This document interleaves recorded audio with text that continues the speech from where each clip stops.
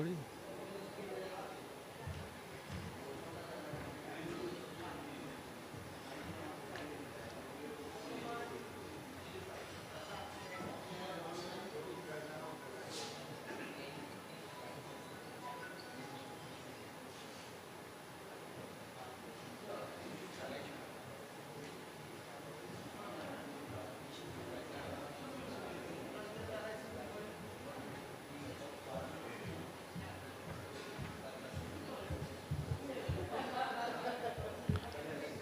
Good morning, everyone.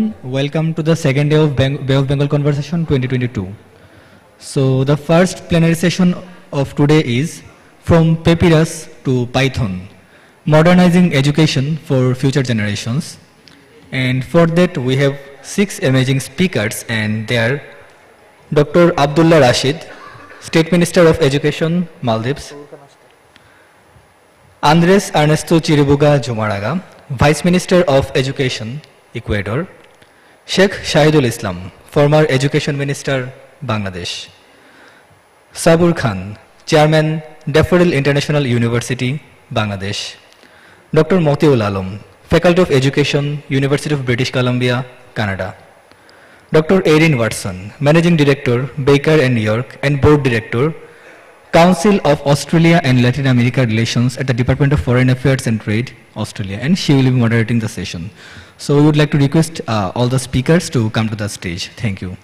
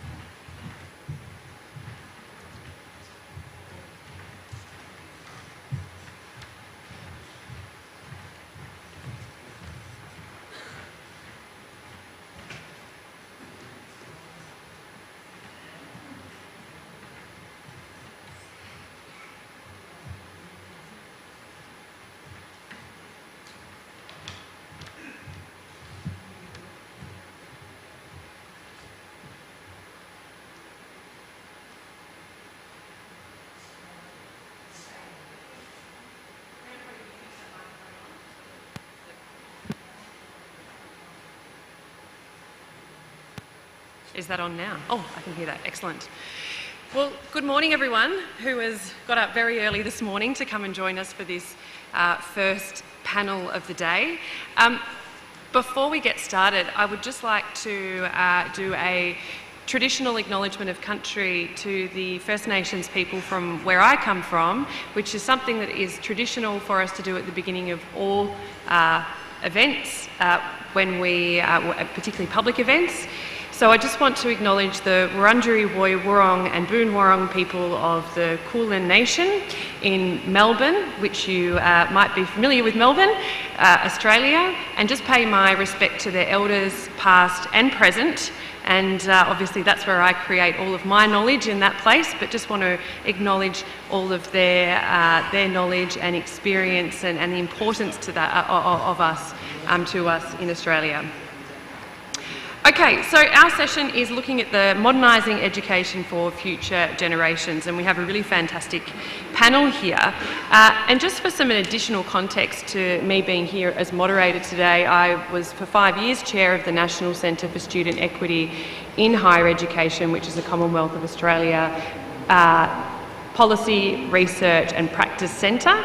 And in that capacity, I remember over the last few years that transition from looking at various equity groups, whether it be women in non-traditional areas, people with disabilities, people from regional and remote areas, and that change over the last few years to all of a sudden everybody being an equity student because of the nature of how education was delivered in so many countries and in Australia as we lived through really long lockdowns. And so that idea of equity has really changed in the last couple of years. And the other point as well is the really strong relationship between Australia and South Asian countries in particular. We have so many international students from across the region. We have really strong research partnerships. So the education system in this region and in Latin America as well really important part of the bilateral relationships and multilateral relationships. So that's the sort of context that I sit here with as the moderator today. So the way we're going to run this session, if everybody's happy, I might start at the top of this list here. Everyone's going to have about 5 minutes to make some comments. And as the audience, I would love for you to think of some questions for our panellists as well. So what we'll do after that is pass over to you for questions. And if you're all feeling a bit quiet or a little bit tired from last night, I'll jump in and I've got some questions as well for our panellists. So if everybody's happy, we shall get started, and I'll pass over to Dr. Abdullah Rashid, who is the State Minister of Education from the Maldives.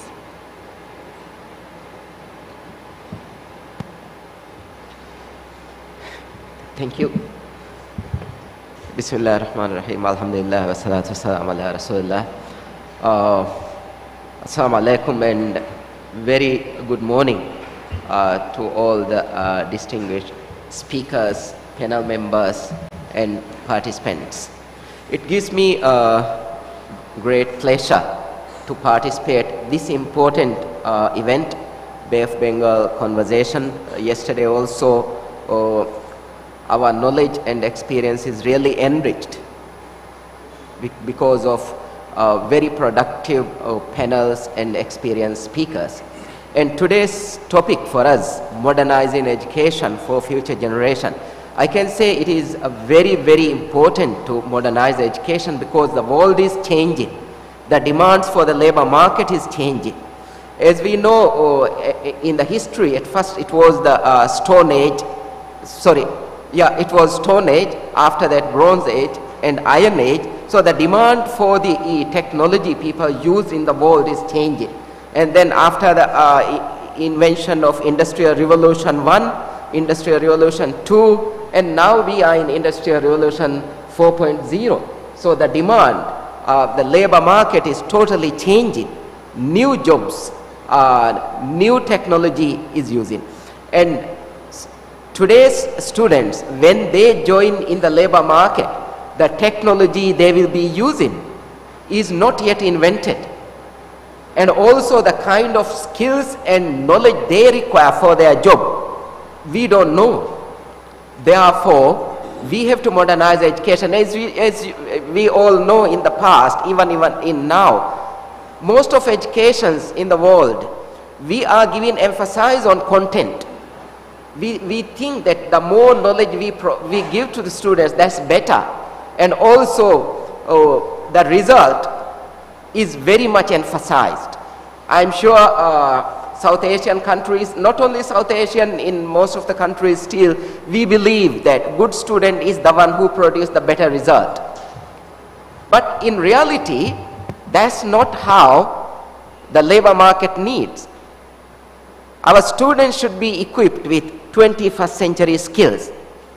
Therefore, education should be modernized. In the school, if we give emphasis on content, if we teach students in the learner center, making students as passive listeners, and the teacher teaches everything, and then at the end of the semester or at the end of academic year, students do the a test and get the result.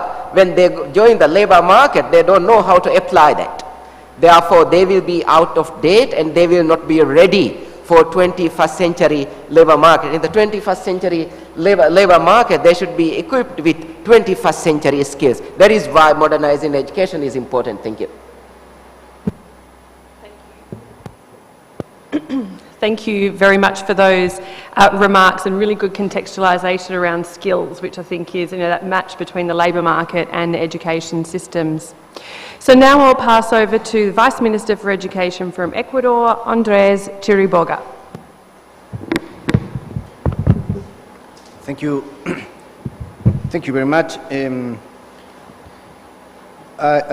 topic that was sent for us from Papyrus to Python, modernizing education for future, says in one of the sentences that we received, nevertheless, these figures, that education is better now, overshadow the reality that the wealth of the nation, not the talent, dictates the children's educational destinies. I want to start with that idea. Thank you very much to the Center for Governance Studies for the kind invitation of the Bay of Bengal Conversation and for allowing me to share this panel with such distinguished speakers. It's a pleasure to me to be in Bangladesh for the first time in my life. As I learned the topic I just read and the way it is presented, hopelessness filled my head for several days. Sadly, it's not a new feeling for me when it comes to education. When your work consists in managing a country's educational system like mine, sometimes reality hits you so hard you must try just as hard to find the strength to keep doing the job within and in spite of what hit you and shocked in the first place. But events like this provide the opportunity to discuss hard but also joyful subjects in an encouraging manner.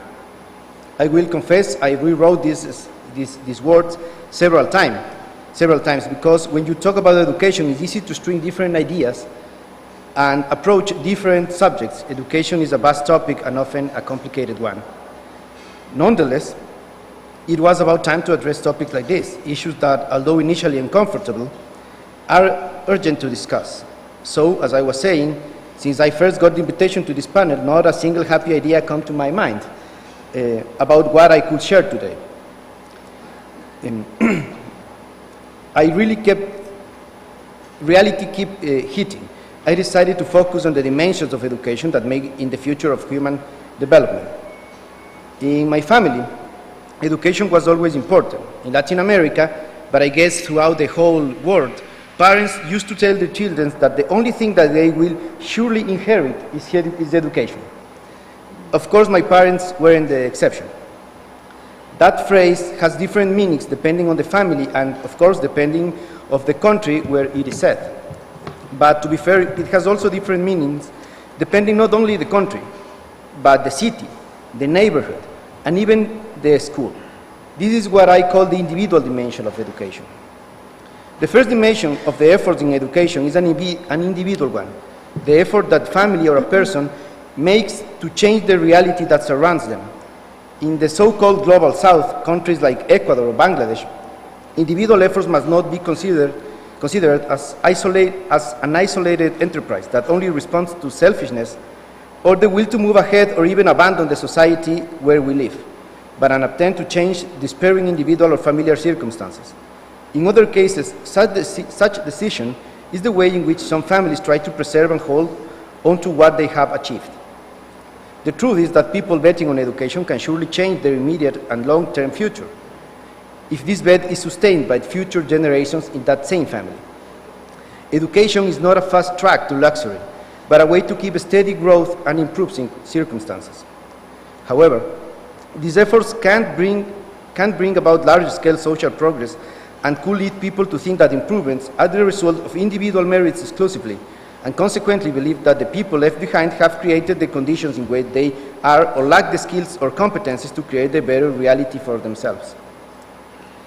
This is especially worrying in youth nowadays, because this individual merit approach erodes civic sensibilities, and the more we perceive ourselves as self-sufficient individuals, the harder it is to learn about humility and gratitude, to paraphrase Michael Sand. It's also worrying because individual education efforts alone are not aligned with a country's reality and its domestic needs. They generate division and polarization in societies sometimes, and this is where individual efforts must join the second dimension of education, collective efforts to educate. Education has proven to be the best way to meet not only individual needs, but also to achieve collective, societal goals. Education is, without any doubt, the fundamental element of human development understood as the process to expand the capabilities of people and societies. Governments know this, and they have invested in education more or less for the past 2 centuries. And it's not possible to deny that societies have changed in many senses for better. Education has not only shifted the way we are employed, but the nature of work, communications, relationships, and, crucially, the way we understand and implement human rights. So, the world has evolved through education, but can we say that education itself evolved? More people in the world are educated than ever before, and illiteracy went down from 88 to 14% in 2 centuries, as we explained in the presentation of the topic. And this has been considered part of the problem when we say that the high numbers of people with education around the world essentially don't make the difference. when, and I quote, "These figures overshadow the reality that the wealth of the nation, not the talent, dictates the children's educational destinies." This affirmation is true when we think only about the individual dimension of education. But if you consider that education has a collective point of implementation, you may see that the wealth of the nation is actually dictated by the educational destiny of a society. That means that the problem was not created by the education, but must be solved by education as usual. However, governmental efforts as the collective response to educational needs, I'm finishing. It's okay, keep going, you're fine. Decisions about education are taken into consideration and respected. This is not easy because we are educating kids, as you said, Doctor, minutes ago, for an unpredictable and unknown future. More than 30 years ago, when I started my formal education, my family and my school taught me things designed to deal with a world more or less predictable. The tools they were giving me at the time would allow me to live in a world that right now is some or more or less the way they think it will be. But for new generations, the question at hand is what were we preparing our children for and what world will they live and work in? 20 years from now, we will know if our strategies were the right ones and we will be judges for decisions we make today. So, one conclusion is that regardless the dynamic nature of education, governments must guarantee that nobody is left behind, that we are providing the best resources we can, and that we are learning from education about how to enhance the education, how education must change. The main conclusion, however, is that we must keep betting on education if we want more democratic societies. Education is the great equalizer. Education is the safe bet. It's also the right one, the fair one, a bet that must evolve in order to give children the necessary tools, resources, and opportunity to develop skills in an intentional manner and push societies forward without leaving anyone behind. Let, please, education lead the way. Thank you very much. Thank you. Vice Minister, there's something I want to pull up from your presentation then, which I thought was really interesting, is you've got all of these, as the great equaliser, you have all of these institutional and policy drivers that you can use, but you mentioned the role of culture and family around education, and it reminds me of something that my father used to say to me, and I madly wrote it down, and education gives you options, right? And I think that's actually what drove my education, absolutely. Okay, so we'll move on now to the former Education Minister of Bangladesh, Sheikh Islam, for 5 minutes of remarks. Bismillahirrahmanirrahim. Thank you very much for providing me the opportunity to speak before this August gathering. And Assalamu alaikum, a very good morning to you all. To me, education is the most important sector in a human life, as well as for the nation to develop. And for that matter, we must keep in mind the objectives of education. What are the objectives with which we will proceed to earn the education, to achieve the goal? The first objective is probably the preparation of manpower for future. And the second objective, it is also very important that we concentrate much on research and development. This is very important as such because we are living in an area in which the development is not up to mark as in the West. And for that reason, whenever we get some technology from West, we must blend it so that it suits our country, our nature, our society. This is very important. And for that matter, when fourth industrial revolution is knocking at door, the next technological advancement that will be in the sector of artificial intelligence, drone technology, robotics and others. So we must be careful. Since we are living in a global village, we cannot isolate ourselves from other part of the world. And so, we must prepare to have an international standard in our education sector. Maybe, since we are thickly populated, we will concentrate more on numbers in the primary and secondary level, but for higher education, we must not compromise the quality. This is very important. Because, you know, in the higher education sector, you are to compete with the whole of the world. and other countries, when they will be acquiring advanced knowledge, if you are left behind, so you are in the darkness. In this matter, I will lay emphasis on two things.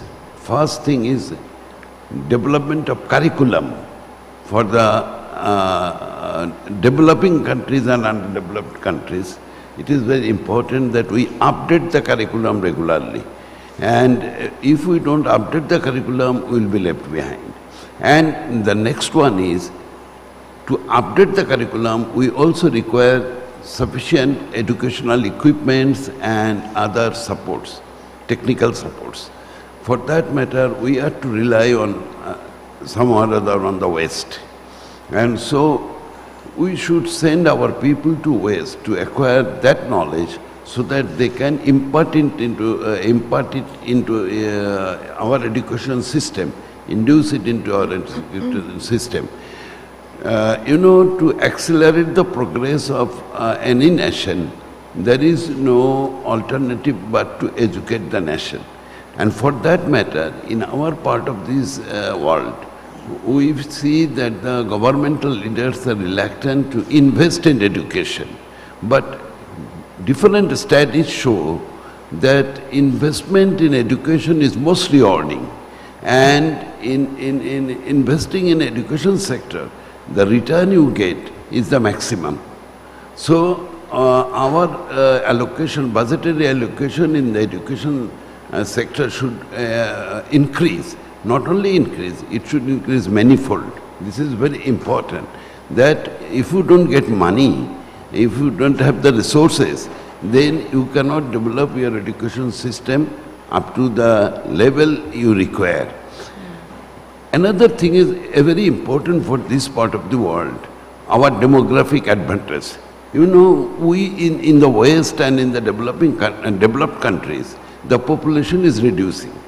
And in our country, the population is not reducing at least, and the number of young population is quite substantial. So if we can equip these young people, young minds, and the young generation with the modern education, they can find employment all over the world. So the demographic advantage which we have got, this part of the world, we must utilize it to the maximum.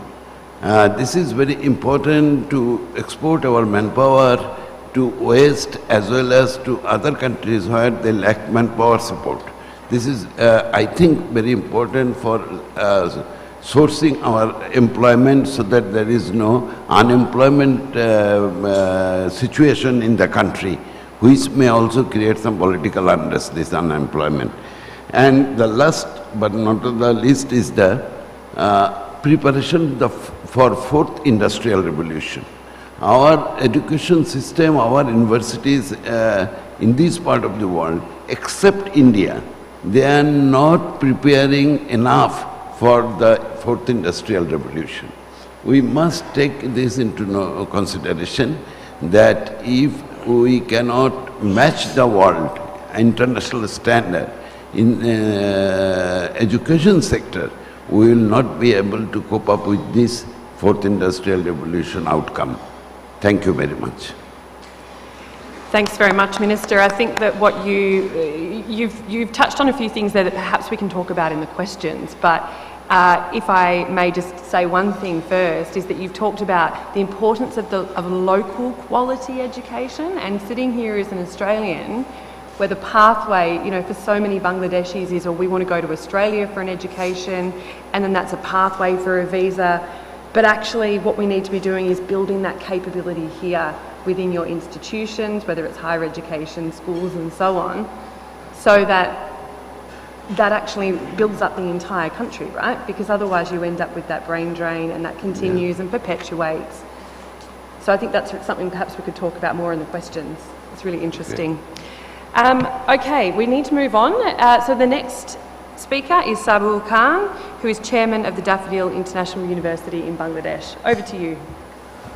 Thank you very much. I hope that everyone is aware that before 100 years back, the total literate people was 12%, but now the illiterate people is 14%. So that means there is a tremendous change is going on in the whole world. And definitely before 1971, if we going to the British education system, I think in that time the education system was depend on the values, ethical practice, and their focus was that to get the good job. So what was the basic? I think our honorable minister from the Maldives, he also rightly mentioned that good student can create or can contribute a lot of things. But now the scenario is changed because due to cause of technological development, as our former education minister Sheikh Shahidul Islam has already mentioned, due to cause of technological development, a lot of disruption is going on. So this is the time not to consider only for the good student. Rather we should focus creative-minded student. You know that the creative-minded student, technological fascination or technological, I think, focus should be the one of the key criteria, because a lot of cases maybe one creative-minded student can contribute a lot to the society, rather a good student. But I don't like to undermine the good student. Of course, in our society, we need the good student. But I think this criteria or the definition of the good student need to be changed now. Because why? Because you see, earlier stages, as I mentioned, it was the depend on the values. So that's why I think that still now, if you ask to any kids, I think definitely they will, if you ask them, what is your aim in life? I think very commonly they will do, I like to be a doctor, I like to contribute to the society. But it's not the real fact. That is one of the reasons I am sure that you will find a lot of the doctors after completion their education, they are entering to the other job which is not relevant to the doctor. Why? Because it is the failure of our education system. We are not find out the SWOT analysis. What exactly the talent and creativity and what is the beauty of the student is going on, what is their interest and where they should fit it for in the future market. Because I should say that God also not created everyone for every job. God has also some specific intention to run the whole world, run the whole society. But it is a very bad luck our education system. We are not find out that who is fit for what job. And these sorts of assessment is completely absent in the primary education, secondary education, higher education. I'm sure that that's need to be looked after. Otherwise, what happened?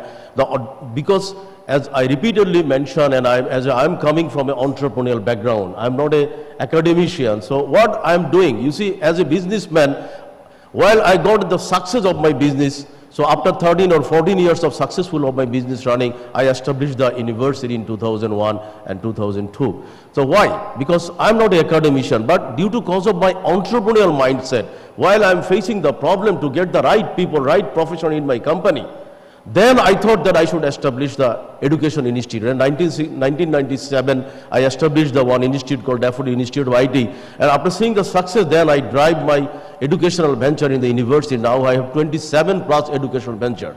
But at the same time, that is why I should say that please, it is the time outcome-based education. I think this Honorable Minister is rightly pointed out, technology, industry. You see, industry is feeling shy to come to the education in the educational sector. At the same time, it is the failure of the academician also. I'm so sorry, don't misunderstand me. Because academician is also not eager to go to the industry, because both of them come to the together. Because if the bride and groom not come to the together, I think no marriage should be happen. Every time we are telling to the in various session, meeting, everywhere, we need the industry, academia, linkage. But you see, how many academician is going to the industry? So policy should need to be implemented. Government should need to give the right policy. Hey, academician, you must need to go to the industry, and your KPI or your evaluation should be based on the industries.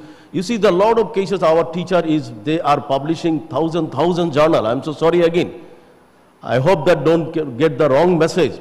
But all of the research, because in our university there's 1,000 plus Scopus index and blah, blah, blah, blah, lot of things going on. Every time I fought with the teacher, please go to the commercially viable research.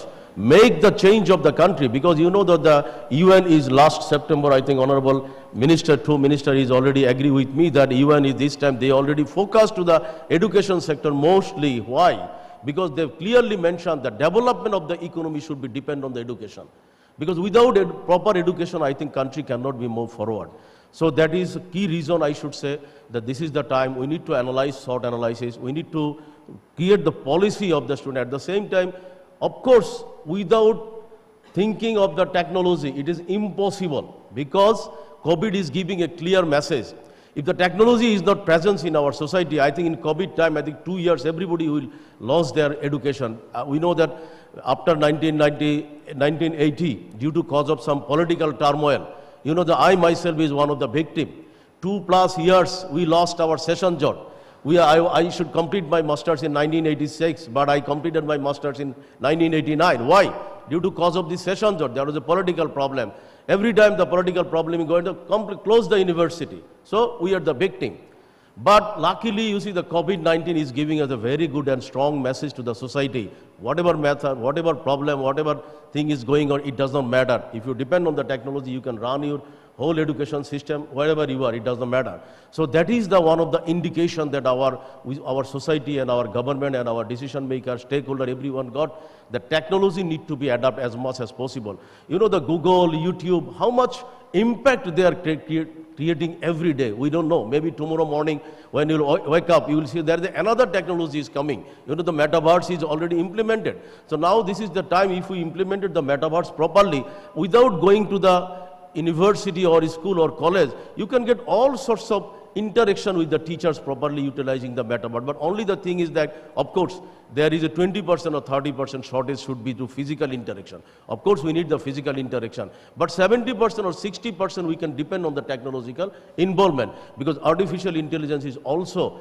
understand my thinking, what I am thinking. But why education system is not thinking like as AI? Why education system is not developing? Because if you go to the Google and YouTube, whenever you're searching, they realize that what your choice, and that's why they are sending you the advertisement, sending you the newsletter based on your choice. If you go to the club, they will send you the club. If you go to the fashion, they will send you the fashion related all material. If you go to the sports, they will send you the all sports related material. But why our teaching system is not find out who like to become the entrepreneur, leader, creative, scientist, these sorts of matter? I think this is the right time, high time, and thank you very much, the CGS, for organizing such a wonderful event. I hope that they will bring all of the policy, all of the recommendation to the right decision maker. This is the time to wake up and think that technology and education plus industry, these three of them needs to be merged together. Otherwise, we lose our destination and we lose our young talent. Those I am seeing that they are sitting in front of us, they are the leader of the country. They can change the whole country. Because I myself, once upon a time, I was also a student like this. So what happened? This is the time for changing the society. Thank you very much and wish all of you good luck. Thank you, Shabal. I think that what you've really touched on is that, you know, we need to be thinking about the labour market again, and that role of technology and how that is disrupting. But also, without, you know, the broader forces, it doesn't get disrupted. There's kind of there's a juxtaposition there, and let's unpack that in the questions. And finally, I'd like to go to Dr. Matiul Alam from the Faculty of Education at the University of British Columbia, so all the way over to Canada. Good morning. Assalamu alaikum. Good morning. Assalamu alaikum. Adab. Namaskar to all participants here and maybe those who are watching from other places. I have been thinking about education system for a long time. I taught at universities in USA, Canada and England for 30 years, and I taught teachers and also those who want to become participant in education system. But I find that I haven't done anything important in my life. I am very fortunate today that for the first time we are having an opportunity to talk about educational policy issues in the context of Bangladesh. Bangladesh is a very important country in the world. It is one of the youngest country, and I was a freedom fighter. I was in the student movement. There were many false cases against us by our previous government. But what we have accomplished today is a significant number of human resources. We have 170 million people. I think we can change the world. Along with South Asian context, our children comprise 40% of the total children's population in school. If we can educate them properly, the world is with us, and we can make the difference. But unfortunately, education system is very weak, not only in Bangladesh, all over the world. Education is the most neglected field. Even though I feel fortunate here to be sitting with former ministers and present ministers of education of our world. But unfortunately, they could not accomplish much because the parents' involvement was not there. Children's community involvement was not there. So I have started a dialogue with our policymakers in Canada. I met about 5 MPs, many other intellectuals, including 3 ministers in last 3 weeks, to discuss about how policy could be improved. Policy could be knowledge-based, not politics-based. Policy could be statistics-based. As you can see, we have 600 million children in this South Asian region, now under 18 years. But the policy is coming for them from the government, from the society. Even today, as you know, UNESCO is almost a dead organization for us. United Nations is almost dead organization for us because of lack of education. Today, about globally,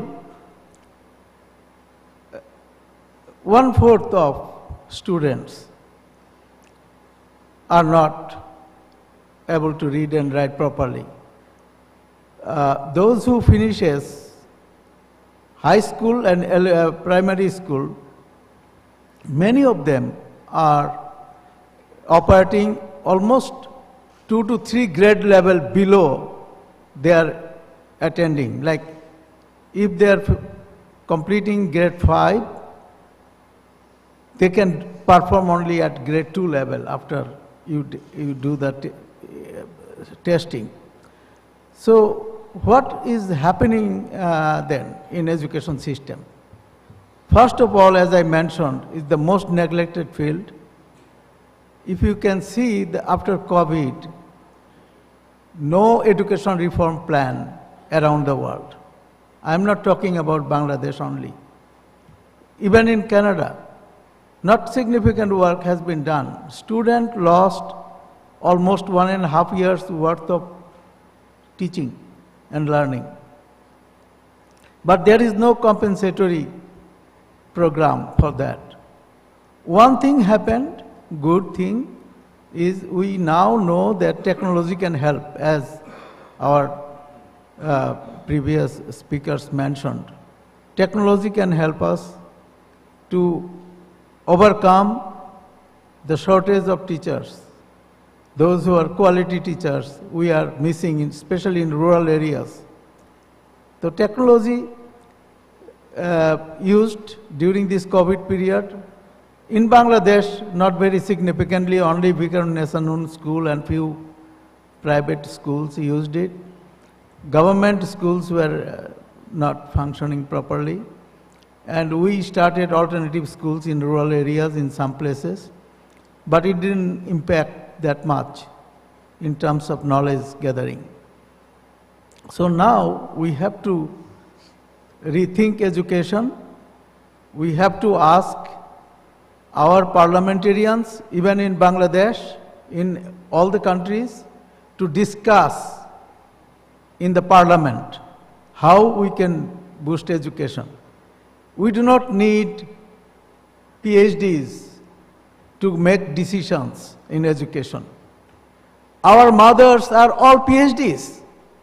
Our parents are all PhDs in every country in the world. We need to make policies based on what they think. So people's knowledge is the most important knowledge to build education system like Ishwar Chandra Vidyasagar's mother did, our parents did. We know education is the most important element in our future generation's life. We cannot cope with the global change without better education, quality education. Education has to be improved significantly, and it is very much possible if we involve our communities, local knowledge, appropriate technology, and of course, knowledge economy based education system for all of us, for all of the communities, all of the nations. In South Asia, we have shown tremendous improvement in some areas. India have done significant work in teacher training. They have about 75% teachers trained, but Bangladesh is I think has to catch up with teacher training, and it can be using Zoom or other method. We have very talented people like Salman Khan from Khan Academy. Everybody knows around the world. Everybody knows Salman Khan's Khan Academy, but our teachers do not know. We have to tell them how it works. We have to tell them about Coursera from Stanford, edX from Harvard, all the important aspects. So social media and other media needs to be used in education. We know how to solve problems using YouTube, but our teachers cannot help us. As I have been saying in Canada and other places around the world, India, China, that university professors know less than school teachers. And school teachers know less than their students. It has to be reversed. Universities has to be prepared to promote teacher education. Today we have a president of Daffodil University, we have president of some other universities, those who founded here. I have an appeal that please open up teacher education department. Please open up. Every school should have a compulsory teacher education department as a social responsibility initiative. And we have to train 500,000 to 600,000 teachers in Bangladesh, and also many teachers around the world, especially in South Asia. And we need universities like Open University of Bangladesh doing a great job. For example, they are training over 2,000 teachers in every cycle, and Bangladesh has a huge teacher training need, and of course in the need of technology integration. And another important point I must mention, that is the movement started on STEM, S-T-E-M. It's science, technology, engineering, and mathematics. That should be incorporated in school curriculum. And just tomorrow there is a conference starting in Australia, you can check STEM. And the last year it was at my university in Canada, and there were 400 participants, scholars from around the world. STEM can improve critical thinking skill of students, collaborative work habit, and also the basic foundational knowledge for everyone, for example, going to foreign country to work from Bangladesh, especially in Middle East. They all should have trained through STEM in the school system. That way they could get higher salary, and of course they can improve their work environment. Thank you for this time, and if you have any question, I will be happy to talk further. Thank you very much, Dr. Matiul, on your quite provocative comments there, but also giving some really tangible ideas about what you could do in Bangladesh. We don't have a lot of time for questions, but we do have time for some. If there is anyone in the audience who has a question, I can see a lady here in the third row who's put her hand up first. We'll take a question. I think there might be a microphone on its way as well. There you go. Thank you.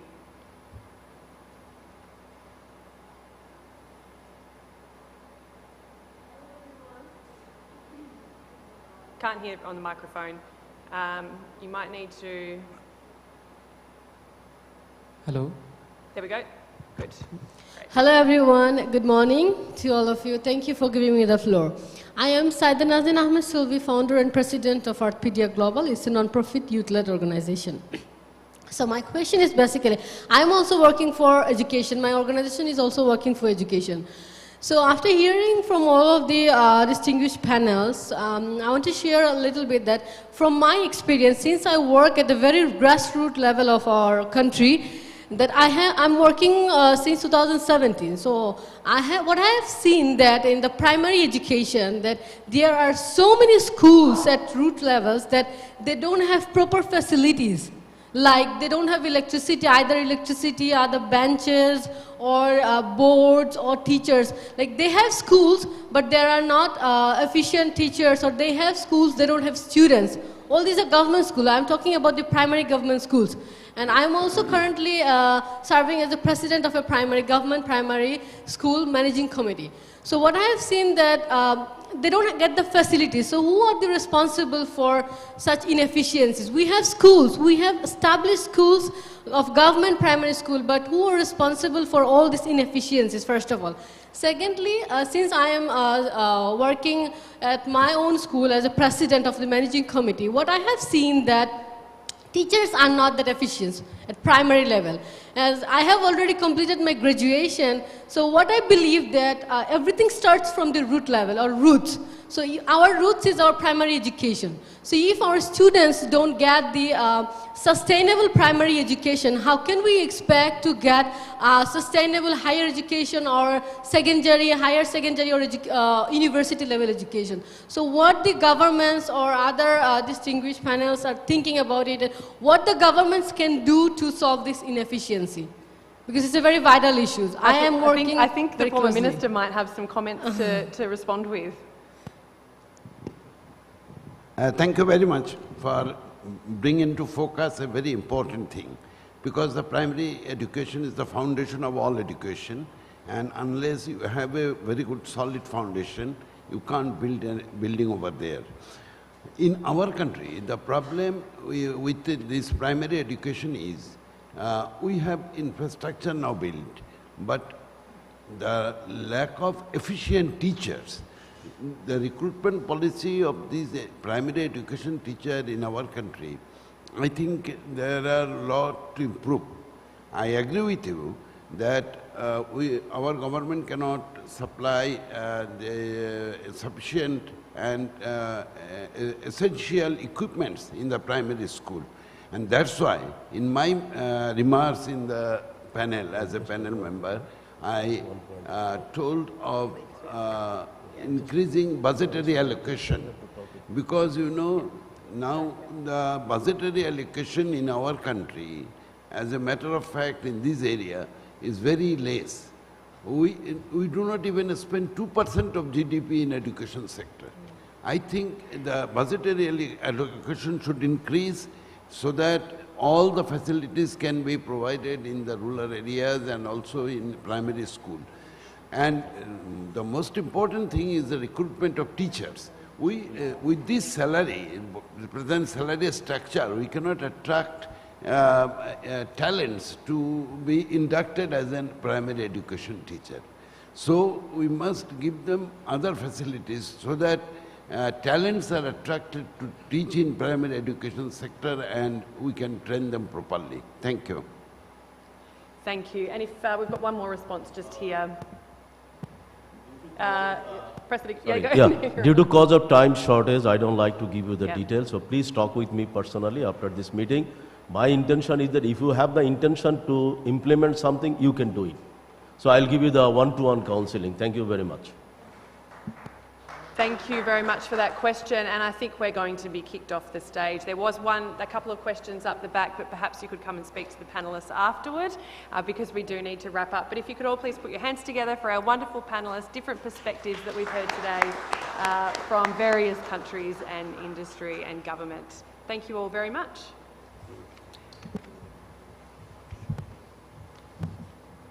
Please come forward to the stage so that we can take the official photo of the speakers. Thank you.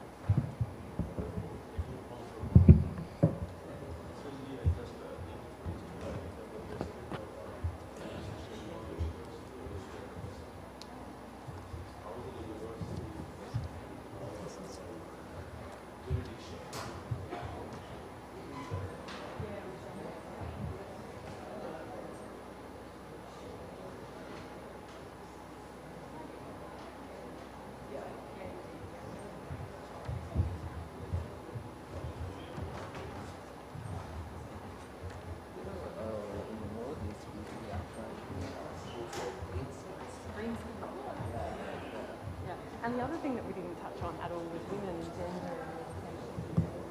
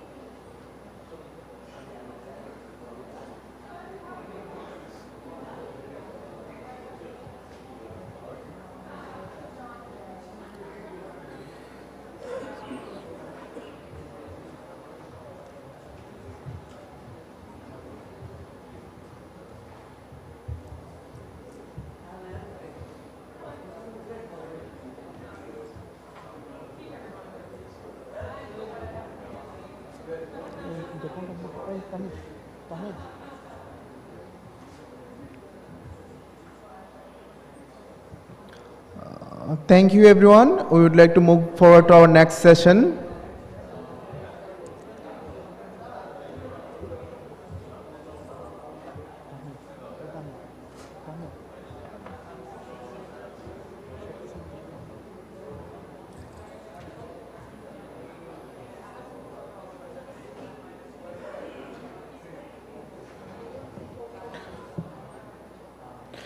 Our next session is 8+2, 10th T, the South Asian states, China and USA. For this plenary session, we have Dr. Ali Riaz, Distinguished Professor, Illinois State University, USA, Dr. Siegfried Wolf, Research Director, South Asian Democratic Forum, Belgium, Aizaz Ahmed Chowdhury, former Foreign Secretary and Ambassador, Pakistan, Anil Kumar Triguniyat, Distinguished Fellow, Vivekananda International Foundation and former Ambassador, India, Munshi Faiz Ahmed, former Bangladesh Ambassador to China, and as a moderator, we have Dr. C. Christian Fair, Professor Security Studies Program, Edmund A. Walls, School of Foreign Service, Georgetown University, USA. We would like to invite all of our panelists to the podium. Thank you.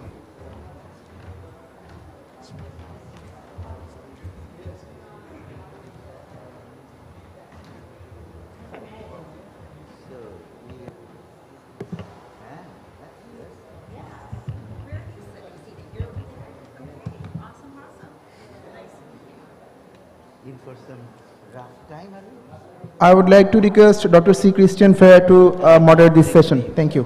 Pleasure.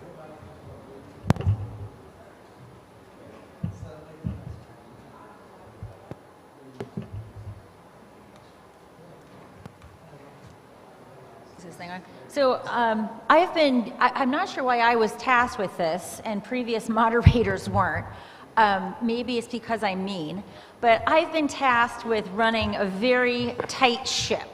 So speakers are going to be given the time that is shown on that screen, and the reason for this is that we want to preserve the opportunity for questions and answers. I'm also going to be strict about the questions. It will not be a speech. You will ask a question, and a question ends in a question mark, not a soliloquy. Okay? So I think I'm going to start with Ali Riaz. Stage is yours. Thank you. It's a great opportunity to be here with this esteemed panel, and I have only 4 minutes and 56 seconds to speak, so let me be very precise. With respect to the relationship between the South Asia and China and the United States, there are 3 points that I would like to make. The first thing, South Asia as a common entity doesn't exist. We have to consider that one to begin with. And hence, the first thing that South Asia, with respect to its role in the geopolitical game that has started and will continue in the coming years, perhaps in the decades, South Asia needs to look outward. Over the last 50 years or so, if we consider 1947 as a turning point, what we have seen, it has been very inward-looking. Neither that has succeeded, but Pakistan, Bangladesh, since its establishment in 1950, its foreign policies and its engagement with the world has always been very much inward-looking. That is, engaging within or trying to engage with the South Asian countries at best, and at the bilateral level they have tried to negotiate with the world powers. We have gone through the bipolar situation and then unilateral situation, and now I consider it is a multiplayer global scene that we are witnessing.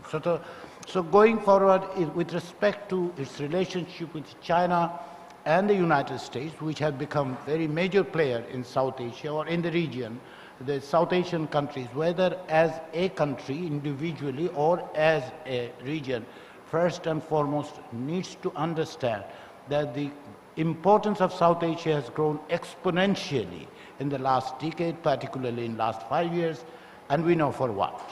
This is because of the emphasis on the Indo-Pacific strategy, because of the growing significance of Asia and Pacific as an economic powerhouse, as well as the political center of, who would become the most powerful in the region. That's the first thing that I say. South Asia must look outward. And when I say outward, it is not towards the West, because previously South Asia has always been trying to focus on the West Asia part of it, or Central Asia part of it. But I think it is time that South Asia needs to look towards the Indo-Pacific area, because that is where the game is, that is where the economy is, that is where the political thing is.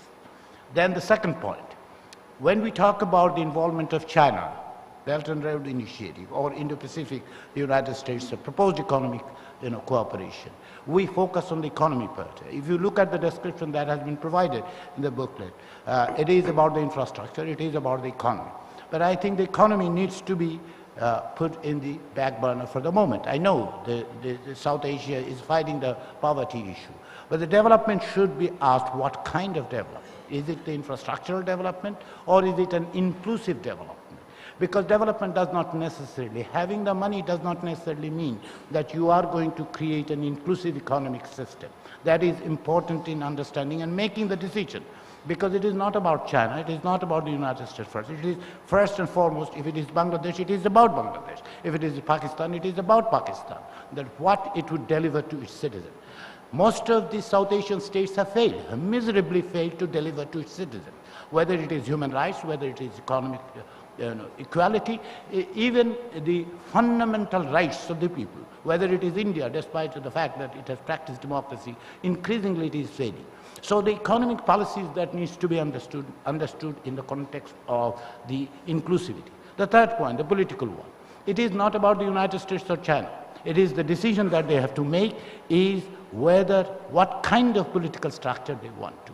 Because both of them comes with a political ideology. Whether we want let me very, very blunt, because I have only 59 seconds. Do we want a system that is precisely authoritarian, one party, and completely exclusionary, then go for China. Go for China. Be part of the Chinese system, or follow that one. That's fine. If the people of that country do make that choice in a fairly, fairly inclusive process, that would enable. On the other hand, if you are talking about not only the economic part of it, but also about the part of the ideological one, that you want a system that would enable you to make mistakes and correct it. As I said, what is the strength of democracy? Strength of democracy is that you can make a mistake, and coming from the United States, we did make a mistake of electing Mr. Trump, but we could correct it. Are we going to make that mistake again? Maybe, I don't know. I hope we won't, but we may. But that is the strength of democracy. And that is what we need to understand when we are talking about engagement with these global powers. It is not bereft of political ideology. It is not only about money, it is not only about the infrastructure, it is also about the political ideology that you are choosing, deciding. Increasingly, authoritarian tendencies in South Asia clearly indicate that there could be a preference for the Chinese model. Nevertheless, this is a decision that needs to be made in consultation with the consent of the governed. Otherwise, what we are going to see is nothing short of a system that excludes the people. Already, for the past 50 years, South Asian states have failed, miserably failed.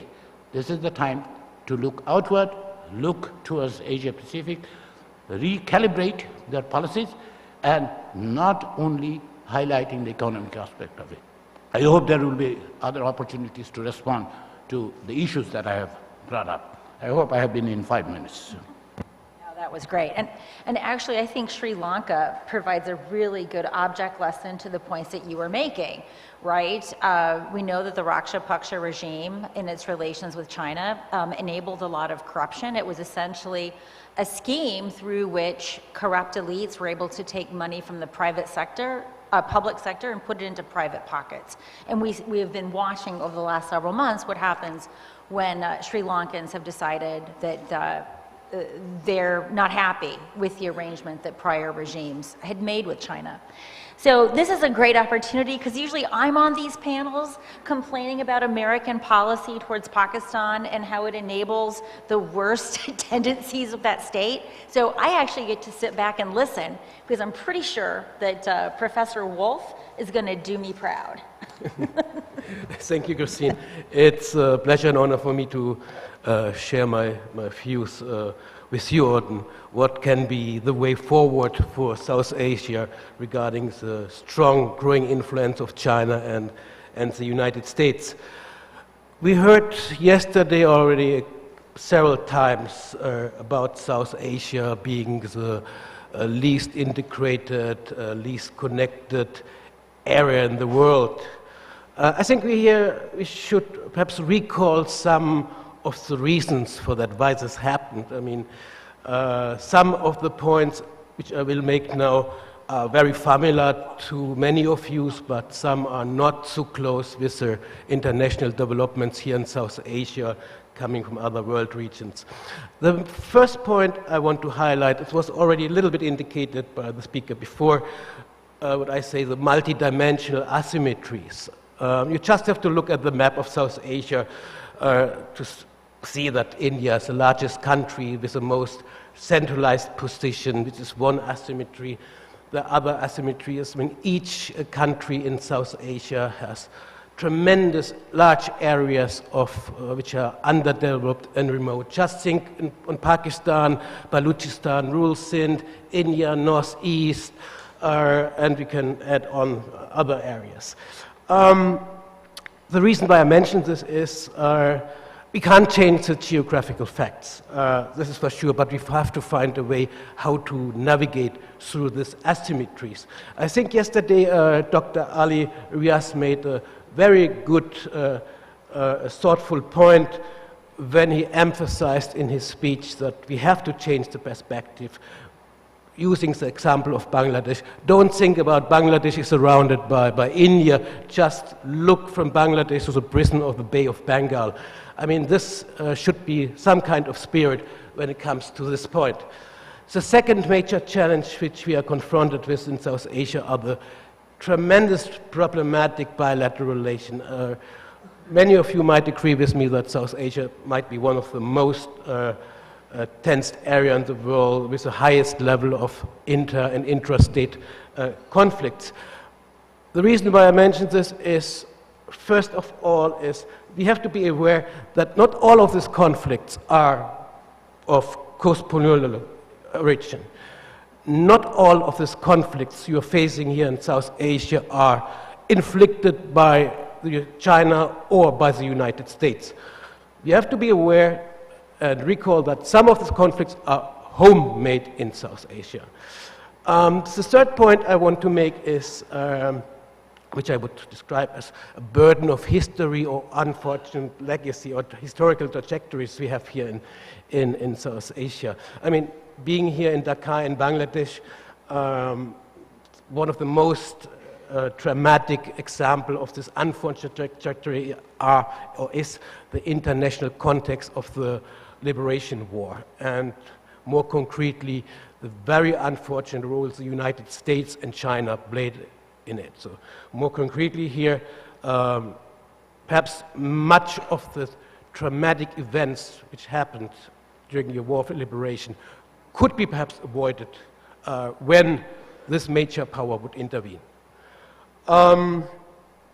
Another context, another link with that is the development of two of the major international relations in South Asia. First of all, the development of the Pakistan-US relations, and I would describe the forced relationship of India towards Russia. From my perspective, this was out of necessity and not based on deep friendship between India and Russia and some kind of affection.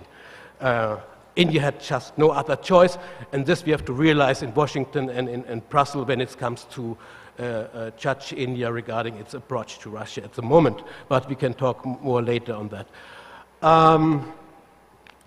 The next point I want to highlight here is, in particular since I'm sitting in Brussels, I can't talk so much about Washington in this context, but what I see is a kind of lack of sensitivity and what I would describe as a unbiased knowledge, lack of unbiased knowledge on security and other national concerns of South Asian states in Brussels and of course also in Washington, what I heard from our friends. And very much related with this point is what I would describe, Christine already gave a hint, what I would describe as an irrationality of Western governments towards South Asia. I want to give you here two examples. When I have the time, I will hurry up. One of the latest remarkable cases in this context is the National Defense Strategy 2022 of the United States. Please allow me a quote in this direction. The department will advance our major defense partnership with India to enhance its ability to deter PC air aggression and ensure free and open access to the Indian Ocean region. But this is on paper. What happens on the ground? What happens on the ground is that the United States just recently launched a program to upgrade the F-16 fighter jet fleets of Pakistan. At the same time, more or less, they deliver Pakistan with modern radar system, ground-based air surveillance systems, linked to the time when India got, since many years, finally, Rafale fighter jets. Why I'm saying this? When we're a little bit provocative, we have to say that what US is doing, instead of, as announced, supporting India, it supports its arch rival Pakistan with building up its military capacity to defend the territory. The argument that it's supposed to be for counter-terrorism, I don't believe that. I mean, I'm not a military expert, but with F-16 fighter jets, okay. We can even add one line more in this direction, but at the end, US is supporting China and building up Pakistan vis-à-vis India. To conclude, what could be the way forward? What I think is we need new dialogues like what we have today. But they must be based on following conditions. First, non-regional powers need to respect that South Asian states will develop their own approaches towards global challenges. United States and Europe needs to learn from the lesson from the past. South Asian states have also to do the homework, have to create the political will to break with this deconstructive patterns of the past. And finally, there's an urgent need for constructive dialogue. And one particular South Asian state have to stop to using each international platform to discredit its neighbor. Thank you very much. Thank you. Since you want us to adhere to that clock, I need you to reset it. So, Ambassador Chowdhury, the next 5 minutes belong to you. Thank you. Thank you very much. I'll make a couple of points. The first one is that the countries of South Asia should brace themselves for the quest for a new balance of power between US and China, which is intensifying, and South Asia is right in the middle of it. It was, of course, triggered by China's meteoric rise on the economic plane. As Kevin Root said, that China's rise is like in English industrial revolution combined with the global information revolution, combusting simultaneously and compressed into, not into 300 years, but 30. And then we had Lee Kuan Yew, who also said that the displacement, the size of China's displacement of world balance is such that a new balance of power would be needed. So the wise man, Dr. Henry Kissinger, that he said that yes, new balance of power is needed, but they also need diplomacy with it. Because he felt that in this quest, if they end up in a conflict, then the world will be far more dangerous. And luckily, we had President Xi and President Biden meet and send out some good signals in Indonesia earlier in the month.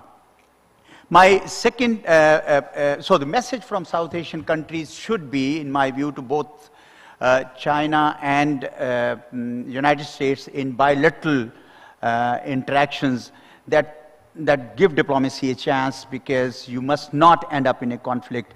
If they did end up in a Cold War or a conflict, I think one of the worst affected regions will be South Asia. My second point is that in this complex world today, cooperation and confrontation can coexist. This has been exemplified amply by China's trade with United States in excess of $700 billion and India's trade with China around $125 billion. So in this new complex world, the US and China must not expect South Asian countries to pick sides, because if they can do business with each other, the South Asian countries will also have that right to do, and it is doable and positive. My third point is that a lot of responsibility lies on the South Asian countries themselves. They have tried the experiment of SAARC. It did not work. I think they need to rewrite an agenda for regional collaboration. It is my sense that they should work on a one-item agenda, that of climate change, because climate change is a serious and real threat right upon us, and all countries, Bangladesh included, are affected by the climatic impacts. And therefore, there can be a good beginning, a new agenda for South Asia to collaborate with each other. And my fourth and final point is that South Asia, has to ultimately realize that as a region, we have been left behind. Yes, individually, India is the largest country, is doing well, so is Bangladesh, but my sense is that collectively our region will develop only when we realize that collaborative efforts would pay us well. And if we don't do that, we will be exploited by one power or the other, whether it is US or China. So our future will be better placed. I do agree with Dr. Riaz that South Asia is not one big political entity. It is a geographical entity, but not a political entity. But I think we'll be better off if we treat it as a region where collaboration is required and will be in our collective interest. Thank you.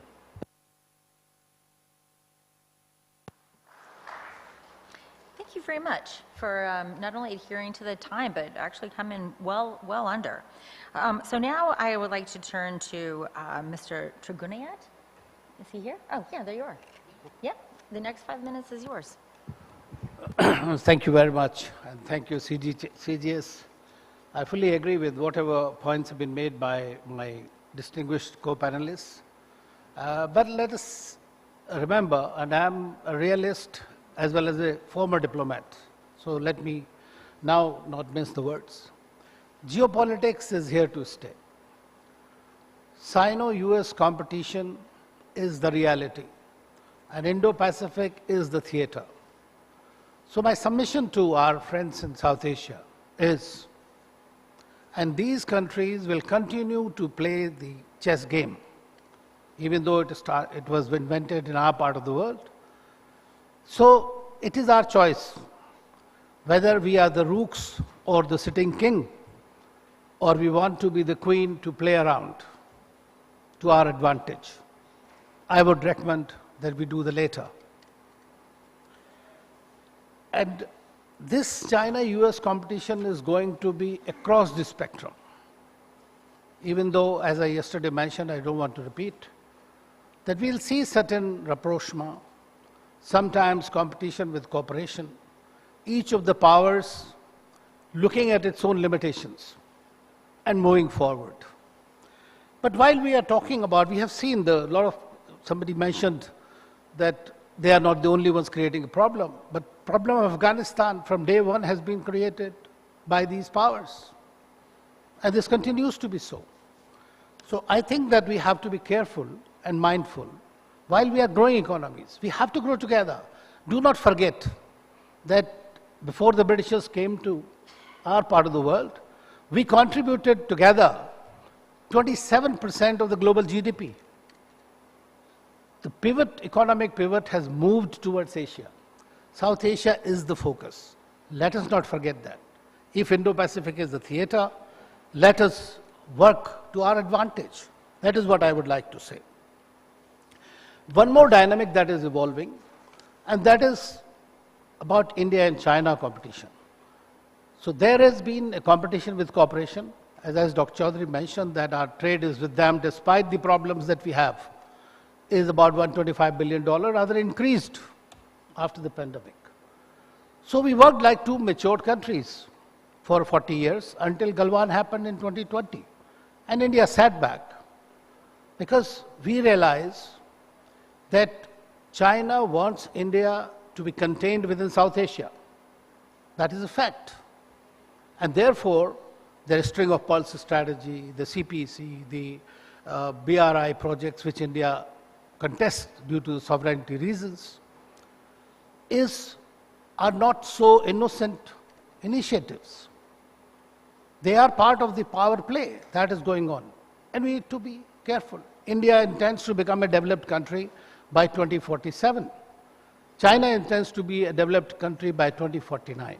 So that competition is going to play out. I hope we'll continue to have a more positive trajectory of our cooperation in a more matured manner.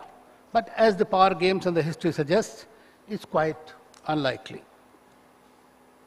We all want rule-based order, but the big powers don't abide by those rules. Look at the UNCLOS. USA has still not, it always invokes it, but it has not even ratified it. Look at the ICC, International Criminal Court. You bring all world leaders to that code, but you don't yourself be part of it. China always violates, it has boundaries with 14 countries, but had disputes with 23 countries. How do you deal with this kind of situation? So this is important. So friends, I would like to say that for our part of the world, we need to follow which Indian External Affairs Minister has told in the context of China, but I would say in the context of South Asia. The 3Ms approach, which is with our own mutual respect, very, very important. Mutual sensitivities and the mutual interests. Because we are in it together, our challenges are identical. And India has emerged as a first responder to any crisis in the region. And if its humanitarian crisis by some is seen as a conspiracy theory to dominate the region, I think that very little can be done about it. So if our relations with Bangladesh or with other countries in the region are good, they should not be seen as too close to comfort. So I think that this is extremely important that we look at it. And we have same problems, developmental issues, we need to work together. We have shown during the pandemic that we could work together. So I would not go into this, and Vasudhaiv Kutumbakam, friends, is one of the areas which is not just for the words. It means world is one family. India is going to chair G20, will be chairing Shanghai Cooperation Organization, will be holding India-Africa Forum Summits during 2023. It is going to be a harbinger of peace, and we need to work together. And in it, South Asia can work together. And I think that only will say, and I agree with Dr. Chaudhary, that collaboration and appreciation of each other's issues is the most important thing. And let us not worry about this, that what the big powers will continue to play if we are alive. If we look at our own strategic autonomy, if our independent foreign policy choices, I think we will do better. Because let us try to learn to leverage our own strengths and not be a rook which can be exchanged for their benefit. Thank you. And last but not least, Ambassador Ahmed. Thank you, Chair. Well, I start with something that is quite well known in Bangladesh. The basic principle of Bangladesh's foreign policy: friendship with all, malice to none. And this presupposes that we do not want any enemies. We want everybody to be friends, and that's where we want to reach, and we should aim for that. This world is right now is in chaos because of the war and the pandemic, and we are all suffering. Isn't it a good time to think of a new vision of the future that we can all work together for? And then we don't say us and them, we say us, all of us. And that is where we should try to lead.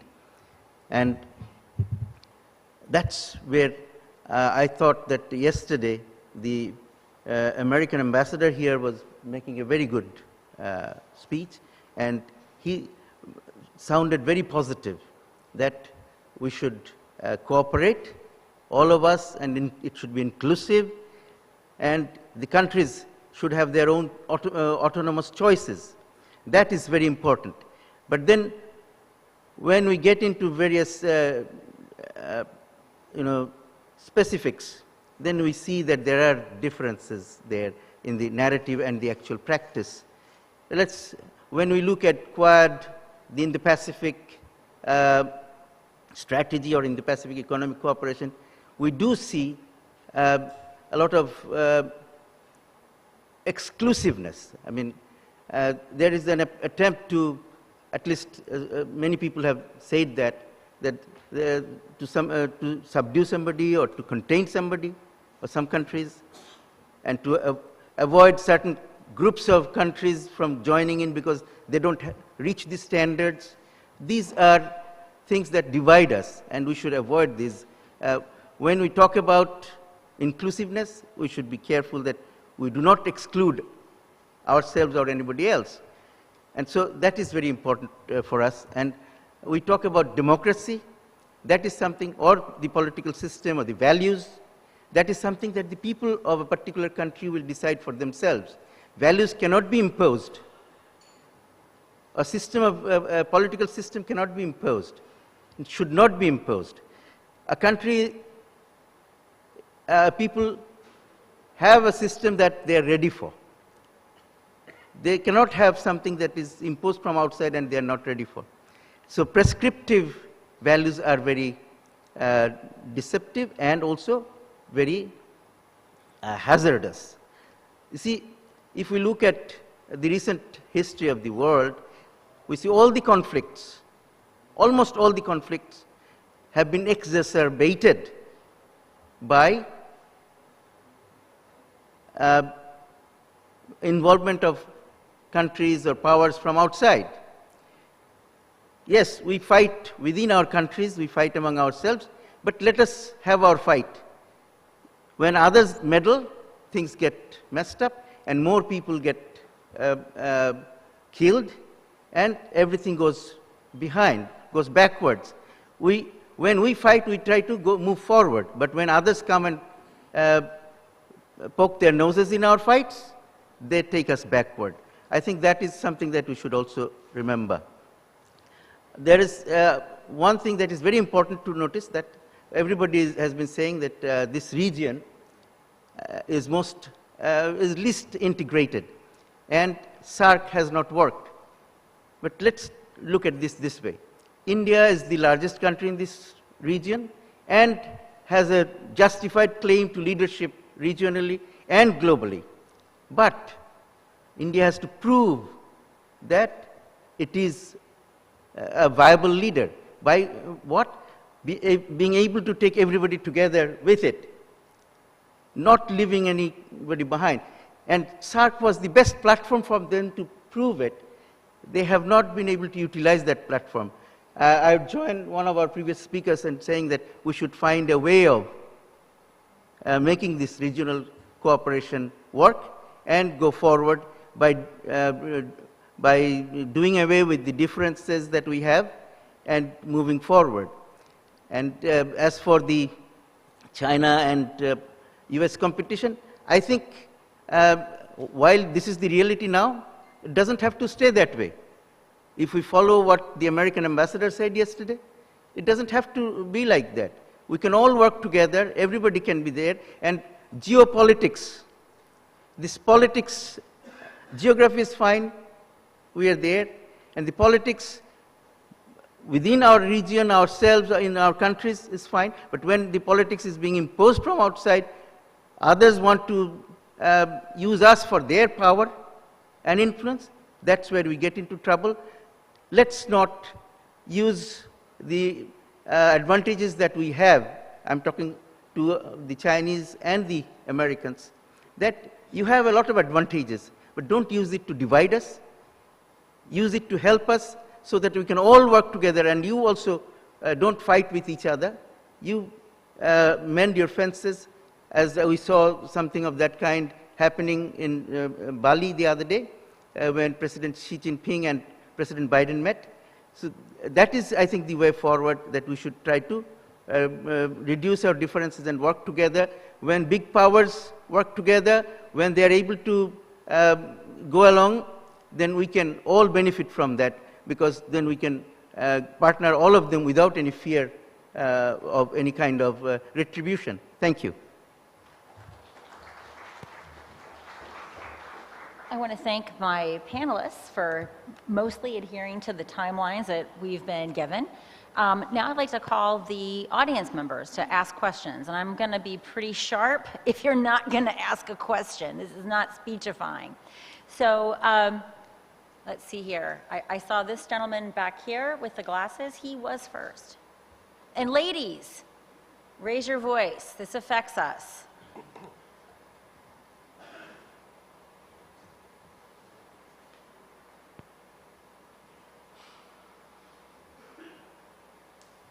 Hello. Thank you. My name is Irfan, and my area of interest is Afghanistan and South Asian security. As you know, that 21 years ago, U.S. intervened in Afghanistan and dislodged the Taliban regime. And unfortunately, after spending billions of dollars and shedding the blood of Afghans, U.S. soldiers and allies in the opposition, Afghanistan was handed over to the same people for whom they were trying for the last 20 years. And now that we have a political vacuum there, the Taliban are trying, to reach out to China. So how would you assess Taliban having close relationship with China and, let's say, getting away from the U.S.? What would be the future of those two countries? Thank you. Anyone on the panelists? I've done a lot of work on this, so I might take a swing at it. I know Professor Wolf has some ideas about this too. So first of all, I want to apologize for the behavior of my country in the departure of Afghanistan. It was nothing short of criminal. And I think it's a repeat of history, right? We essentially handed the Afghans back over to the Pakistanis just as we did in 1990. And I think that we will find ourselves back in Afghanistan because Pakistan has a structural and recurrent interest in keeping Afghanistan destable, but in a way that the Pakistanis feel that they can control, right? This has been the history of Pakistan's engagement in Afghanistan, and I'm looking at you, Ambassador, going back to the earliest days of Afghan-Pakistan competition. But if you actually look at the Chinese relationship with Afghanistan generally, but the Taliban in particular, it actually goes back to the 1990s. On the eve of 9/11, you might remember that the Taliban and China had signed a memorandum of agreement. And in fact, the Taliban, Al-Qaeda was also very close to inking an agreement with Osama bin Laden right before 9/11 happened. And prior to 9/11, the Chinese were the biggest investors. And even throughout the US NATO presence in Afghanistan, the Chinese were the single most significant investor. And even though they were basically free riding underneath the American and NATO security umbrella, virtually every single major project was thwarted. So I don't really think that the Chinese are going to be able to deliver any more without the US NATO security umbrella than they were able to with it.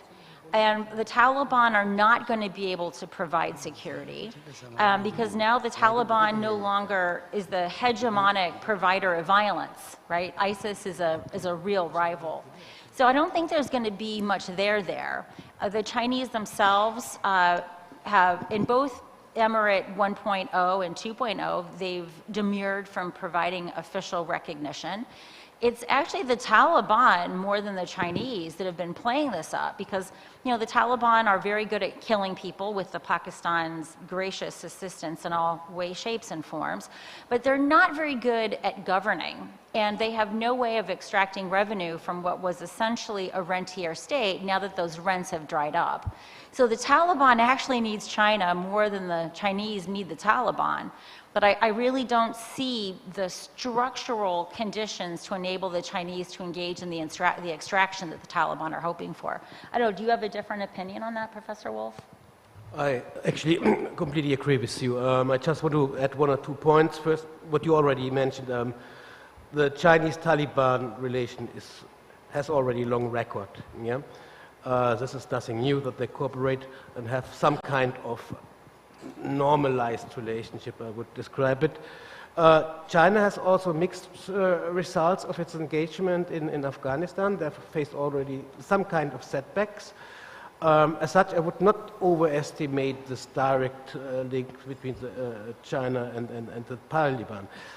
What is more interesting in this direction, particularly also in the connectivity project, how I think China goes more and more, it takes an indirect approach. Interesting is here, for example, the new project of the Afghan trans-Afghan railway system, so which means that China profits now from Afghanistan when it works out at the end, via Uzbekistan, Central Asia, and then using this link to to get a foothold into Afghanistan and profit from that. But we have to see, as you mentioned, I see the perspective very grim. I don't believe, as you, Christine, that the Taliban are able at all to guarantee security. I don't believe that. And China has already some kind of bad experience in Pakistan when it comes to the security of its workers and projects, so we have to see. And of course, Afghanistan is a completely different game. It's even more challenging when it comes to security issues. Thank you. Yeah, oh, absolutely. My sense is that the fact that no country in the world, including mine, has recognized the Taliban government de jure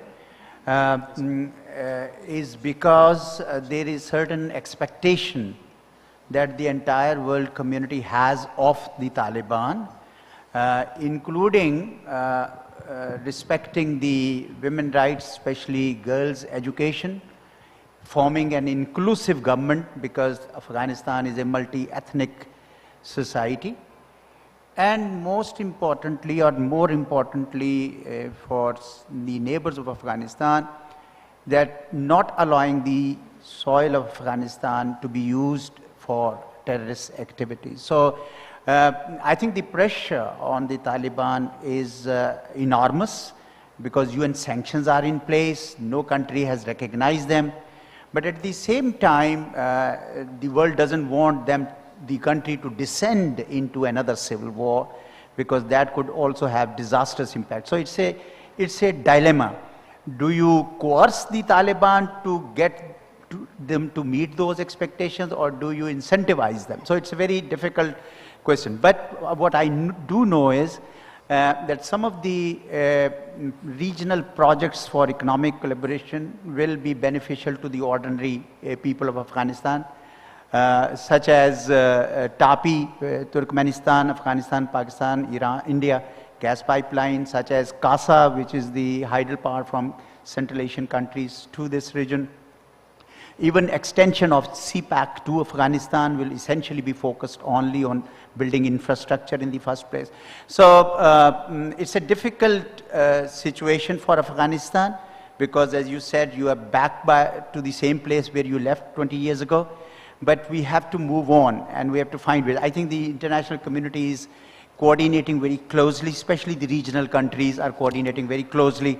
And we do hope that the Taliban would meet those expectations. But at the same time, the ordinary Afghans who have been suffering enormously, 97% have fallen below the poverty line as per the UNDP analysis. So I think we need to take a holistic approach, not just a political angle, but also the humanitarian aspect. Thank you. Thank you. Anyone else? Okay.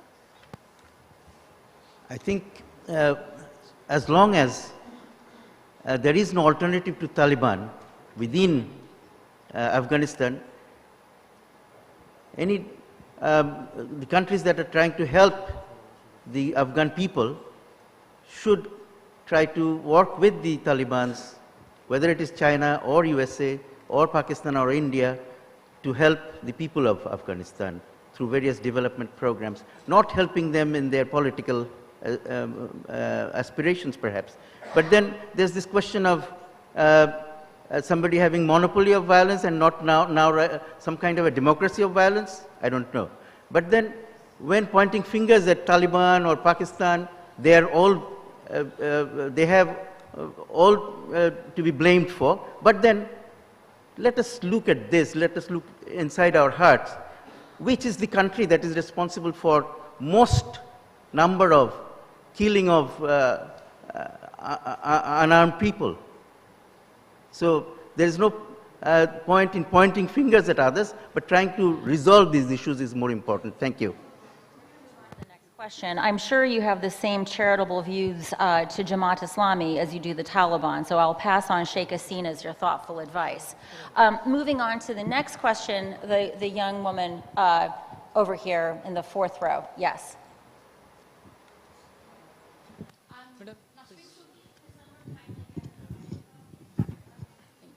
Thank you. I'm Nasrin Sultana. I'm Assistant Member Secretary of Amar Bangladesh Party. My question is particularly for Dr. Ali Riaz. Given the civil-military war in Myanmar on our borders and tension in the Korean Peninsula, assertive presence of the USA in the Pacific, which is creating panic for China and partly for India, where does it fit in our national interest and positioning to world in decades to come? And I would like your outlook on this regarding our national interest. Thank you.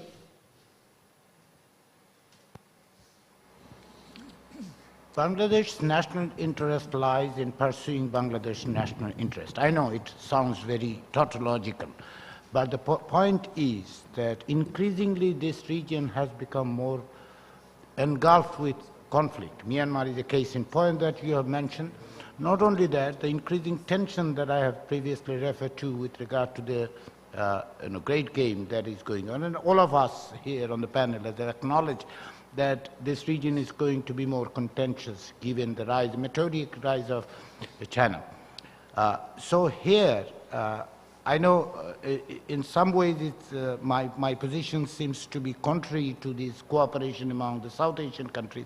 I'm optimistic that one day that will happen, but before the one day comes, at this point I would rather like to see that the countries in South Asia, particularly when you were talking about Bangladesh, which has increasingly occupying or at least getting the attention, this is their moment. This is their moment to act on its own national interest.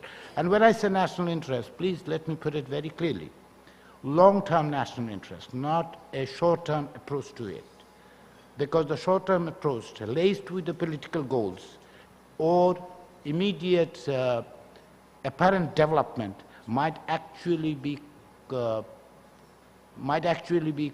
counterproductive in the long run.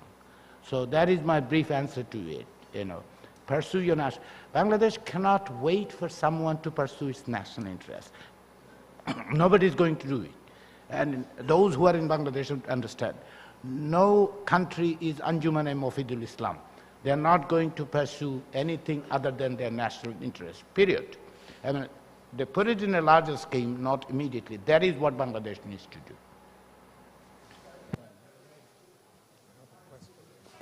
Fine, sir, so kindly be patient.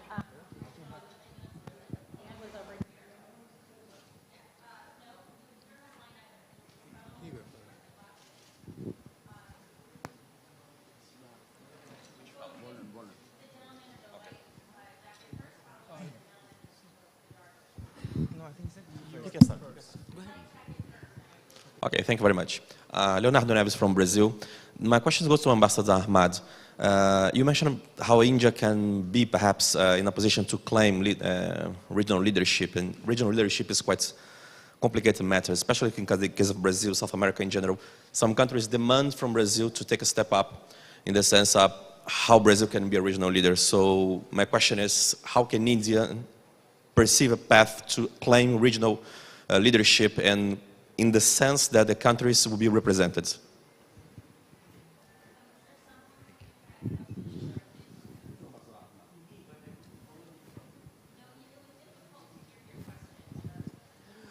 I can say it again, quickly. How can India pursue a path to be a regional leader here, in the sense that the countries in the region will feel represented? Yeah, I get it this time. How can India pursue regional leadership? Good. You see, India has a lot of advantages. It's a large country with a large population and a lot of development taking place in all kinds of ways. But one place where it has not succeeded is taking the neighbors together. It has a policy called Neighborhood First policy, which is very important. And they have succeeded with some countries and not succeeded with some countries. And Pakistan is an example where they have not been able to do much. But here, the suggestion is, because I cannot say what India actually will do, but the suggestion is we expect that India will be able to be more innovative in its approach to the problem with Pakistan and find a way of resolving this difficulty with Pakistan. The Kashmir issue is one of the major problems here, but there can be ways by which they can decide to resolve this issue slowly, while they can continue to cooperate in all kinds of ways, because both countries will benefit. People on both sides of the border want that there is a lot more cooperation between them, and that will benefit them immensely. And then this will also help in resolving issues with Afghanistan, which is another sore in this region. So, you see, the important thing is for India to be able to think a little out of the box and go a step further trying to resolve these issues. There were certain attempts at certain times. You know the Gujarat doctrine of being not asking for reciprocity, meaning that India will do its best to help the neighbors without expecting something in return, or without expecting equal amount in return. So that the Indians have talked about it. We hope that they can work on it more innovatively, more creatively, and because we all live in hope, so we will continue to hope that they can do that. Thank you.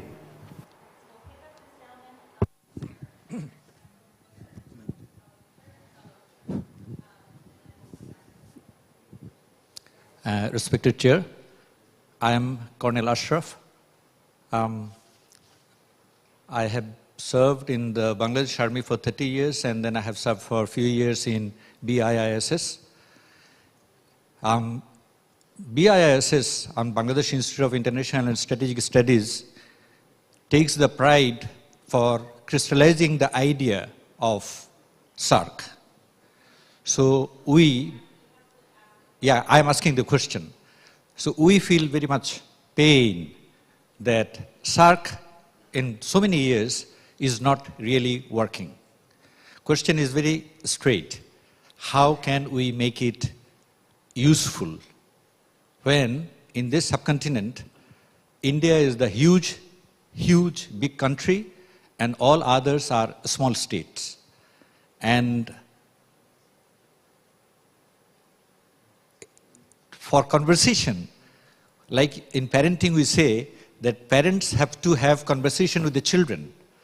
Now, right. My question is, how can we make... Thank you. Let me briefly respond to it. Sometimes I make quite rash statement. SARC is dead. SARC is dead. Let's accept it. Let's move on into making new arrangements. That does not mean that the cooperation among the South Asian countries is not needed. It is absolutely necessary to have a regional framework that would work for the benefit of the people of the entire region. It is absolutely necessary for evolving and participating in the emerging new global order, and it is necessary for the economic benefit of the region. And I am optimistic one day it will happen, but let us not talk about asking what has happened is not going to work. It has not worked. We can go into explain why it hasn't happened. Who did it, who didn't do it, so on and so forth. That would not take us anywhere. New framework is necessary. How? Some of the things that has been said yesterday, climate could be one, that would bring us. Economic cooperation could be another. BIMSTECs emerged out of it. Other frameworks didn't work. But I'm not very much optimistic about SARC. If I'm proven wrong, I would be glad to accept it.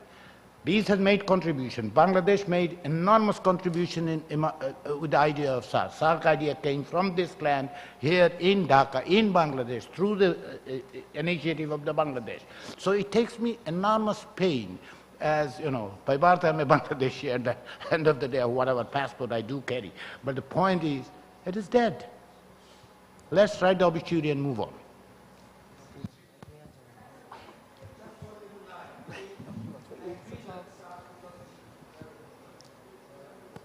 I agree that SARC did not achieve very much, but it fulfilled one very important purpose.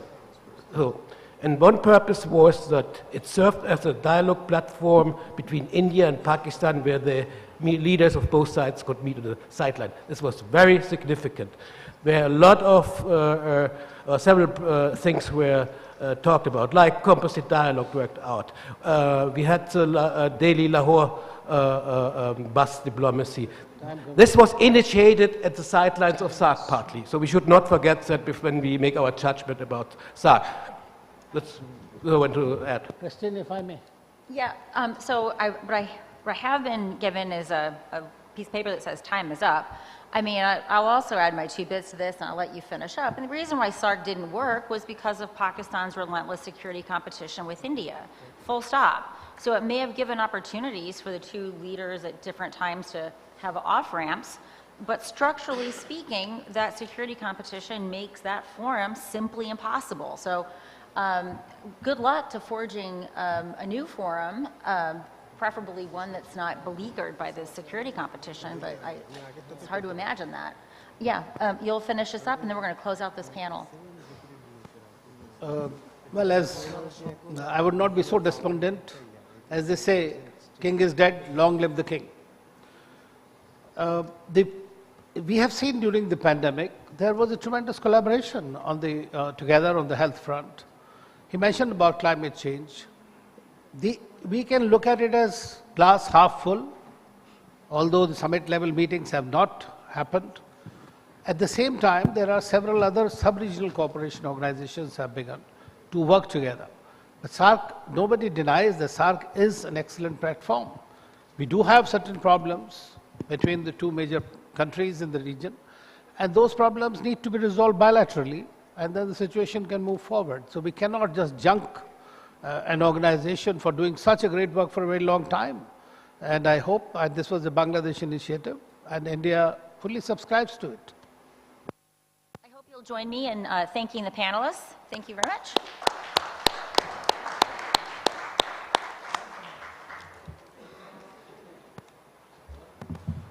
Thank you so much. Now I would like to request our panel members to come forward for a formal photo. Did not understand a word. Oh, for a photo,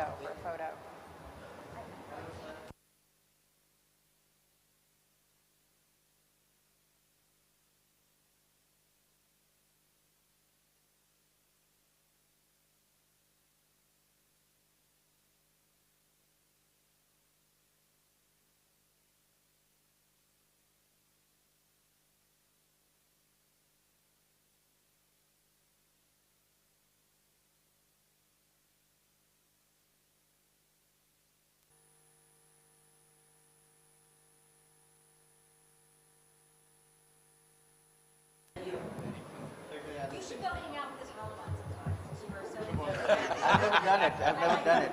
I hope I can. I think you misunderstand. We are not fans of Taliban at all.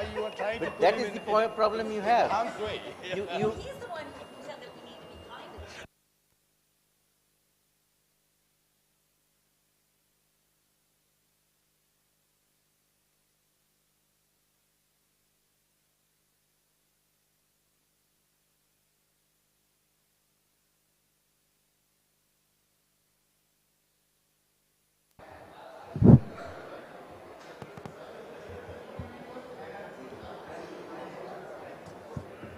Hello everyone, our next session is for the speed talks and the topic is are we rightly managing and sharing the fish in the bay?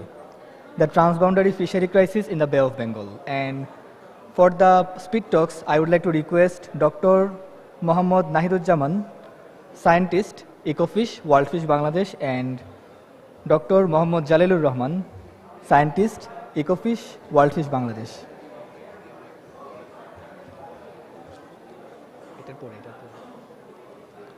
I would like to request everyone to sit, and after that session we are going for the tea break.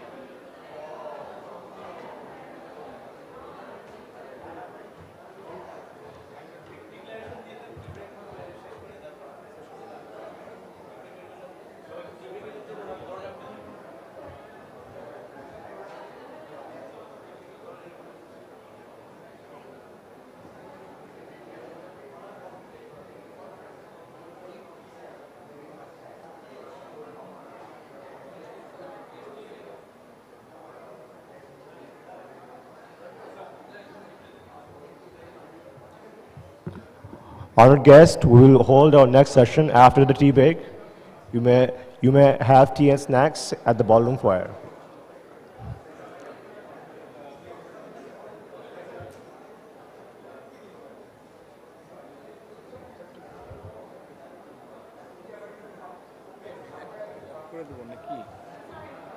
Battery চলে যায় battery আসে হ্যাঁ সমস্যা নেই of করে slip করে দিতে পারে অথবা এটা স্লিপ করে দিলেও ব্যাটারি চলে যায়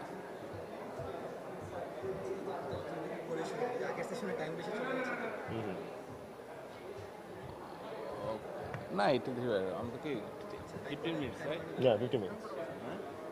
15 minutes. Already start.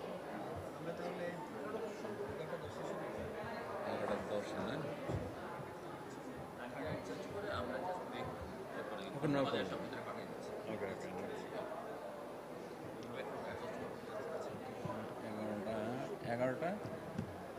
11:10 কি শুরু হবে পরের সেশনটা কখন আমাদের সময় লাগবে না ইভেন 12 minutes এনাফ 11:10 শুরু করলে হতে পারে 1 minute. Well enough.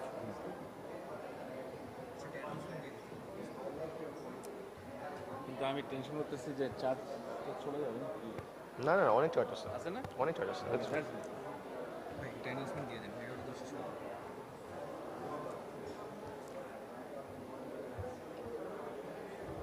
Honored guests, our next session will be held at 11:10 a.m. Our next sessions will be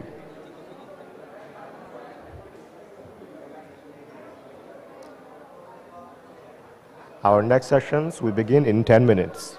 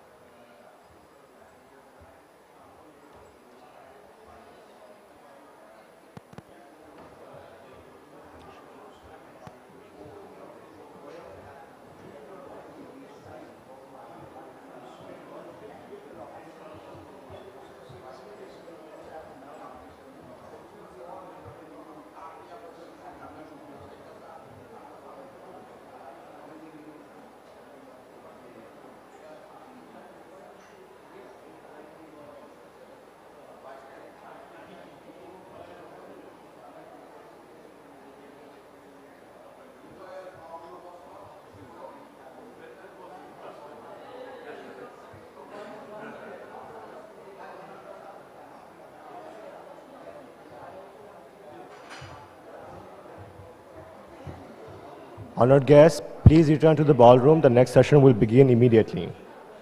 Honored guests, please return to the ballroom. The next session will begin immediately.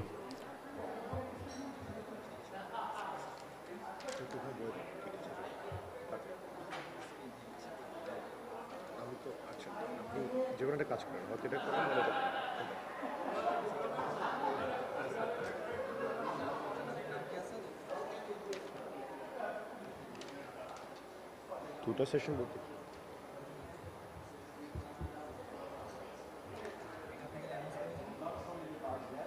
হ্যাঁ হ্যাঁ আমাকে স্ক্রিপ্টটা আচ্ছা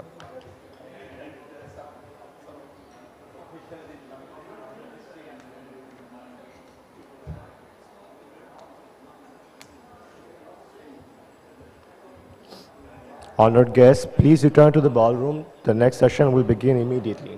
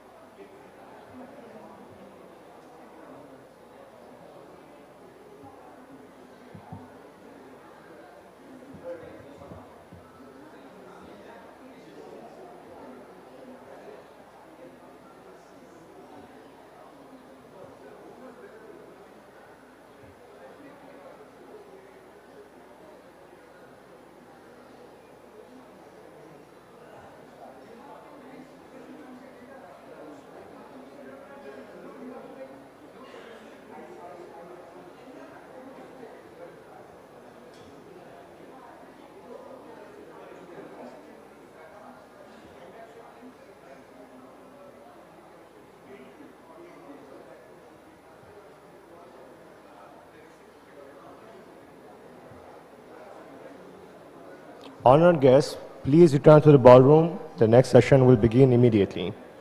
The next session is titled, Are We Rightly Managing and Sharing the Fish in the Bay? The Transboundary Fishery Crisis in the Bay of Bengal. Hosting the next session will be Dr. Nahiduzaman of Ecofish 2, Worldfish Bangladesh, and Dr. Jalilur Rahman of Ecofish 2, Worldfish Bangladesh.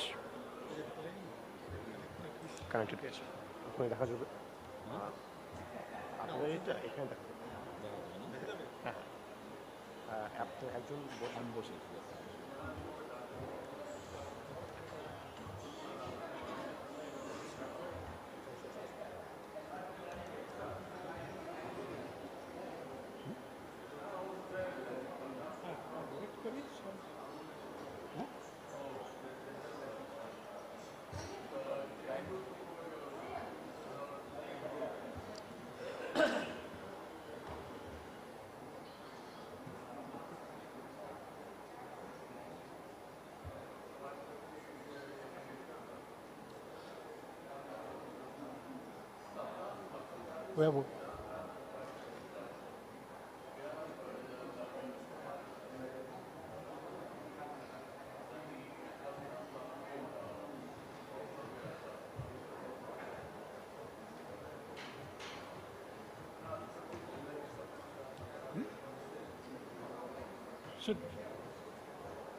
should we start?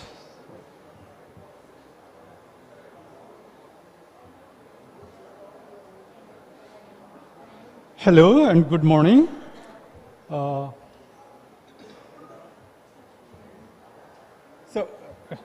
Ladies and gentlemen, we have a great question today.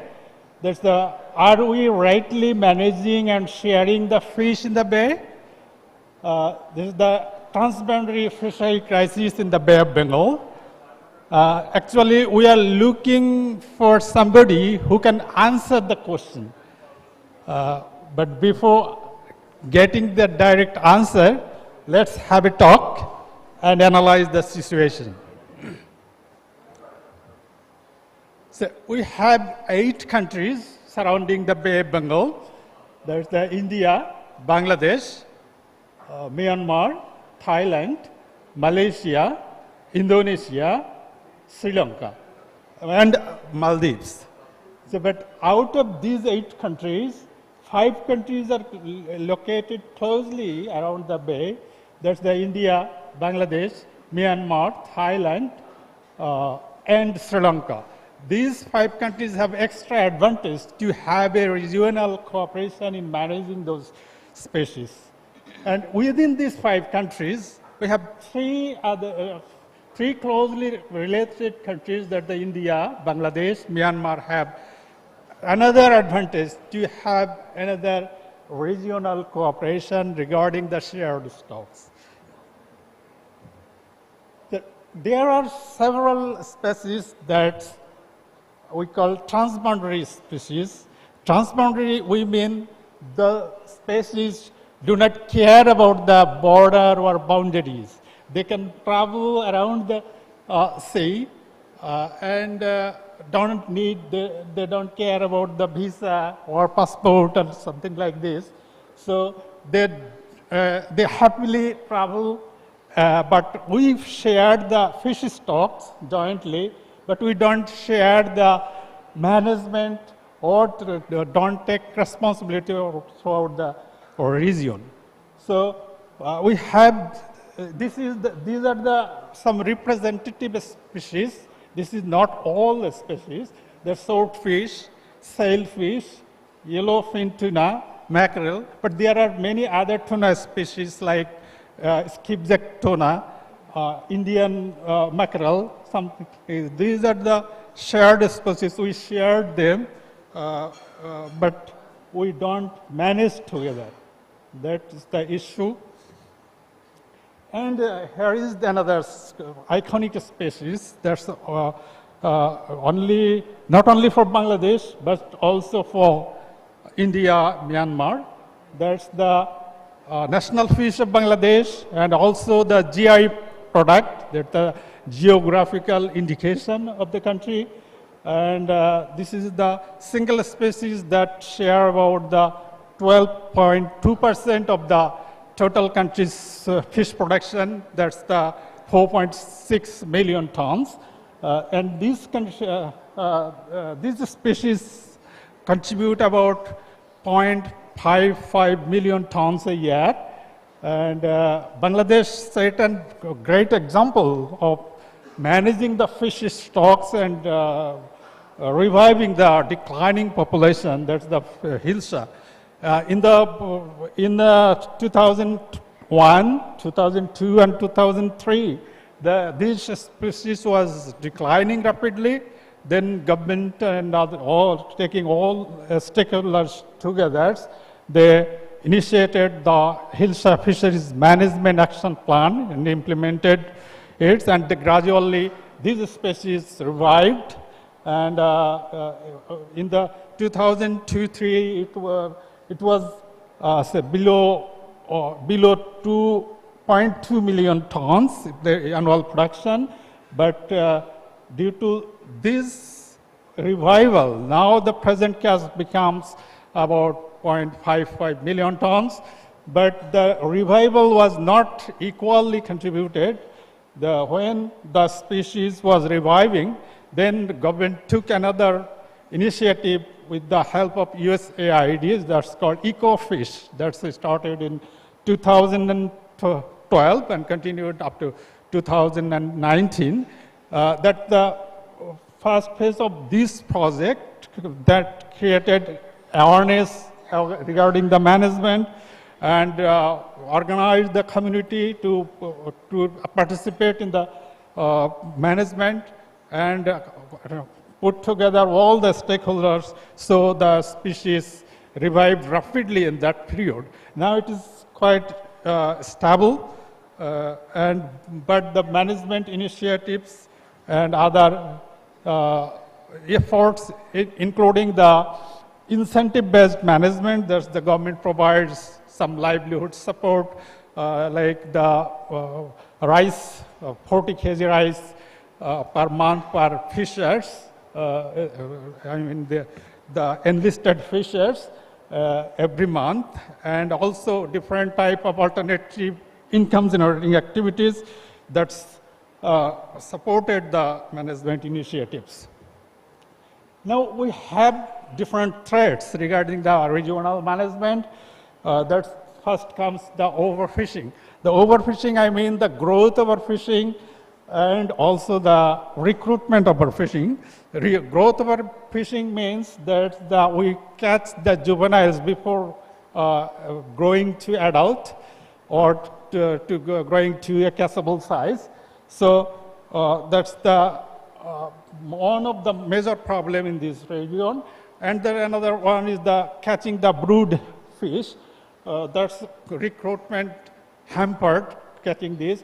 And when, as an example, when we address these two issues, that's the growth of controlling the growth of our fish. In case of Hilsa, we reduce the catch of Zatka, that's called juvenile Hilsa.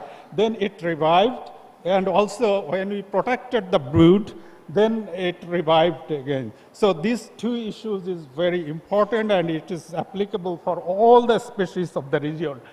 Then IUU fishing, that's illegal, unreported, and unregulated, and it is interlinked. If we catch illegally, then it remain unreported, and if it is unreported, it remain the unregulated one.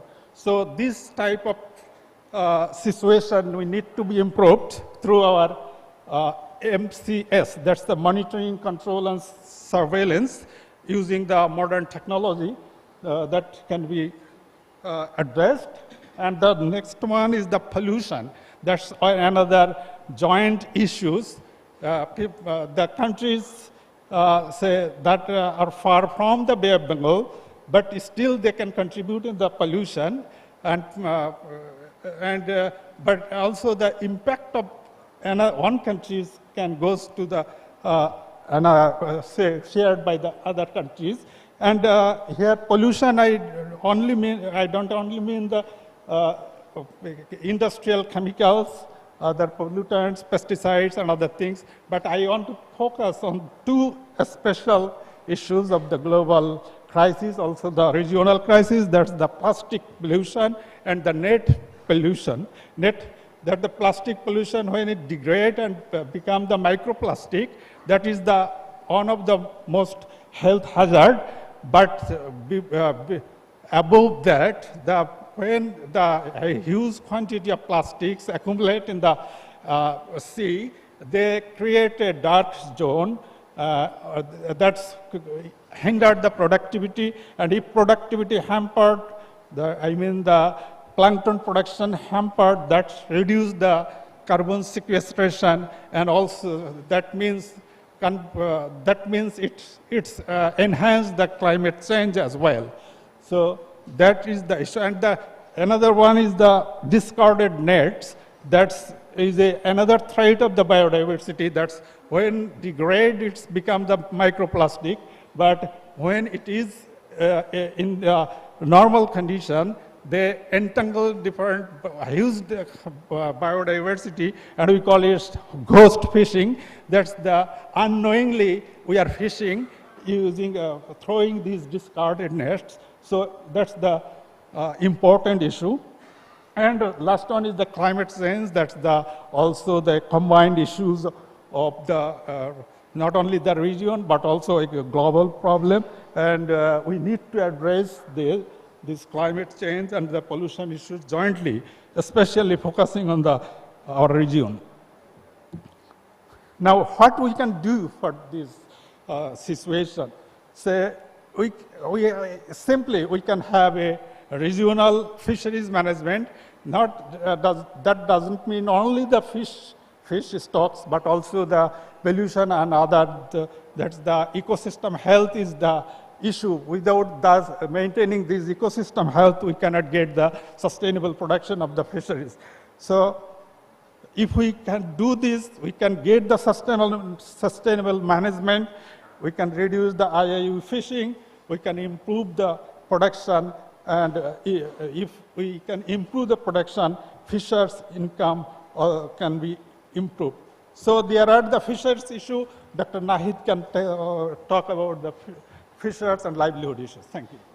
Thank you. Yes, Dr. Jalil, integrated management it is necessary, but that management should be focused on fisher centers, because if we think regionally, there are 5 million fishers directly engaged in fishing in the Bay of Bengal, in the region. And if you talk about coastal economy, around 400 million people depend on the ocean economy. Let us talk about little bit the fishers. Our small scale artisanal fishers are still poor. They are earning just $2 per day. And our studies suggested that they are still poor, even they are paying more attention. They are actually engaging one of the risks professions. And if you see in the market, we pay higher price when we buy fish, but the fishers are still poor, suggesting they are getting less benefit from the profession. If you see their social structure, social inequality still exists, and our results suggested that they showed lower resilience capacity because of lower income, and also they are vulnerable to climate change. They are the forefront of the global climate change. If we talk about the blue economy narratives, there is a risk that can affect the fishers' livelihood. That's why we are talking about fishers' livelihood at the risk. Because one narrative we are focusing on the economic growth focus. If we focus more and more the economic growth, then there is a chance of even marginalized of the fishers. That's why we are talking about we need to have a balance among blue economy narratives, conservation efforts that Dr. Jalil talked about, and livelihood. Otherwise, we cannot mainstream the fishers in our economic initiatives. And also, that's why we are talking about we need a transboundary platform for the fisheries management. And if we do that, if we work together, then we can say we'll be able to uphold the SDG core principle, leaving no one behind. Thank you very much.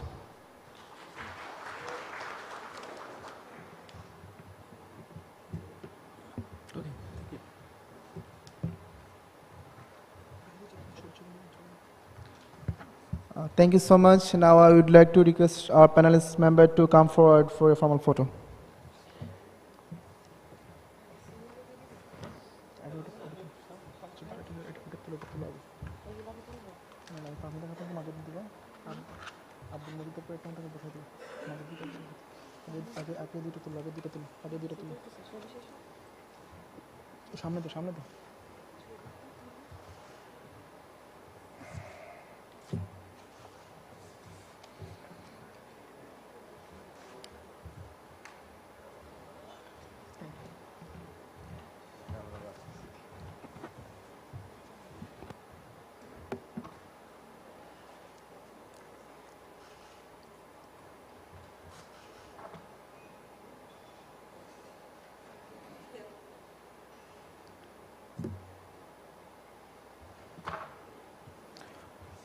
Now we would like to move forward to our next session, which is Development versus Democracy, Roadmap to Development and Inclusive Growth.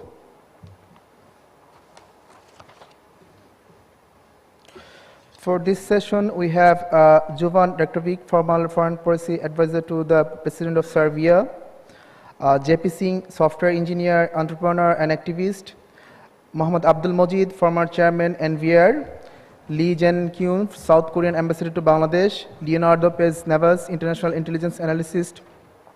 And to moderate this session, I would like to invite Dr. Fahmida Khatun, Executive Director, Center for Policy Dialogue. Dr. Fahmida Khatun, Center for Policy Dialogue, to moderate this session.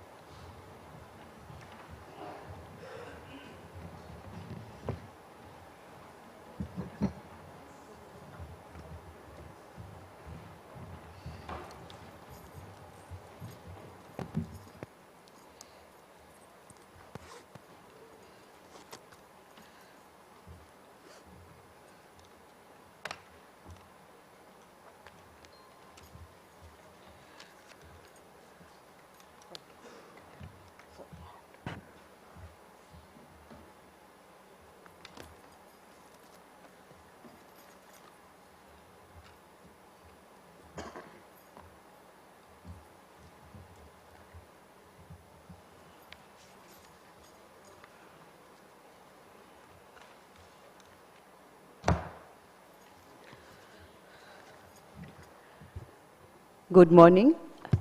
I would like to thank the Center for Governance Studies for organizing this Bay of Bengal Conversation 2022. This is indeed a great conversation which has brought together so many experts and speakers from around the region and beyond the region, I see, because this is a great panel indeed. And I have followed what has been discussed yesterday also. So today this session is another challenging and very important session, which you know that this is about development and democracy, roadmap to development and inclusive growth. So this is challenging in the sense that this is this issue is much debated for long, and even though we are living in the 21st century, the debate is ongoing because there are various models of democracy. There are also countries which do not follow democratic system, but there are developments also, and countries are at various levels of development. We cannot establish a straightforward relationship between the two concepts. And if you look at the concept of here, we are saying that development versus democracy. So to my mind, there is no conflict or there's no controversy between the challenge between these two. They're challenging, but there is no conflict between these concepts because these two concepts are heavily loaded. Why I would say?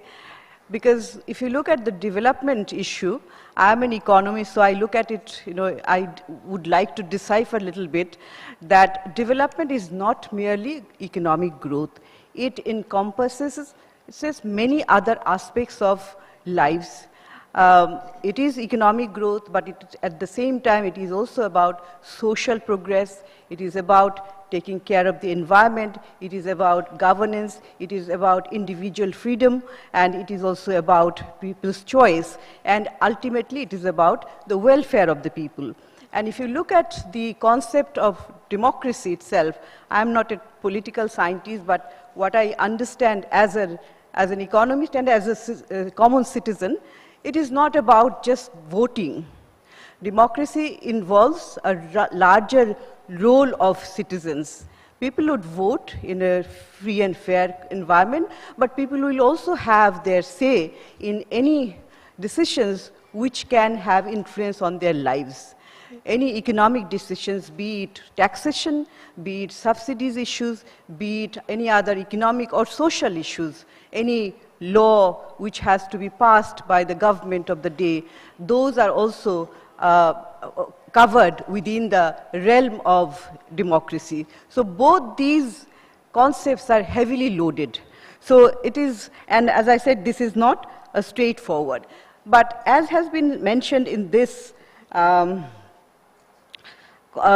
session's preface, as a preface, the organizers have put that countries are now progressing, many countries, and we are not living in a world which we lived 50 years ago.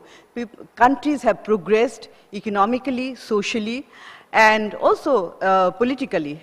But we have seen that many countries have made generational changes. So, but on the other hand, we are also seeing that economic progress which are being achieved are not distributed equally. So is it the problem of the development model itself, or is it the problem of the democratic system? So these are very, very, in questions which are to be answered. I don't think that there is any straightforward answer also, but we can debate, because as I have mentioned that this is the time where, to discuss and debate, because development is all about changing people's life. And if development or economic growth does not change people's lives, and if it is not inclusive, then the development itself and the democratic process itself become vulnerable. So I have a very distinguished panel here. You can see from around the world. So let me introduce them. It is difficult for me to pronounce some of the names, so please forgive me. We have Jovan Ratkovic, former foreign policy advisor to the President of Serbia. We have Mr. J.P. Singh, who is the chairman, J.K. Policy Institute. And we have Mr. Muhammad Abdul Majid, former secretary to the government of Bangladesh and chairman, National Board of Revenue, now advisor, AKK, AK Khan and Company Limited, Bangladesh. We have His Excellency Lee Jan-kyun, South Korean ambassador to Bangladesh. We have Mr. Leonardo Paz Neves, international intelligence analyst, International Intelligence Unit. I really dare to pronounce your foundation. I'll just follow the English words. So, Getúlio Vargas Foundation, Brazil. So, you can see that we have a great panel who brings together their own experiences from their own region, but this is also an issue which we can, dwell on various other areas as well, various regions.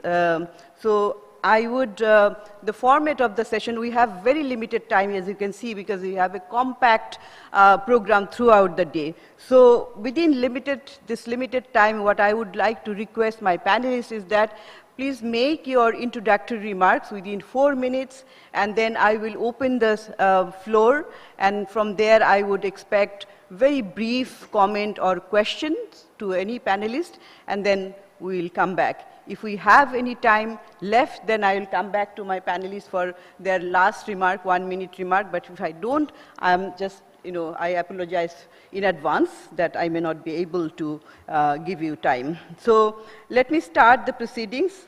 First, I would like to invite Mr. Jovan Ratkovic, who is the former foreign policy advisor to the President of Serbia. So how would you approach this issue, this development versus democracy, and how do you see their interlinkages, or you don't see any interlinkages, they can independently go? So what is your perspective? 4 minutes, please. Thank you very much. Well, first of all, I have to say at the very beginning that I will make a case for democracy today, and democracy as the component of development. And I'm going to make 6 short points. My first point is that many studies have shown that democracy does deliver economic and social benefits for the citizens. On the top of that, that is not restricted only to developing economies. Even poor economies are very often outperforming poor autocratic countries in providing services and well-being for their citizens. At the same time, poor democracies grow just as quickly, as rapidly as poor autocracies. And they are 2 times less prone to great economic contractions than poor autocracies. My second point is that the living standard of citizens living in poor democracies is significantly higher than the ones living in poor autocratic societies. Those citizens live longer, infant mortality rate is lower in those countries, they are much more likely to get secondary education, and they are much more likely to have higher yields from agricultural production in those countries. My third point is that the most successful and developed nations on our planet have developed over time inclusive political and economic institutions. And those state institutions are accountable to the citizens, including through free and fair electoral processes. And all the studies have shown that in poor democracies that have free and fair elections, there is much higher chance of having higher income of the citizens and a less corruption of the government than in autocratic societies. So the importance of free and fair elections is clear. My fourth point, democracies are much better off in avoiding catastrophes. The most obvious example is that there is no democracy with free media that ever experienced major famine. Starvation is basically effect of bad politics. My point number 5. Sometimes democracies are criticized for populist overspending of their budgets, but all the facts are showing that poor democracies are basically equally good or equally bad in budget management as poor autocracies. And of course, you are much less likely to end up in jail in democracy if you protest high inflation than you are in autocracy. And my last point, number 6, is that United Nations Development Program, UNDP, has its Human Development Index that is focusing on longevity and health of life, education, or better to say knowledge, and decent living standard. 20 most successful countries on that index are all full democracies except for one, which is Hong Kong. So, although all these facts that I presented to you are not undisputed, some of them are still quite controversial, all of those empirical evidences support the fact that democratic politics, on the top, of course, of having advantage of providing human rights and have strong rule of law, at the same time have much better chance to provide sustainable development. Thank you very much. Very nicely concluded indeed, because it is, you have just concluded that democracy is crucial for sustainable development. And in fact, economists like Milton Friedman, Amartya Sen, they all spoke about economic freedom and democratic freedom together. Many of you know that Milton Friedman argued for economic freedom, which is inextricably related to the political freedom. And many of you also know that Amartya Sen, in his famous book, which is titled Development as Freedom,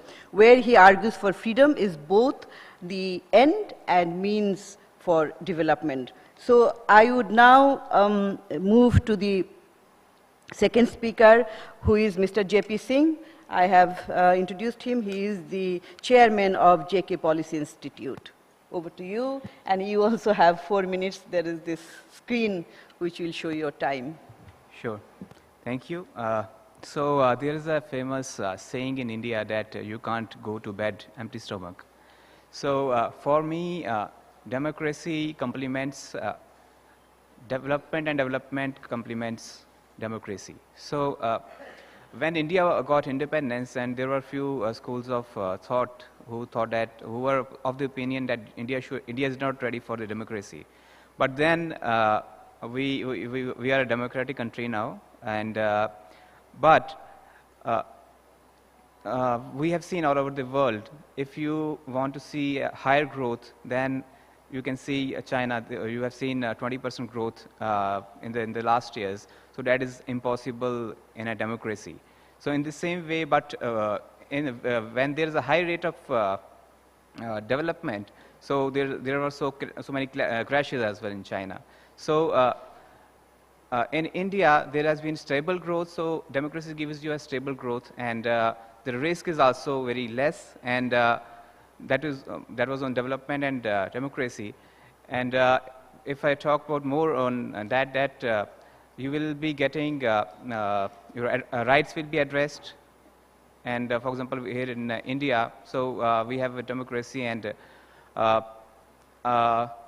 we do not have much conflicts within the rights groups, and there are so many schools of thought, but everyone is heard, and we discuss things, though there are disagreements, and there must be. But since we have a democracy, and we are in the stable growth, as well as the differences are very less. And on development, for example, I can give you an example on, for example, there was CPEC in Pakistan. And when the project was launched, it was pegged around 46 billion, and then it rose to 60 billion. So there was a development, and China wanted the access to Indian Ocean, and the CPEC was started. But when the development started, so the 50% of the investment has gone into the power projects. And the power that is being generated there, that is being sold to the Pakistani consumers. And there was an increase of 237% in the power tariffs. So that can be a negative case of development, wherein the foreign funds are coming in, and the decision making in the hands of government is very less, and that is impacting the end users or the citizens. So that was from all right. Okay. So for me, the development should be in lines with the policies which have been laid by the government, and it should not go beyond the I can say beyond the for example, I give you an example of CPEC, and where the control of the government on the development has very less control on that, and that is impacting the end users there.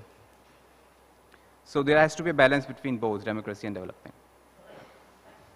Thank you, Mr. J.P. Singh, for your insights, and you spoke from the experience of India. Now I would like to call upon Dr. Muhammad Abdul Majid.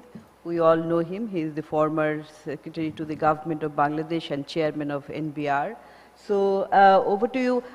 I was telling in the beginning that sometimes we talk about democratic system beyond voting, but sometimes it is also said that if you give too much democracy, and if you let people to decide, then many decisions are not taken. For example, if you want to introduce some tax, obviously common people will protest against that. But from your policy point of view, you would say that this, I need revenue generation, so I have to impose this tax, that tax. There is some sort of conflict. So do you see any conflict in that? Or how do, from a policymaker's point of view, what kind of problems you faced? Or do you see any conflict between this type of inclusivity in decision-making process and the development process? Thank you, moderator. Actually, yes, there should be a very good correlation between democracy and development, because both are sine qua non to each other. If a good democratic system is established, then the development will help, will enrich its people. On the other hand, if democracy development does not produce any good for the people, or any good for or inclusiveness it does not, if it cannot create, then the development will not be helpful for democratic development. So that's why I think that there should be a very good correlation between both democracy and development. As you have been rightly pointed out, that while we earn the revenue from the people, it means that we want to do development. It is a question of transfer of resources, taking revenue from all the people and then it to be distributed to all the people for the benefit of the all people. But in the policy making, if I do something that the democracy, that the development is not coping with all things that should be inclusive for the people. In some countries it is found that the development, it is taken, but it does not create any shared result for all the people. In some countries it is found that sometimes developmental work, it creates inequality in the economy. It means that it creates some rich people by doing this developmental work. And then it creates the benefit which it is created, then it does not go to well with all the people. If you build a big project, big bridge, the cost of bridge, it will enhance the cost of the people to use it. Then you are actually marginalizing the other people, those who have not enough ability to use that. So that's why there must be a rationality in the development work, that it should create, it should ensure human rights, it should ensure social justice, it should ensure the economic emancipation of all the people, Otherwise, they will not get the good benefit from out of this development. So that's why I think it is very important to note the policymakers should make it a good justice to the total development of, total economic development of, total enabling environment of, for the benefit of the people. Then the democracy will be flourished. Why democracy? Democracy is, it is just to, as the Abraham Lincoln has said, that it is the government that for the people, of the people, by the people. I would also like to say that development must be for the people, of the people, and by the people. It must be participatory, it must be an objective oriented, and then it would give the good results. Yesterday, I am very grateful to Mr. Boris Tadic. He mentioned two important points for the development of total scenario of the people. One is education, and another is the water sharing. You see, the water would be the main important point. So in the context of Bay of Bengal concept for which we are meeting today, it is that the East country must develop their education system in such a way so that their human resources are totally fully utilized, and it could be more useful for their own benefit. If some country is lagging behind in education, then the other country will come over and they will take their job and etc. And that's point. And also in the sharing of the water of the international river. You know that if some country obstruct water from its upstream, then the lower stream country, then it gets it gets more difficult situation, which created ultimately the climatic conflicts and etc. So that's why I want, and this conference should say that there must be balanced development. There should be not exaggeration. There should not. It must be inclusive development. Then it will give a good translation of democratic values. Or either the democratic values should establish a such development philosophy or thinking that it can ensure public good for all in respect of all their position or anything. Otherwise, this revenue collection and redistribution in a different way, then it will not give a good space for democracy to develop. Thank you. Thank you, Dr. Abdul Majid, for your insightful comments actually. So rightly pointed out that if the benefits are not distributed, that development does not have any meaning, and that democratic process itself has also no meaning. But we have seen that countries nowadays, you know, you must have heard about these concepts of like strong democracies, soft democracies, or limited democracies, various types of models. So though we don't know what is the right answer, but we know that a good democratic system can take care of the people of, of a country, the citizens of countries. But do we have any role models in front of us? Maybe not 100% no, but there are some examples. So I would now call upon the ambassador of South Korea to Bangladesh, Mr. Lee Jae-koon. So I think Korea has an example. So a country which I think, as far as I remember as a student of economics, again, when you study the history of economic development of countries and Southeast Asian countries, at one point in time, our country and their country, we were on the same path, same level of development. But we have seen that in one generation how the South Korea has taken leap, how it has established itself not only as an advanced economy, but also a democratically strong country. So what worked for it, and what is the magic, and how you are sustaining? Some countries, achieve with lot of enthusiasm democratic system, but it cannot sustain. So, but I think South Korea is still an example, vivid example, not too far from Bangladesh. So what lessons we can draw from South Korea? Over to you, Excellency. Okay, thank you, Dr. Famida Katun, and my pleasure and honor to participate in this Bengal Conversation. It's surprising to see this very many audience here in this room, and this topic of democracy and development is a very important and relevant topic to everyone and also to every country, and not just for now, but in the past and for the future as well. It's very crucial the question to all of us. And as Dr. Famida Katun said, Korea is presenting a very interesting case in this matter. We have struggled in the past. We achieved some, accomplishment, but still, we are still struggling, and we will continue to struggle in handling this issue of democracy and also development.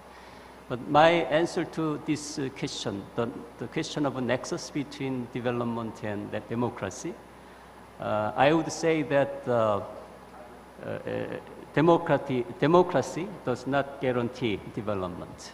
But without democracy, there cannot be sustainable development. This is also what other previous speakers also mentioned. And secondly, I'd like to talk about governance rather than this democracy. Democracy is a so difficult question to answer. Even no country in the world would say that they are not democratic country. Even our North Korean brother, they said that they are democratic country. Any dictator and authoritarian government might claim that they are democratic. So it's not easy to answer whether one country is democratic or not. But when it comes to the governance, we can easily answer whether some country has better governance, good governance, or some country does not have, less governance. So that it's easier to answer and approach to this question through governance. And I believe that governance can be the answer. I mean, the good governance can be the answer for both for the democracy and also for the development. If you have a good governance, you have high chance of having better democracy. If you have good governance, then there should be better chance of having more development. So governance is important. And in that regard, how to approach to the governance? I would approach through the corruption issue. So corruption is the way to enhance the governance, to secure the good governance, and also at the same time, it's an enemy to the democracy, and it's an enemy to the development. So, like I said, democracy is not easy to answer, but if you answer to corruption or governance, it's easier.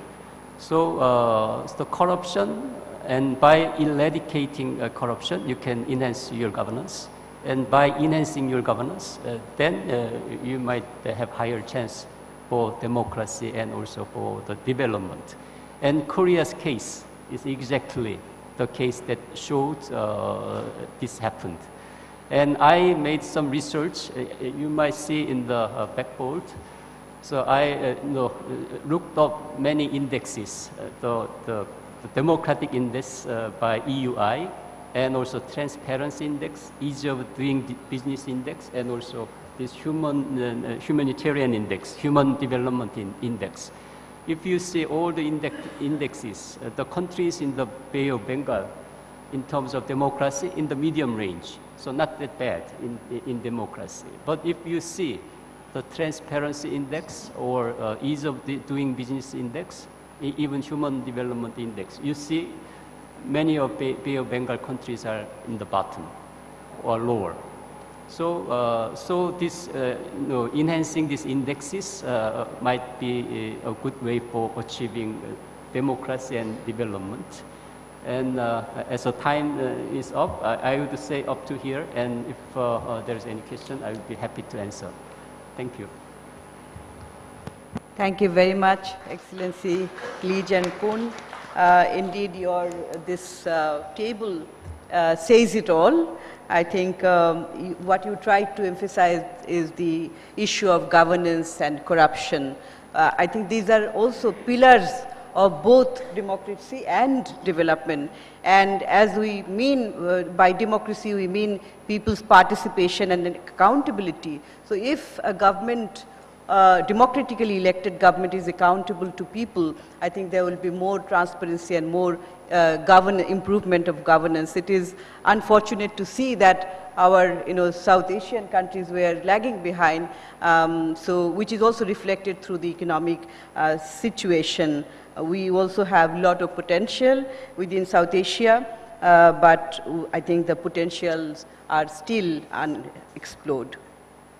So we have the last speaker, last but not the least, Mr. Leonardo Paz Neves, who is an analyst at the International Intelligence Unit. So he is you're from Brazil. So we have seen that in many Latin American countries have made economic progress. They have become middle-income country. They have graduated. They are developing countries. But many of them are also stuck, like what we call the middle-income trap. So why is it? And also some volatility sometimes, once in a while we see in the countries themselves politically. So how do you assess not only Brazil, but Latin America itself? So what worked there and what is not working? And what lessons the Bay of Bengal region can take from there. Okay, thank you very much. I'll try to, I have something written here, but I think it's addressed your question.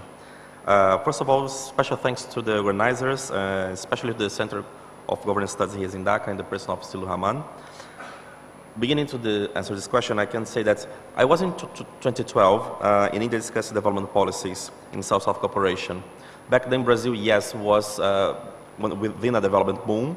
We were beginning to be, and not anymore in my opinion, but beginning to be a relevant player in international cooperation. At this meeting, we were discussing how to frame South-South cooperation and how to differ itself to the Dhaka approach.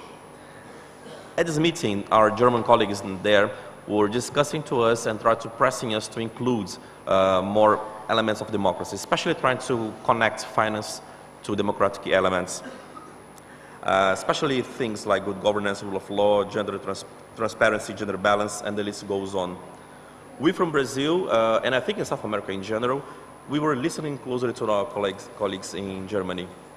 But the thing is, as much as we try to differ themselves from the DAC, OECD DAC approaches, again, it's difficult to criticize people that wants to include transparency, good governance with development.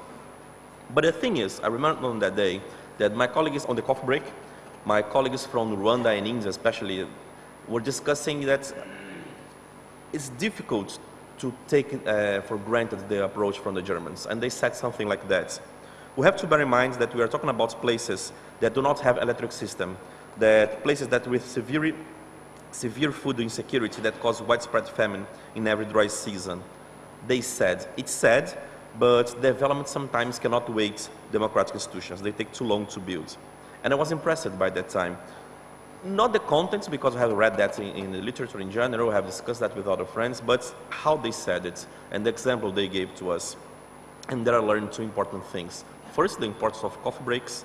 Then, it's hard to demand prerequisites to development aid.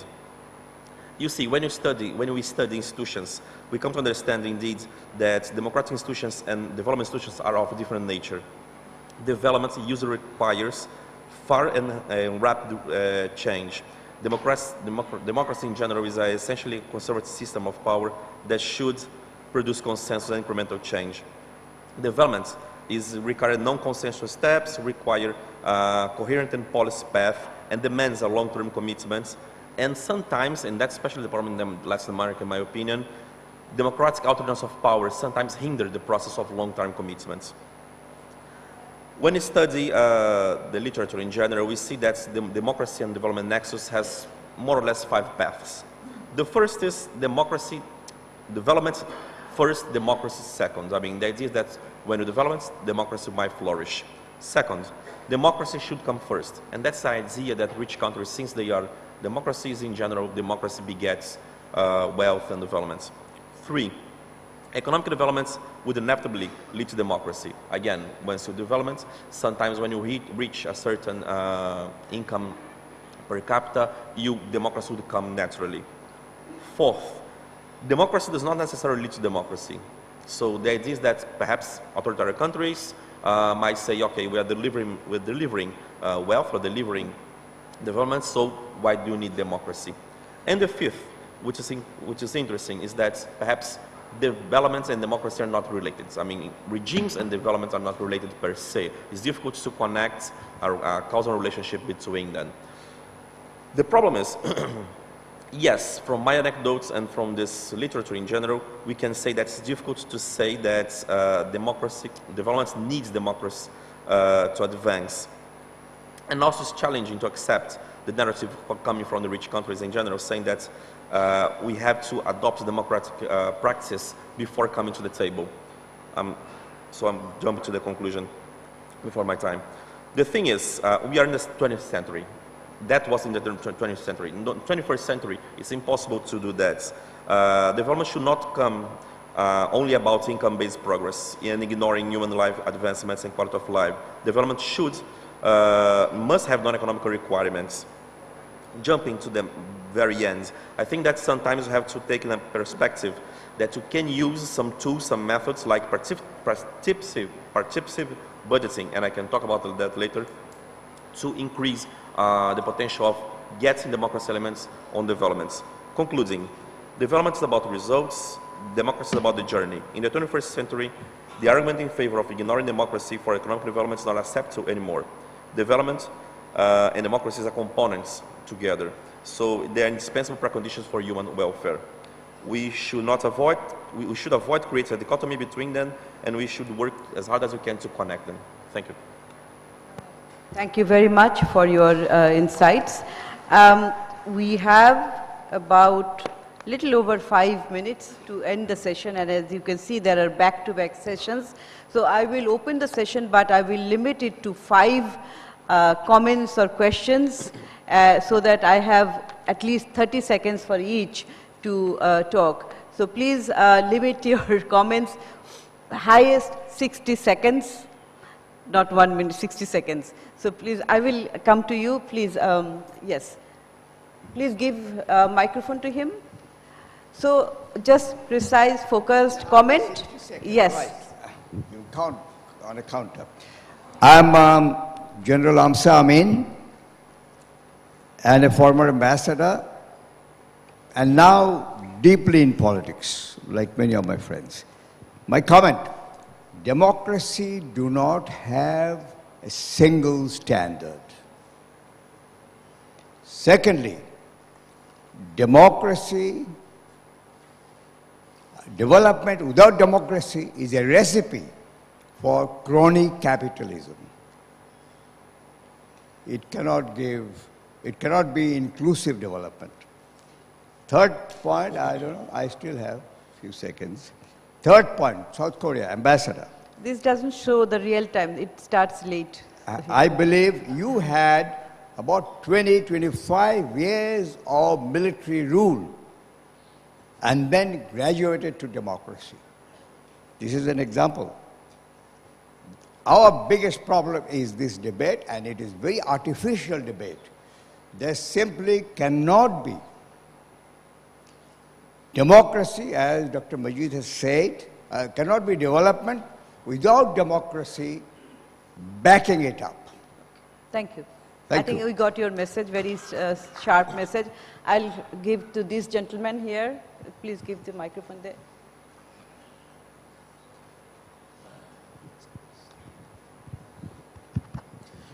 Greg Simon, Sweden. So, I mean, well, of course, Churchill once said democracy is the worst form of governance except for all the other ones we've tried. Yet, I mean, if we look at it, those countries which call themselves democracies are quite prepared to inflict undemocratic measures against non-democracies as they see them. We've seen this in Iraq, we've seen this in Gaza and numerous other places. But coming back to Churchill again, you have Britain in the Second World War, which classified itself as a democracy. Yet, if we look at what they did, this region in 1943, which was a food-producing region, yet there was, as you may know, this is more towards Jovan Ratkovic, there was a huge famine. So, I mean, democracies tend to be more democratic at home than they do abroad. How would you comment on that? Thank you. Thank you very much. So, yes, I saw a hand. Oh, a couple of, but I said I'll take 3 more. So here, and then I'll come to the right side. A gentleman is standing. I will take your question. Okay, so thank you very much. I'm Sadril, currently working as a senior lecturer at Daffodil International University. So I teach environmental science. So my question is actually for our first speaker, that it is all about the sustainable development, and one of the parts of the sustainable development is environmental conservation. So sometimes what we see that the general people, they are not aware of this thing, and they might choose a development scenario or project which might ultimately lead to environmental degradation. Or it can also be like this, that an autocratic government might choose a project which people are not liking right now, but this will ultimately bring something good. So my question is that how would you like to relate this trio, democracy, development, and environment? And as you have been the advisor to the former president of Serbia, so what has been your experience? Thank you. Thank you. Thank you. This side, yes.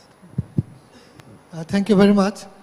My question to His Excellency South Korean Ambassador, that you have made miracle in the whole mankind, that you have developed from a poor country to a most modern and economically powerhouse country in about 50 years. When we started in Pakistan time, it was said that South Koreans used to visit Pakistan to see our development in those days. And now, how would you answer that where we have failed and South Korea succeeded, where the demons has taken our rights in our sort of countries, and what is the suggestion you will give for Bangladesh to Bangladesh people? They have fought for liberation and the condition of the democracy today. Thank you. Thank you for your precise question. So, okay, last, because others will curse me. Next session speakers are already here. So, thank you. My name is Alamgir Hossain. I am Research Director of Bangladesh Heritage Foundation. As every Democrat claims they are a Democrat, and as we know, there is necessity of social justice and national security. So, how the authority and government will justify their demand are for national security and social justice when they nullify the demand of majority? They claims their attempt is to justify, to ensure the social security and justice. Do you think, is it contradict with the values and ethics of democracy or liberal democracy? thank you. Thank you very much. I would come back to the panelists. So there were two questions directed to two panelists. So Dr. Majid, to you, this person asked a question regarding the projects. Sometimes those are, so not so popular, but government has to take, or otherwise it may be beneficial, but government cannot. So you gave some examples, but he also mentioned, maybe you can just reiterate, reinforce that point, what you have already said.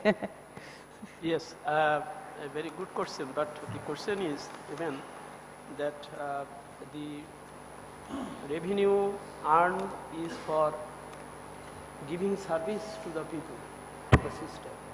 So in most cases, people ask me, why I will pay tax if I am not returned with the proper service and etc. So that's why there should be a very close consideration of the objectives which will ensure that all people will get the benefit of all development, and they will be able to use the development, result of the development. And that's why the other person here very rightly said that for the question of the security of the country and etc. etc.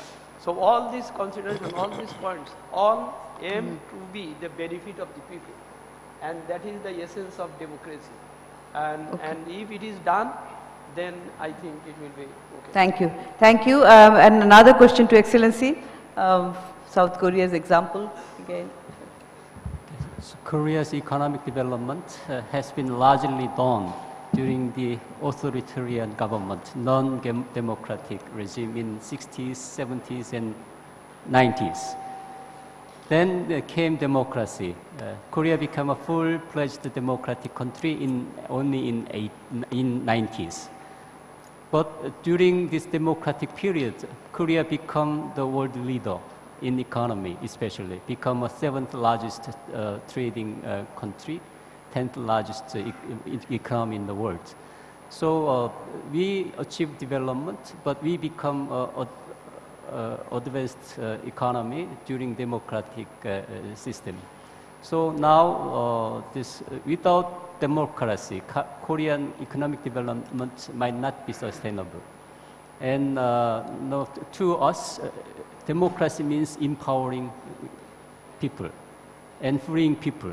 So these empowered and freed individuals and those people are now leading the country, especially in the age of innovation and fourth industrial revolution. So democracy and development is closely linked, but in our case, prove that without democracy, development is possible, but democracy can empower your country.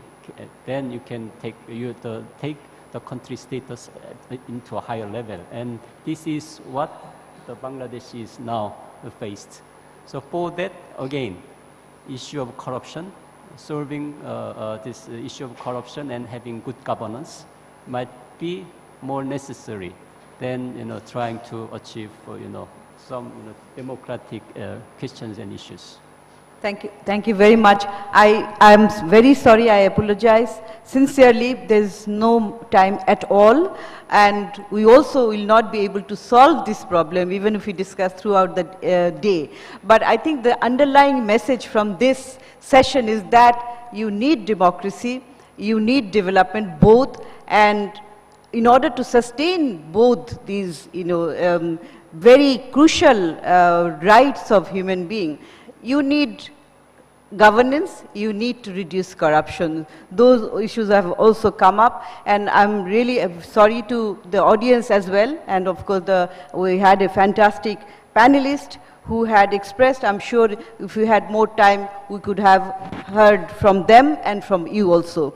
I would like to end this session because, as I said, that there are so many issues to be discussed and people are waiting. I'm very sorry for this little bit of time overrunning this show, but I think we had a very productive session.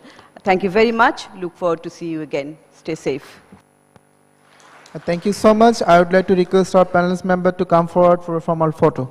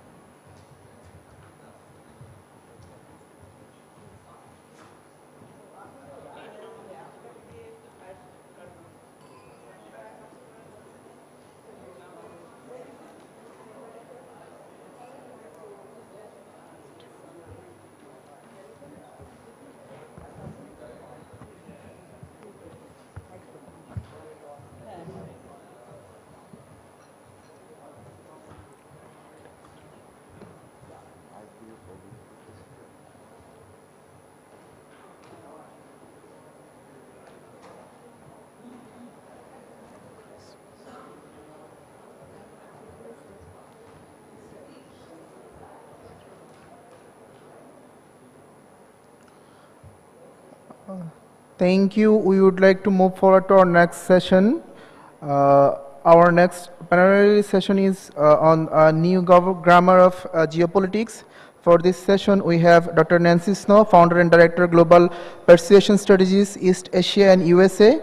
Suhasini Haidar, National Editor and Diplomatic Affairs Editor, The Hindu, India. Asif Durrani, former diplomat from Pakistan. Tawhid Hussain, former Foreign Secretary from Bangladesh. Greg Simmons, Associate Professor, Institute for Russian and Eurasian Studies. And to moderate this session, I would like to invite David Cohn, Political Economic Analyst.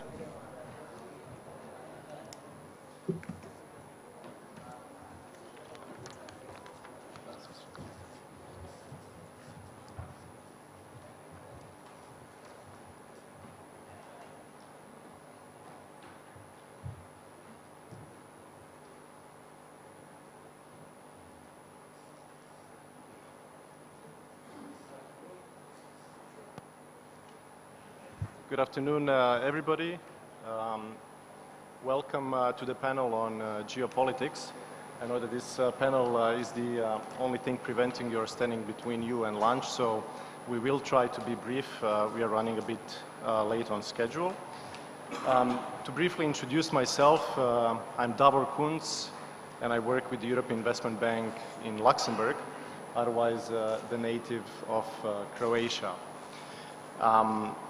I would like to present also the distinguished panel. The topic is geopolitics, not necessarily to go through every crisis existing in the world, but to present the change in the prose, in the narrative of geopolitics.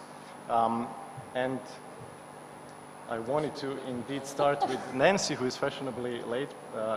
Please, you can take the spot over there. Nancy Snow, she's the founder and director of the Global Persuasion Strategies for East Asia and the US, and she will be able to provide us more the think tank perspective. She wears many hats, but in particular for this panel, the think tank perspective. Suhasini on my left, Suhasini Haider is the national editor and diplomatic affairs of the Hindu in India, and more of a journalist's perspective to the panel. The colleagues to the right and the left, Asif Durrani and Tauheed Hossain, respectively the former diplomat of Pakistan and the former Bangladeshi foreign secretary. The two colleagues will talk a bit more on the practitioner's perspective as diplomats working in geopolitics. And the last but certainly not the least, Greg to my right, who is the associate professor in the Institute for Russian and Eurasian Studies at the Uppsala University. And Greg will talk a bit more from the academia perspective. So Nancy, we can kick it off with you. You indeed wear many hats, and I had, from that perspective, two questions to kick it off. One is, I was wondering what is your definition of geopolitics? I see it very simply as one of those terms that have many definitions, but it's politics influenced by geographical factors, in particular international politics influenced by geography. More so, I remember a particularly famous article that you had on Afghanistan in which you advocated for more propaganda in geopolitics, not less. And maybe with that provocative statement, we can kick off the panel. Of course, you can also take the main stand. Yeah.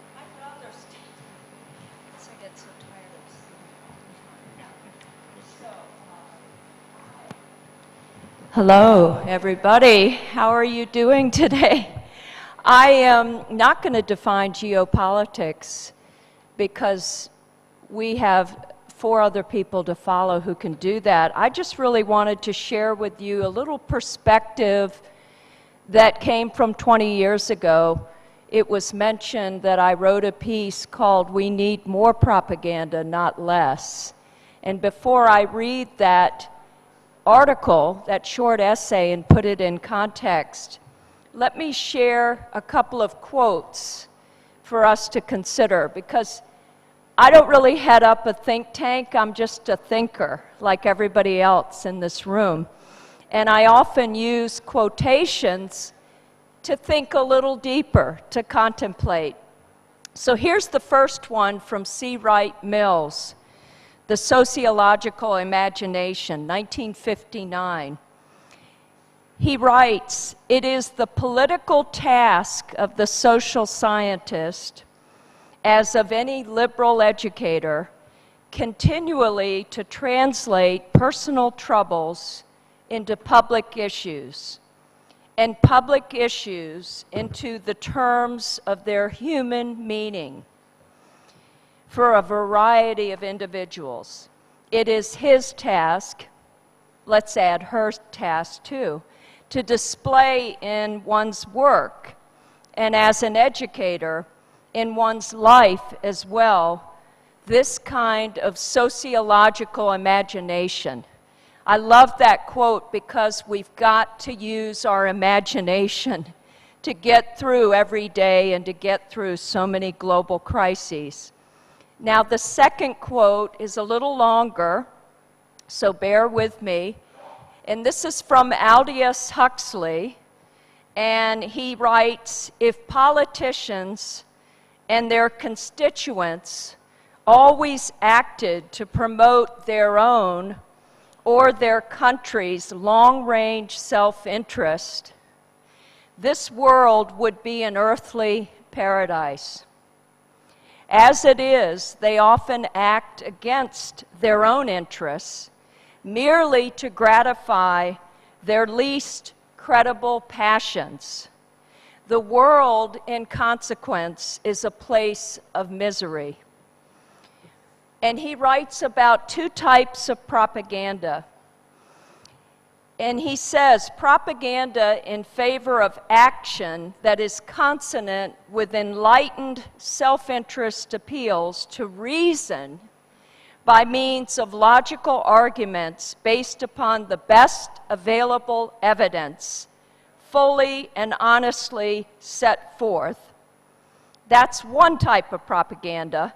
And then propaganda in action or in favor of action dictated by the impulses that are below self-interest offers false, garbled, or incomplete evidence, avoids logical argument, and seeks to influence its victims by the repetition of catchwords, by the furious denunciation of foreign or domestic scapegoats, and by cunningly associating the lowest passions with the highest ideals, so that atrocities come to be perpetrated in the name of God, and the most cynical kind of realpolitik is treated as a matter of religious principle and patriotic duty.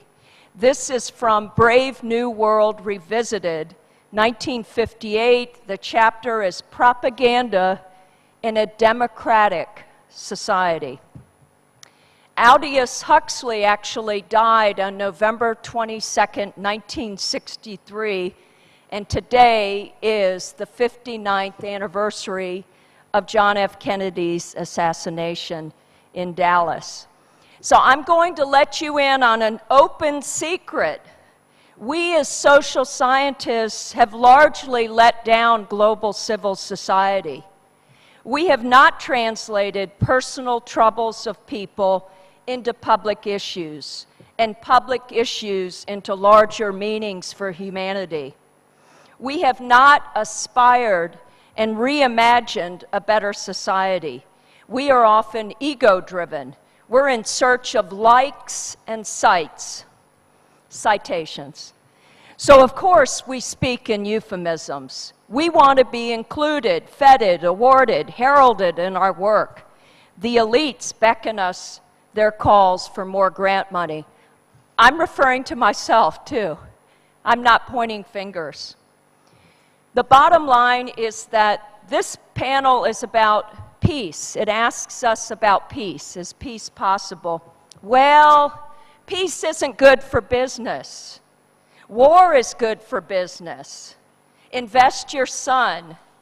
As we said, the old poster art in the 60s. So really, this isn't new grammar. It's very old. It's child's play. You don't say what you really mean in geopolitics. We don't call it propaganda, as Ed Gillian originally wanted. He came up instead with the word public diplomacy. As I said, today is the 59th anniversary of the Kennedy assassination. That has evolved into less into JFK's policies and more into a cottage industry of who shot John. At the time of the 50th anniversary of JFK's death, nearly 1,400 titles related to President Kennedy, many about the assassination theories, had already been published. I don't know what the current number is, but surely it's higher.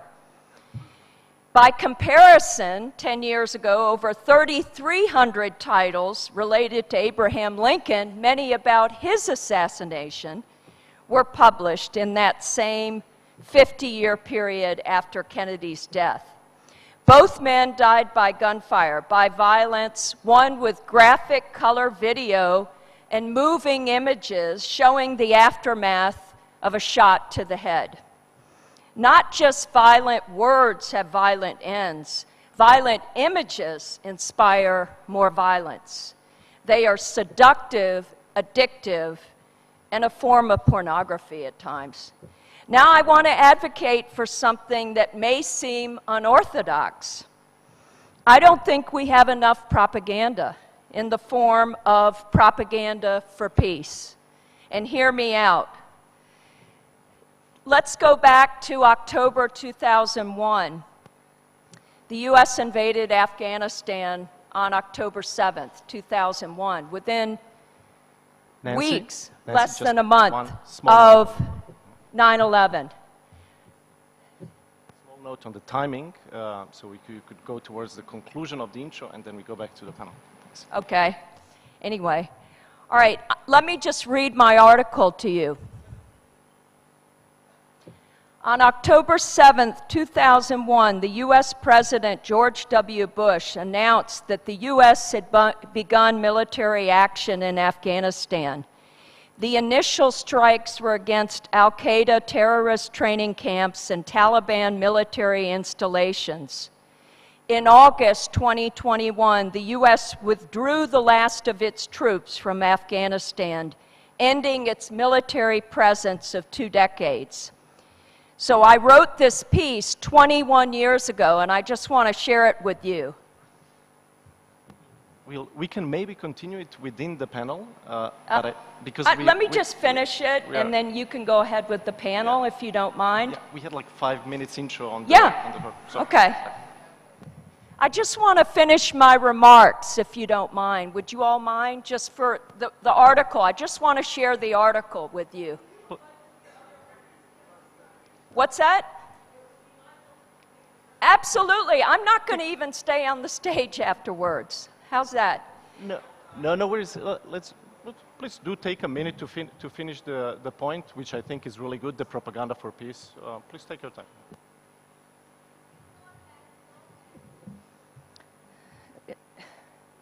Like the Cold War, the terror age is being fought primarily through information wars. Capture and control of the public mind is nothing to fear if we understand that propaganda is a neutral concept. It refers to any systematic process of mass persuasion. It's often misunderstood as censorship or lying, although that does manifest too. Most mainstream news media cover the information wars like a World Wrestling Federation competition. In this corner, Bush rhetoric. In the other corner, bin Laden rhetoric.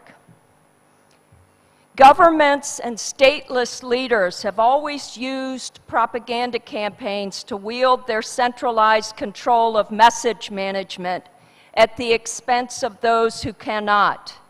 This is nothing new.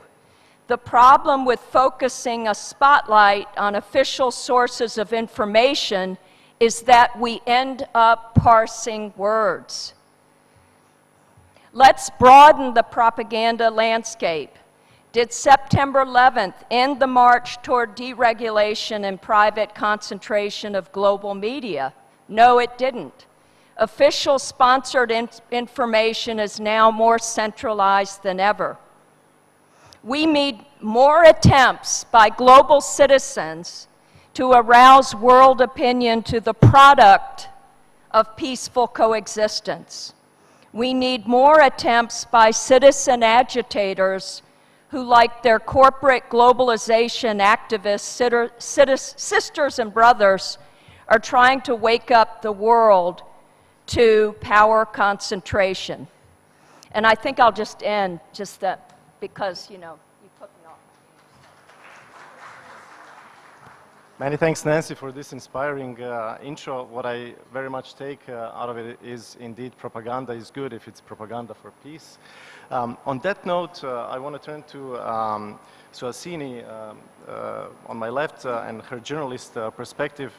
Was wondering, Suhasini, how do you see the role of media today in both stoking tensions on the one side and conversely on diffusing the hatreds?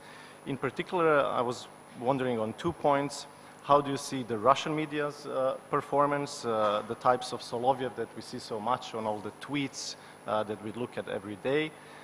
How do you see the mainstream Western media, all the BBCs, all the CNNs? And how is India coping? You come from a prominent media source in India.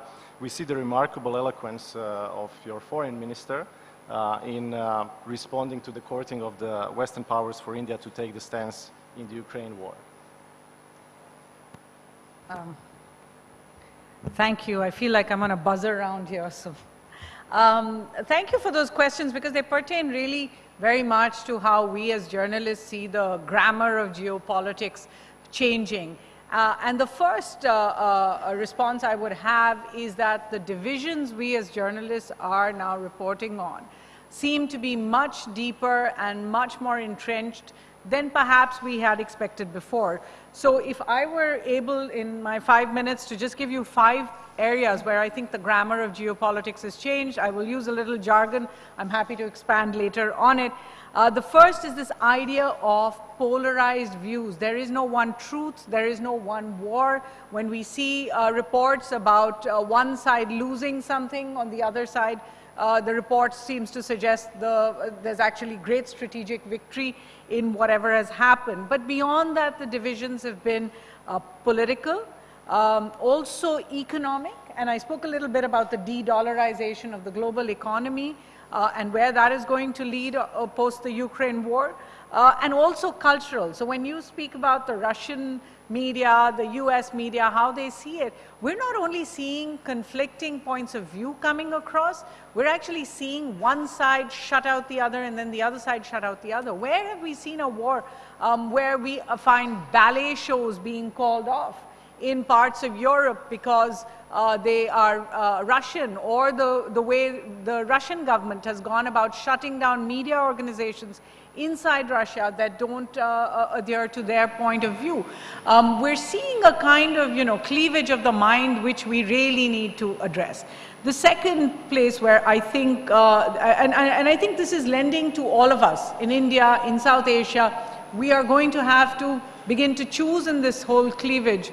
For the moment, we have gotten away, I think, with the idea of all alignment. We'll do this with you, we'll do this with you as well. But in the future, the a la carte option, as they call it, is going away. The buffet option is going to remain, which is if you're with me, then you have to take this from me, you have to accept my point of view, you have to align with me on military exercises, and my military platforms are only open to those who will accept them wholeheartedly and not go to my rival. The second, as I said, big part of jargon that's going away is GWOT, the Global War on Terrorism. I think Dr. Snow spoke a little bit about the post-9/11 scenario where we are actually seeing the very P5, the Security Council that came together to announce the global war against terror and had sanctions on the Taliban as a very major part of what they did. 20 years later, talked about moving those sanctions and essentially paved the way for the same government to come back to power. That idea of the global war against terror is now going away. Each state will have to deal with this in a much more stratified way. The third is, and I spoke a little bit about this yesterday, is that globalization is increasingly becoming a bad word for even the big countries. They're talking much more about working economically within of changing supply chains because of political differences. And if globalization is going away and individual countries really can't stand on their own, then regionalism is in. Whether we see it in a positive way at the European Union or the RCEP, or we see it in a more tribal way where regions are just dealing with each other and not the rest of the world, that's another phenomenon that I think we have to think about as journalists.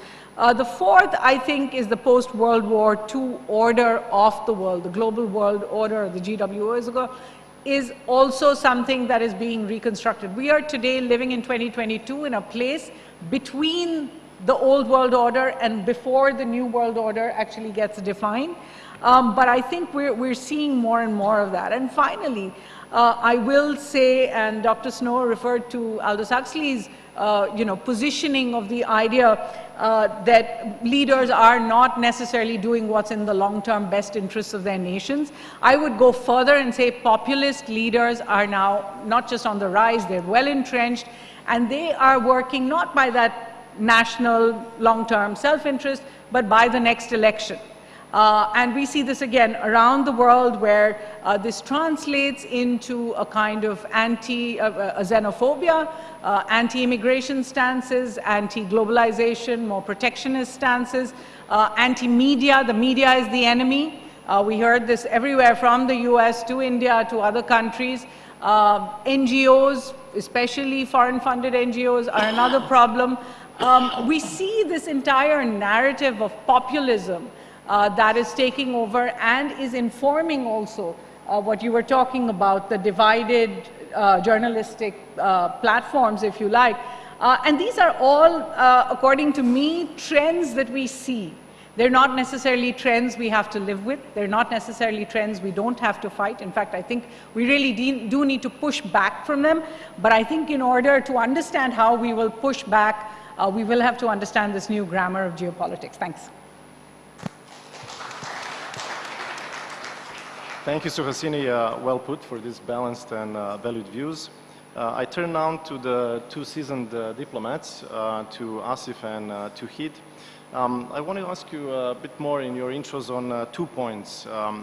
One is, as experienced diplomats, how do you see this change in the prose of diplomacy and geopolitics, in the narrative that has happened in the past decade, and particularly in the past couple of years? How can we turn back to the diplomatic etiquette in international relations? That's one point.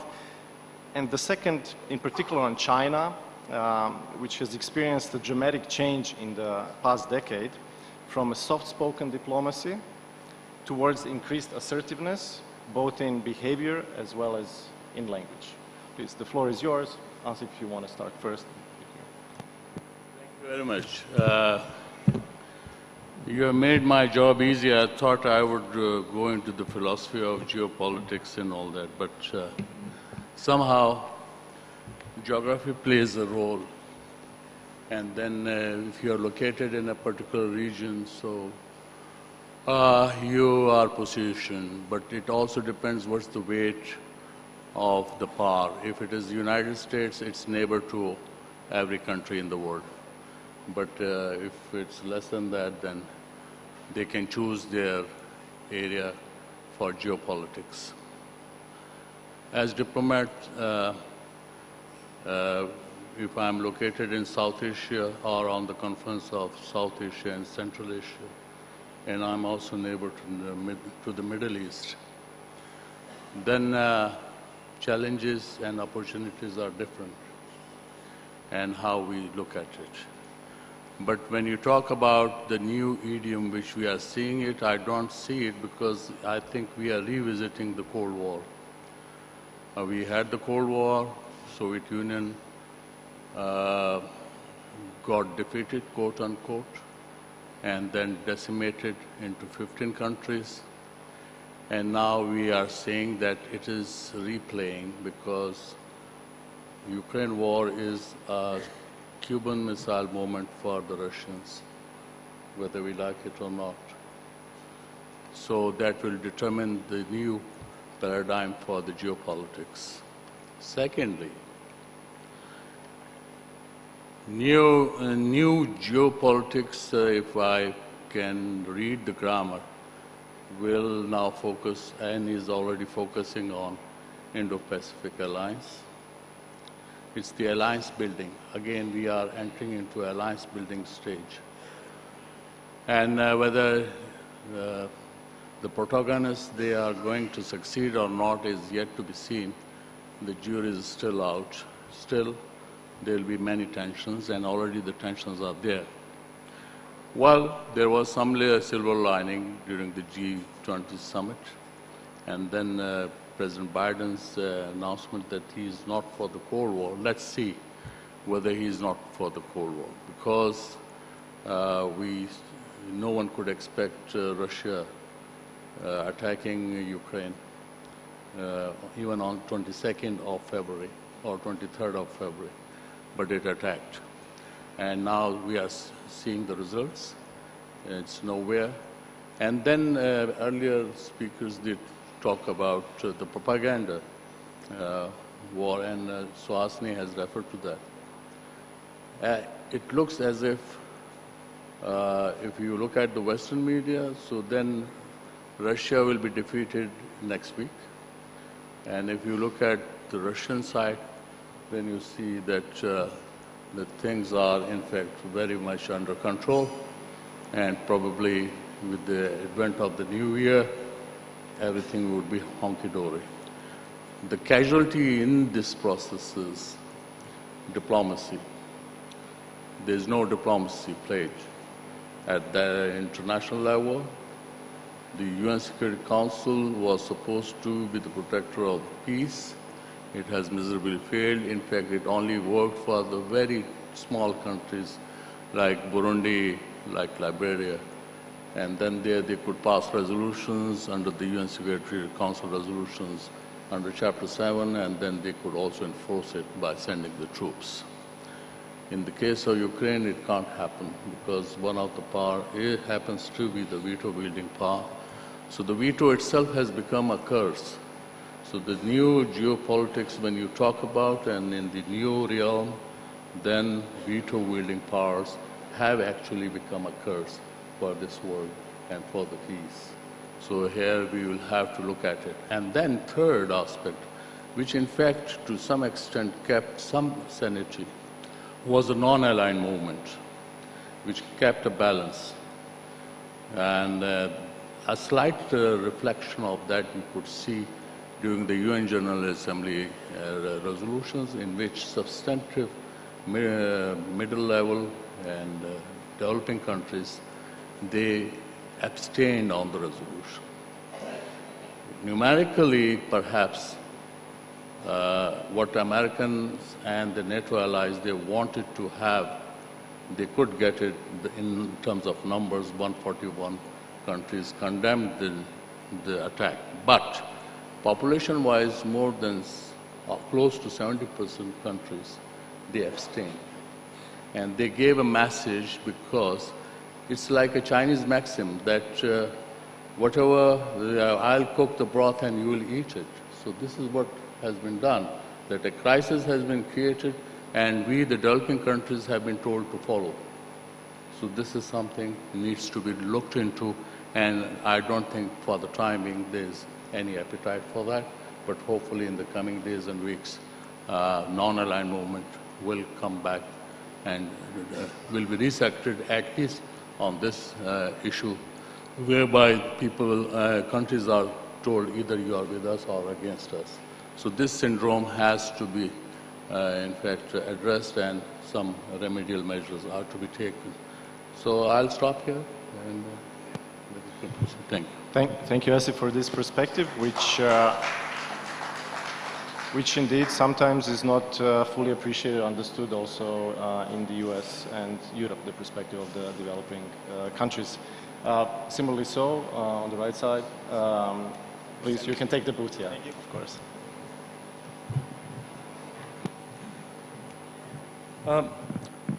The flyer starts with a sentence. The language of geopolitics is hard to understand. As far as the Bay of Bengal area is concerned, the language is Chinese. And so the language is difficult, and the language and the grammar, by definition, will also be difficult. I have a feeling that the players in the region are yet to master the Chinese grammar and the Chinese language of geopolitics. I'll just touch upon very few points. You see, China is the #1 economy of the world. If it somehow, in the decades to come, have to replace the US as the pivot of international politics, history says that such transition does not take place peacefully. The retreat of the Ottomans from Europe was violent. Only example was the British handing over the domination to the US, but then they were on the same side, so there was no conflict in that, although it followed a conflict.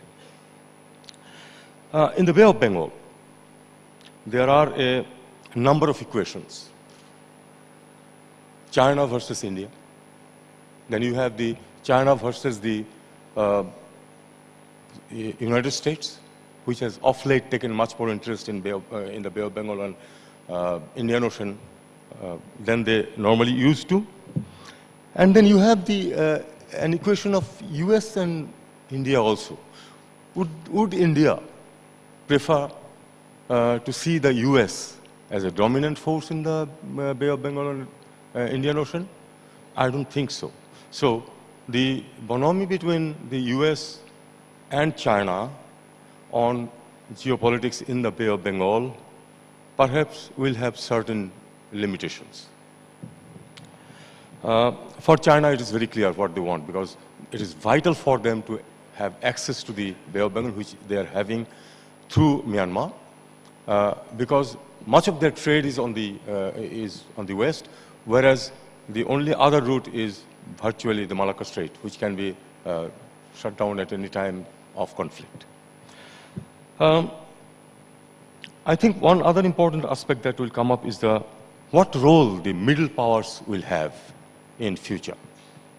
None of them are too prominent these days, but then countries like Bangladesh, Thailand, Indonesia, at some point of time, they are going to become important players with the growth of economy, with the growth of military power, etc., and gradual decline of the US position. I'm not saying that US power will decline, but then proportionate importance of the US over periods of decades is likely to reduce.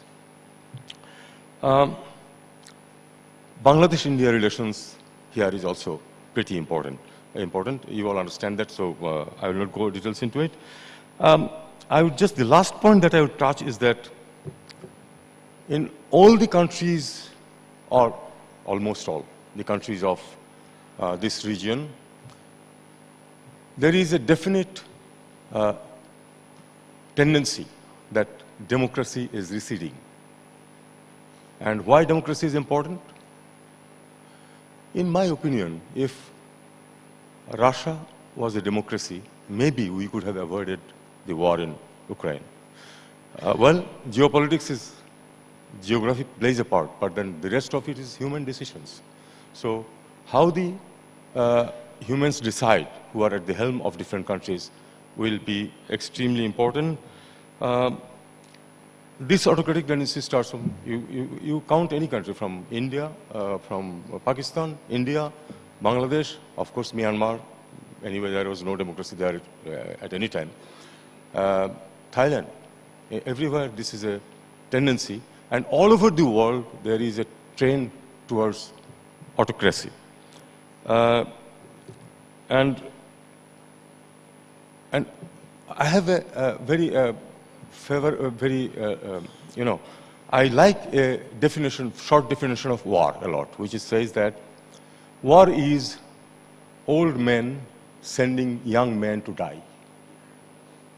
Now, an old autocrat is even more dangerous. So, I think I'll stop there. Thank you.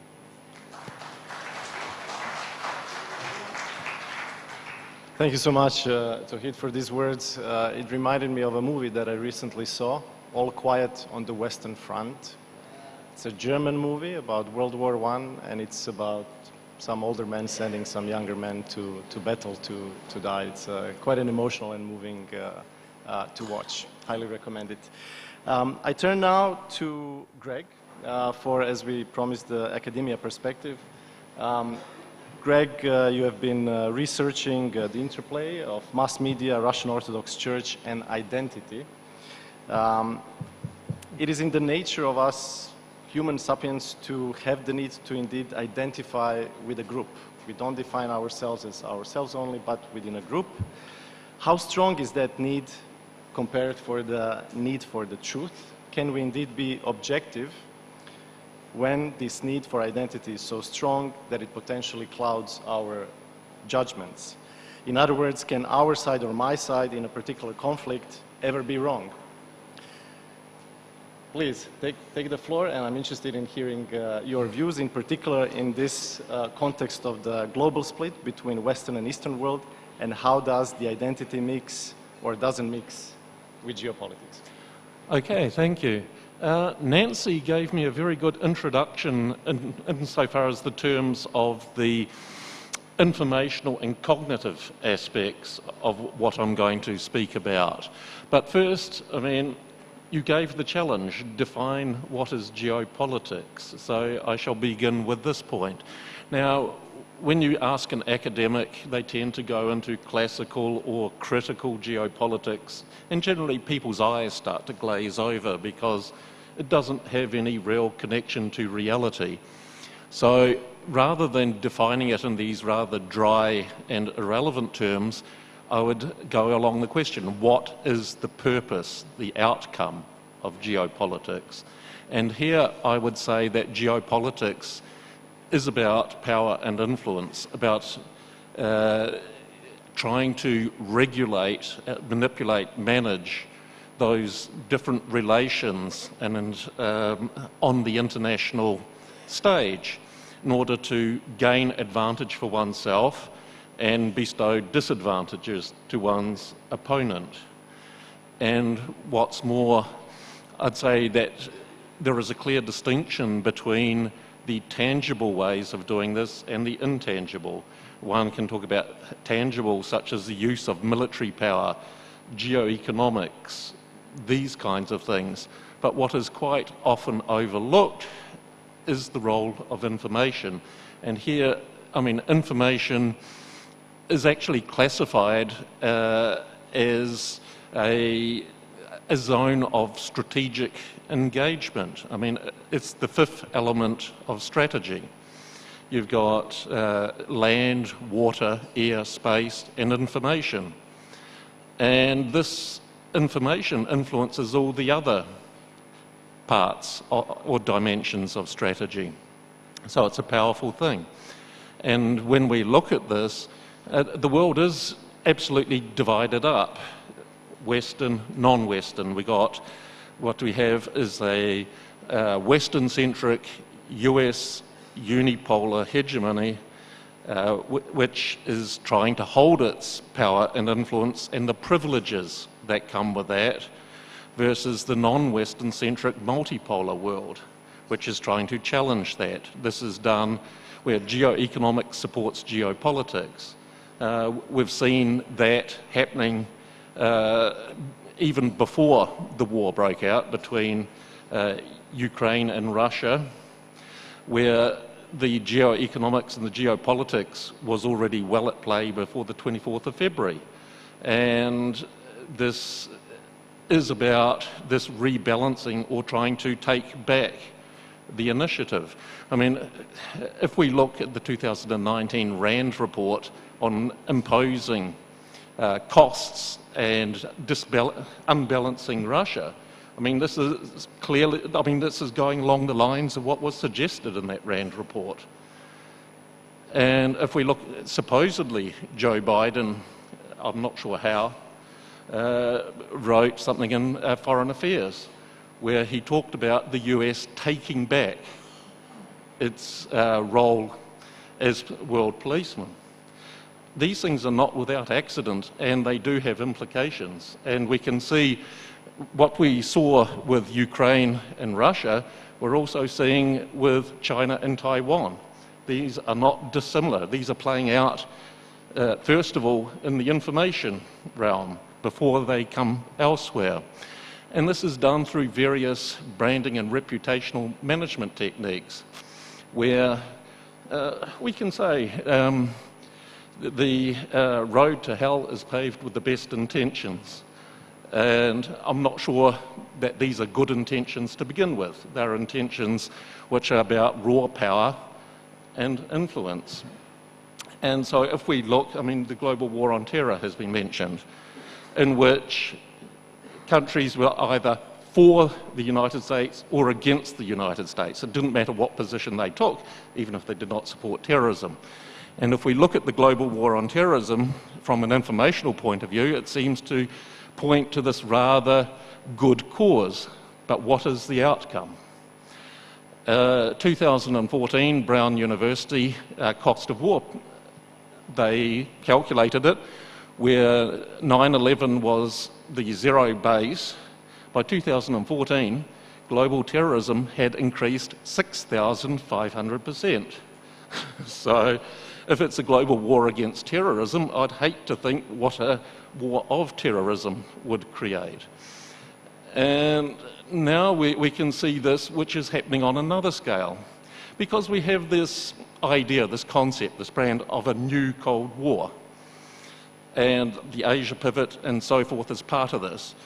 I will just finish up, but what I will say is these particular brands, they're not about reality. They're about persuading and influencing audiences to believe that we're living in extraordinary times rather than ordinary times. And if you believe that we're living in extraordinary times, you're prepared to break the rules and conventions which help to situate the world.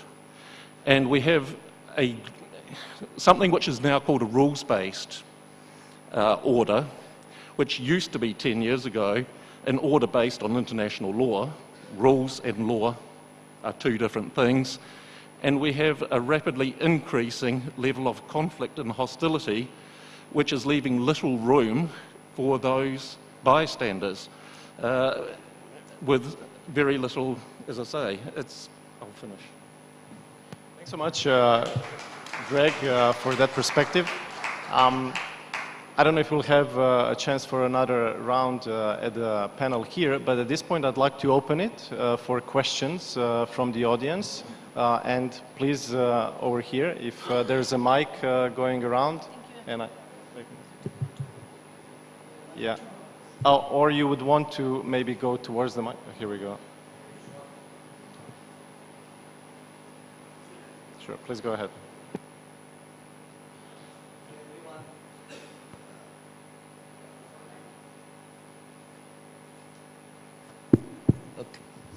To everyone who spoke, compliments for excellent deliberations and informative deliberations. Sir, I am a retired former soldier, now a political worker, chairman of Bangladesh Kolwar Party. I also took part in the War of Liberation of Bangladesh. I would like to bring two examples, the War of Liberation of Bangladesh and the Rohingya crisis. And I would like to comment and seek your comments. The language of geopolitics is not only hard and difficult, it is also very cruel. How do you pay back cruelty short of war? Thank you, sir. That's a really tough one. What I would suggest is to take two more questions because we are out of time, and then please remember some of the questions and we'll take them together. I think I saw this gentleman first. Please go ahead.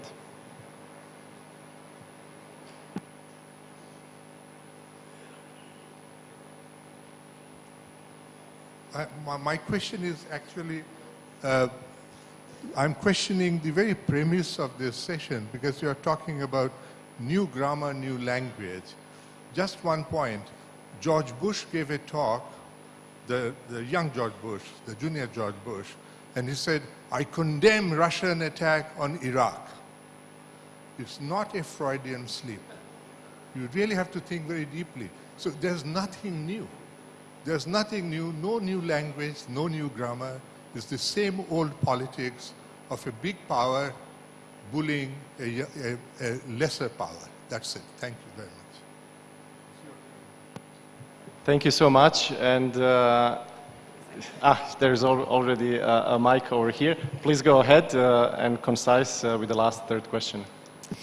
So I'm a professor, and what I see is that we have not, and there's a lot of continuities with an earlier panel on education.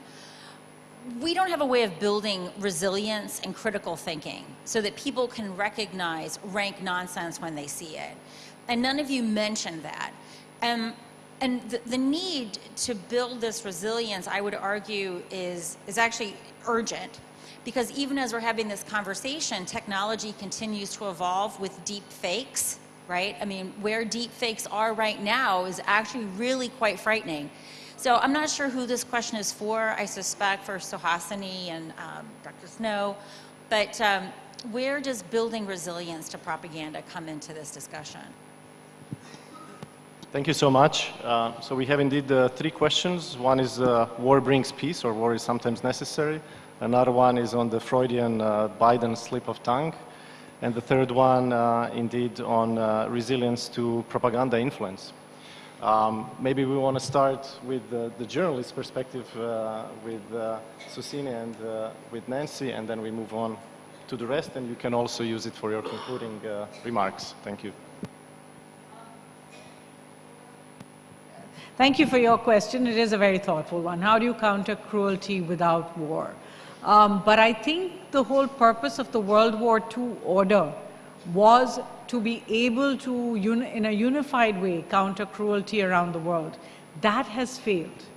And that's why I feel that there is now, we're just waiting for that new world order to be defined. It cannot make sense that the leadership and the security reins of the world belong to 5 countries, none of which come from a continent like Africa, none of which come from South America, have only one person from one country from Asia, from all of Asia, which is, one would say the entire geopolitical shift is here, and yet only one country in Asia has that position. 3 countries in Europe. So there is a fundamental breakdown, if you like, in this, in the way power is wielded today. And therefore, I don't want to get into the specifics of which war came as a result of cruelty. We all accepted that World War II came out of the need to end a certain cruelty. But is the world going to be able to come together? It seems over the past year we have seen that it isn't. And everybody's idea of cruelty is different. Everyone's, if you like, it's like one man's terrorist is another man's freedom fighter has become one man's war is another man's fight against cruelty. In terms of the question on building resilience, particularly when it comes to deepfakes, I think this is a very important question because we have become so much a part of what we see is what we believe. That people have begun to cater their narratives to make it into showing you something which is not true and allowing you to believe that. There's only one way to build that resilience, and that is more and more information and more, in a sense, for people to try and work out of their partisan mindsets. I'm not sure how that's going to happen, but you have to question it. Why did I bring up the question of the cultural divide? Because here was the entire liberal world order. Okay, we have these feelings about Russia, we have these feelings about China, not being completely democratic countries or democratic at all. But it was the liberal Western order that came together and said, we will not allow television channels to show a different reality from the one we're trying to portray. They played it as propaganda. These were liberal Western idealists who came together and said, we will cut off your banks, we will cut off your flights, we won't allow your people to travel, we won't allow you access to our information platforms. If we're able to accept that, then we are already not, we're already taking in the deep fakes. Because we won't know when there isn't a counter view to everything. So I think we have to think about what we are doing in the moment. Somehow we had all assumed that when COVID happened, it changed the world so drastically that we'd all sit at home and spend some time thinking about how to make a better world. Unfortunately, the time is up and the answer is no, we didn't do that. Thank you. Nancy, if you want to do also the concluding remarks, any other questions? No. Okay. Then I leave it to the diplomats for your concluding remarks and to take any of these 3 questions, your points. I think we have to be realistic, and this world is not just. And for smaller countries, they have to tread carefully. They have to find their path like a rabbit because wolves are chasing them. And then, unfortunately, the developing world itself is not on the same platform. And it, in fact, never had been like that. So, and it's not going to be like that. And my 2 cents would be that the regional approaches, perhaps, can save from the bigger geopolitical games played by the bigger powers. And beyond that, I think it would be the game beyond the control of medium-sized countries or smaller countries. So what they have to look at is to watch their interests and see if they can come to a common denominator, common minimum denominator to save their interests. The rest, the whole world, we cannot do much about the whole world. That will be taken care of by the bigger powers like the United States. For instance, just look at the irony that in Afghanistan, 500,000 people have been killed, no questions asked. In Iraq, 500,000 people have been killed, no questions asked, no reparation, nothing. And the United States is involved in almost 20 conflicts. And no questions asked. Its military-industrial complex is thriving. What is the rationale of keeping NATO after the Warsaw Pact was dissolved in '89? From 12 member states, this NATO has expanded to 32 countries. What's the aims and objectives? What's the rationale? And then we are being sermoned that you have to side with us because we have cooked the broth and you have to eat it. Thank you indeed. Asif, I've been noted by the organizers that we need to close it, so very briefly, succinctly, from your side, to Hid or Greg, any quick closing remarks? Thank you. Very briefly, trying to answer the questions. Human race has, unfortunately, a tremendous propensity towards violence and domination. That has been there all along history, and it will remain there. There could be a veneer of civility, but the material remains the same. Speak of any war, it is true. And about the bullying, again, it actually comes from what I have already said. Because they have power, they will bully others. Because they have power, so America will attack Iraq. Because Israel is more powerful, so the Palestinians' rights are being trampled. And yet, Israel is being championed as a democracy. Now, there are different definitions of democracy.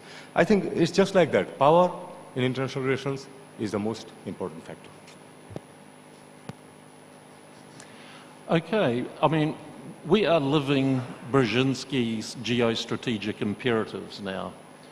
That is what was formed in the Grand Chessboard in 1997. That is that the US keeps its vassal states pliant, and it keeps them dependent. It keeps the client or tributary states protected and pliant. It is trying to stop the barbarians coming together to challenge, using his words. However, they are failing in all three of these. China and Russia are coming together.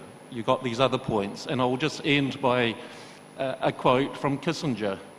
The United States has no permanent allies or enemies. It only has permanent interests.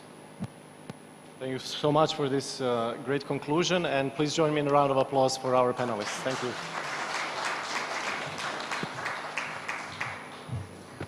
Thank you so much. I would like to request the panel members to come forward for a formal photos.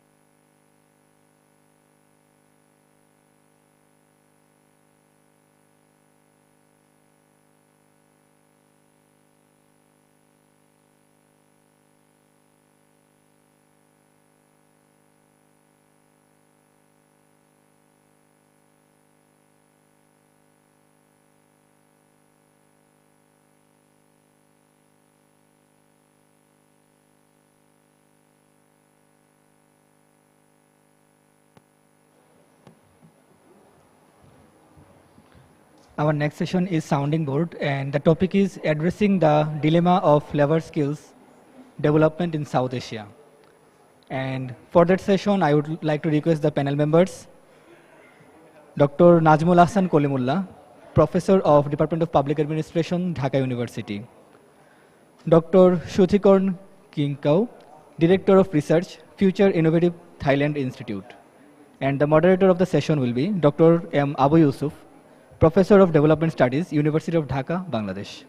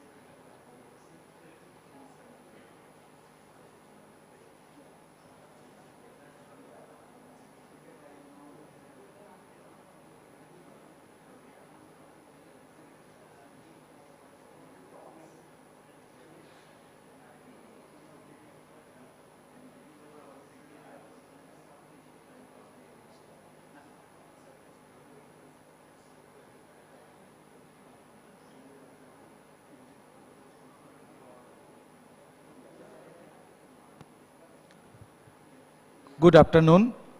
So, I think it is very difficult to have a session before lunch, but we'll try to make it brief. I have been told that to complete the session within 20 minutes, so it will not be longer. So, very important session today on addressing the dilemma of labor skill development in South Asia. I think this Bay of Bengal conversation is very timely initiative from the regional point of view, and you know this Bay of Bengal region is very strategically very important region from the geopolitical point of view, from the geoeconomics point of view. And it is true that though 1/5 of the population or around 1/4 of the world population are here, but in terms of integration, one of the least integrated region in the world. So there is a huge rooms for improvement in terms of connectivity, in terms of regional cooperation, in terms of institutional development. So, but we are talking about, you know, growth, but nowadays we are talking about beyond growth. So not only education, we need to focus on skilled population. And you know, it is very important from the capabilities point of view, from the efficiency point of view, we need to now focus on skill development. And if we look at the Sustainable Development Goals number 8, that is decent work and macroeconomic growth and productive employment. So one of the issues, you know, in this region that we may have some growth, but with sluggish, you know, skill development or productive development, productivity. So it is very important, that is productivity is the ultimate source of living standard. So productivity or, you know, this efficiency is very important. Capabilities to perform a certain actions is very important. So to discuss on these issues, we have two eminent panelists. One is our respected Dr. Najmul Ahsan Kolimullah, sir, who was the former Vice Chancellor of Rangpur University, Professor of Dhaka University in the Public Administration Department. So he does not need any introduction because he is known to all. We have another panelist, Dr. Shuthikorn Kinkau, Director of Research, Future Initiative, Innovative Thailand Institute. So without further delay, let's hear from them, and I promise you to finish the session within 20 minutes. So let's hear from Dr. Najmul Ahsan Kolimullah. Good afternoon, respected moderator, fellow panelists, and the audience. I had the opportunity to live in England for 6 years, in West Midlands and Somerset. And I sort of found the so-called Indian restaurants, sort of run by Bangladeshis, of course. They are facing problem in terms of getting skilled labor, especially in the culinary industry. So that's one end of the continuum, and on the other, I had the opportunity to interact closely with famous chef Tony Khan in Dhaka. He worked all over the world, and he also realized that after a few generations, the labor supply to this industry will be a big problem. So keeping that in mind, he has come up with a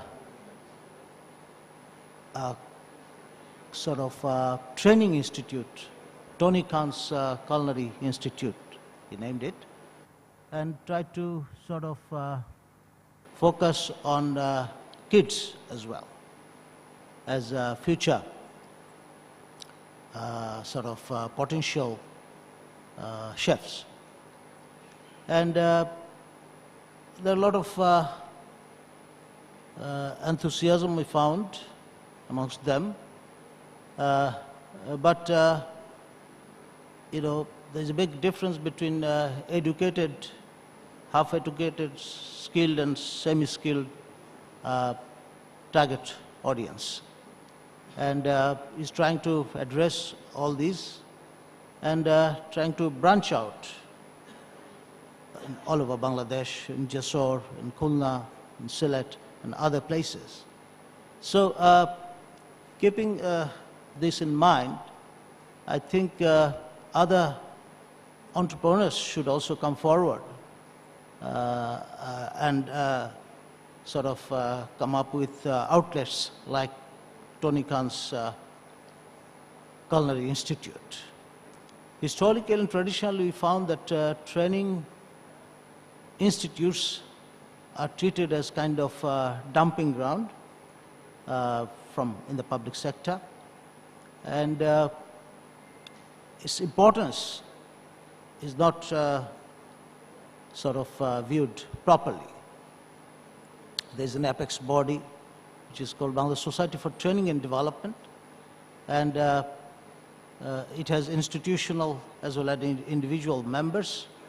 Public training institutes such as BPATC, National Academy for Planning and Development, Civil Officers Training Academy or BCS Academy, these type of institutes are affiliated with this apex body.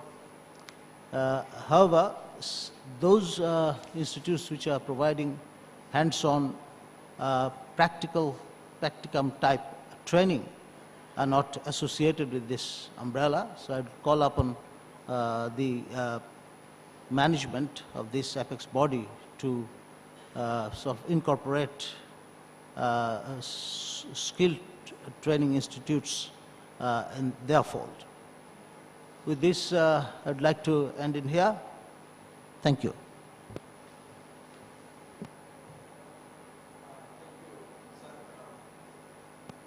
Thank you, sir, for your comments on the skill development issues.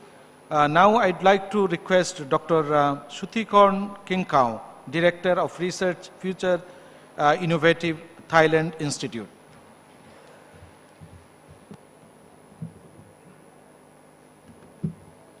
Okay. Good afternoon, everyone. This is my first time in Bangladesh. I really enjoyed. I arrived on Sunday.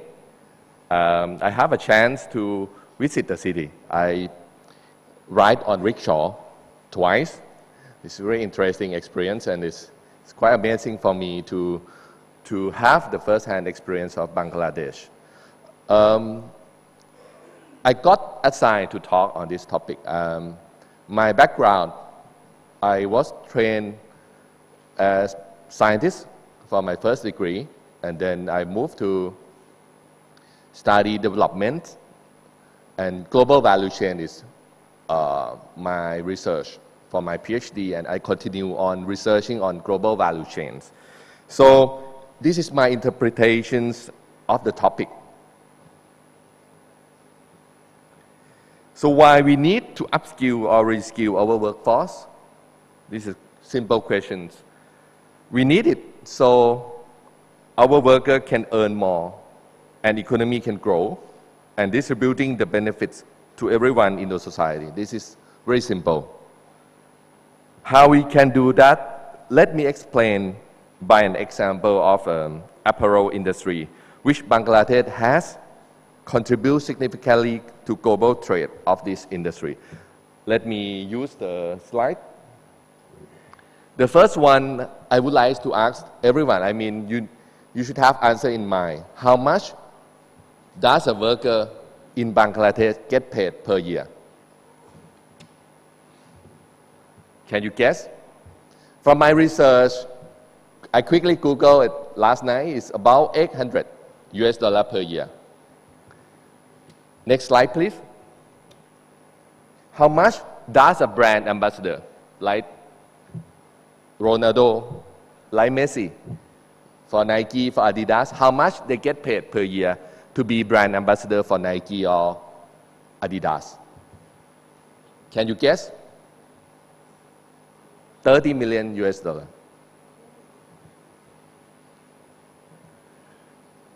So this is the scale I want you to see, why you need to upscale. But I don't ask all your workers, millions of them, to be Messi or Ronaldo.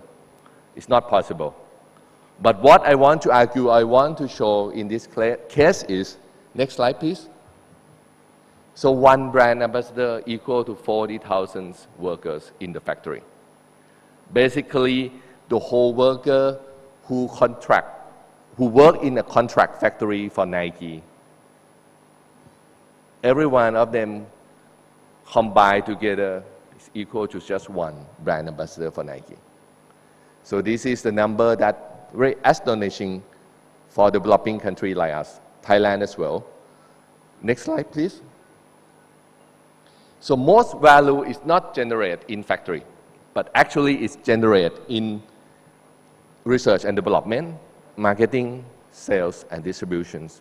How are you going to create value on that part of the business or that part of the value chains? Next slide, please.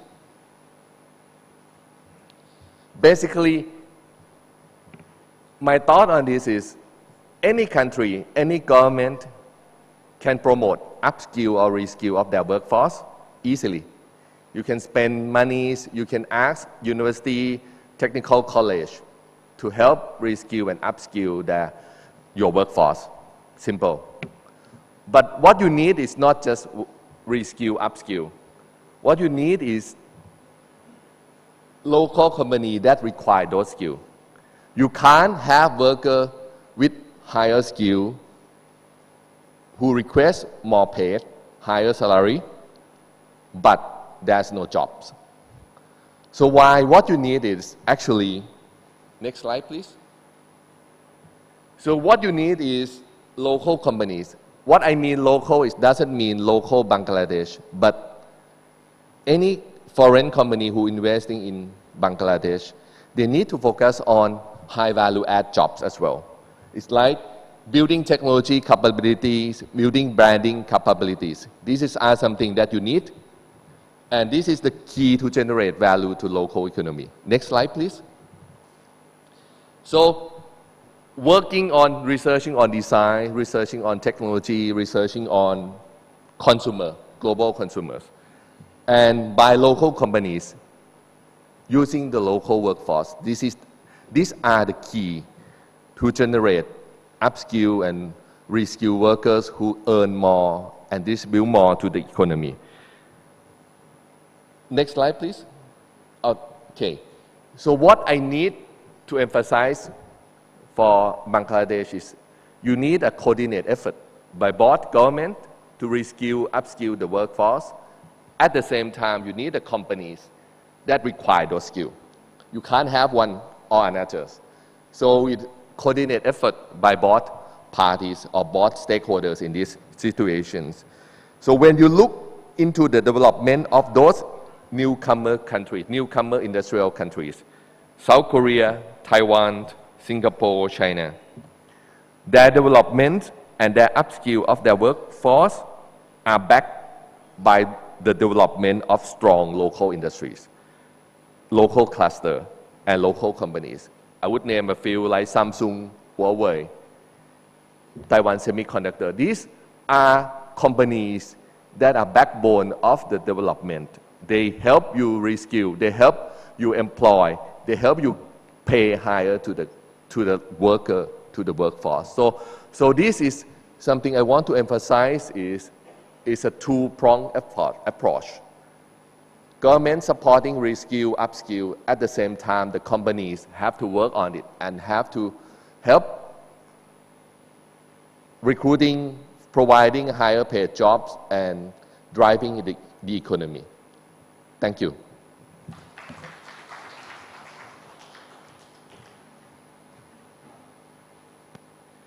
Thank you, Dr. Shutikon, for your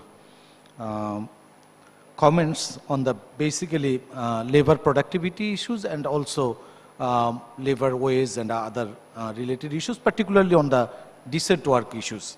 Now we are opening the floor, and if you have any comments, feedback on the particularly not only based on their presentation, but also you can have any issues related to labor skill development, particularly focusing on in South Asia. Please. So we have 5 minutes for this open session. Do you hear me? Okay. Yeah. Sir, if you could introduce yourself. Yeah. I'm Munshi Faiz Ahmad, a former ambassador of Bangladesh to China. Well, that I think should say enough. Now, I'm very much interested in this topic, but I'm interested for one reason. Upskilling and reskilling is very important depending on the need, as you said, that it has to have demand. Only then that will be useful. But already people are working in these sectors. Are they receiving just payment? Are they receiving the salaries that they should have? And who are responsible for if they are not receiving the just salaries, who are responsible for it? One is the people who are actually buying them. They are trying to force the prices down, which is not the right thing to do. They want compliance, but they don't want to raise the price. So don't you think that there is a responsibility there? And also that immediately there should be some effort to raise the wages level of the workers. Thank you. Thank you, sir. Next. Anyone?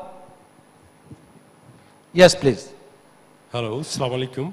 I'm Mamunur Rashid, banker by profession. I'd like to ask about foreign currency, basically dollar, and what strategy could we take to get rid of this currency crisis or really impasse in foreign trade business? Thank you. Thank you. Any other comments? Yes, please.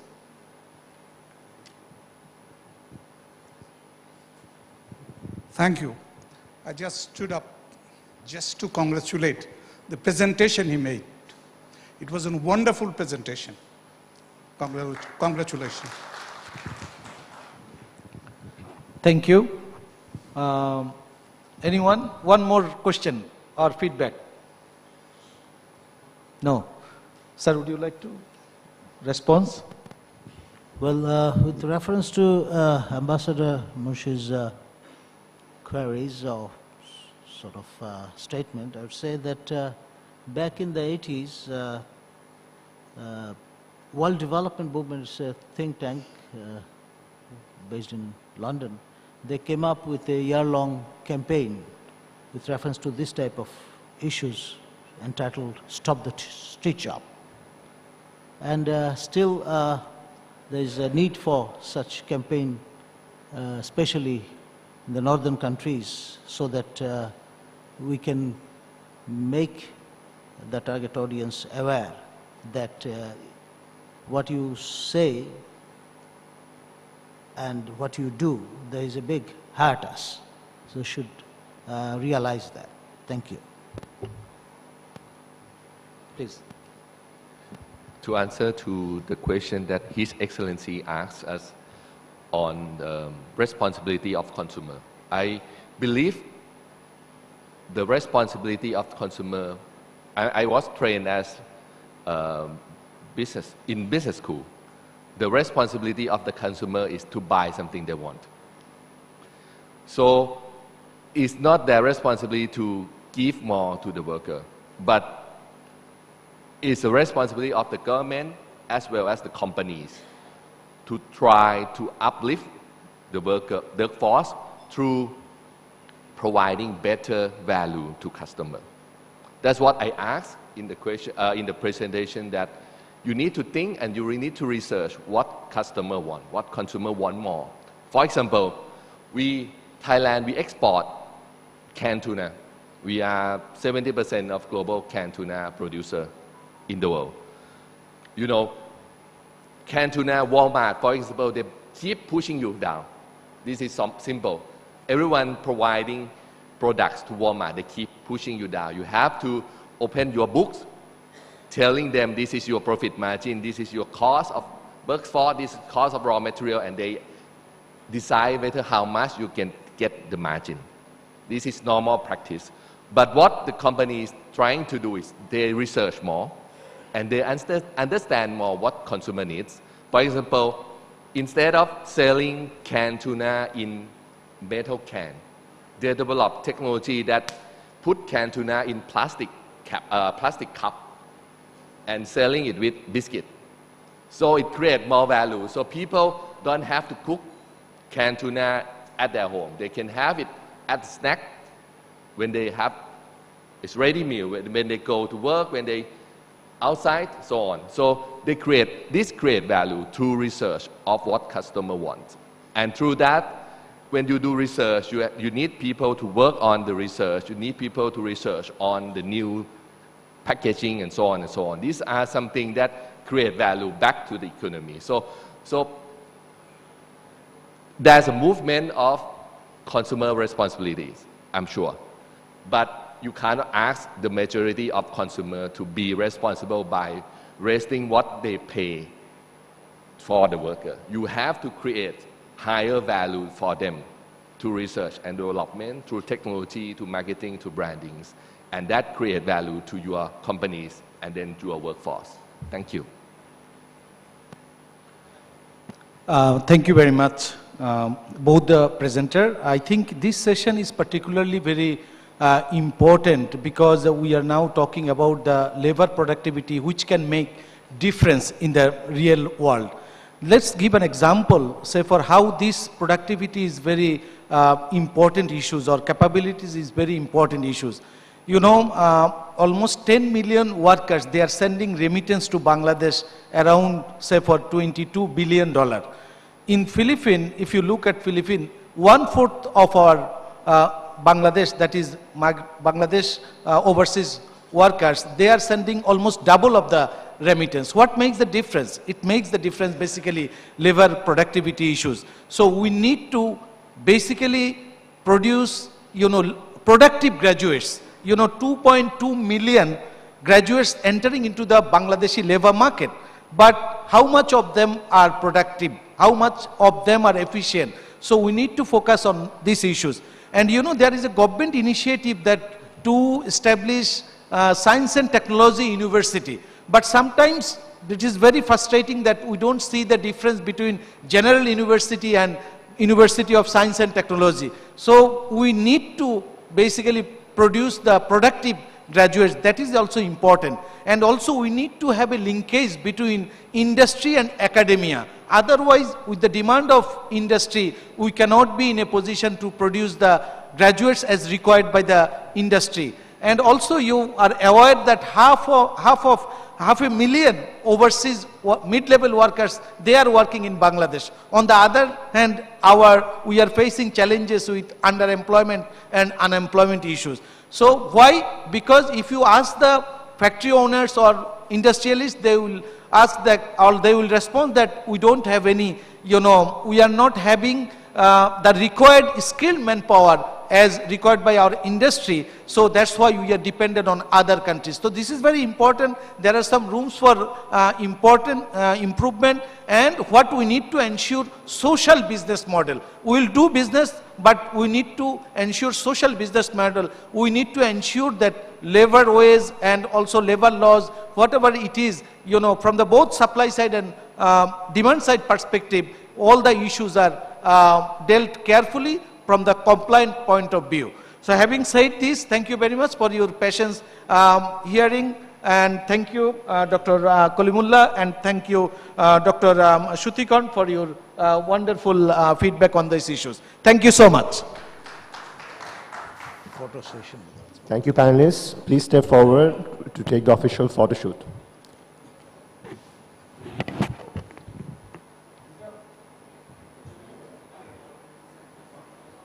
Please stand in front of the podium.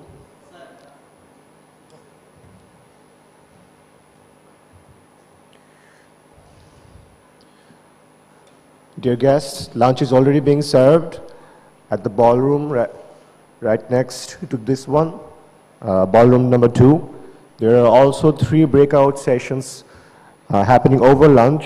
If you're invited to those particular sessions, you are requested to go outside. There is a stairway that goes up to the breakaway sessions. For everyone else, lunch is being served on ballroom 2.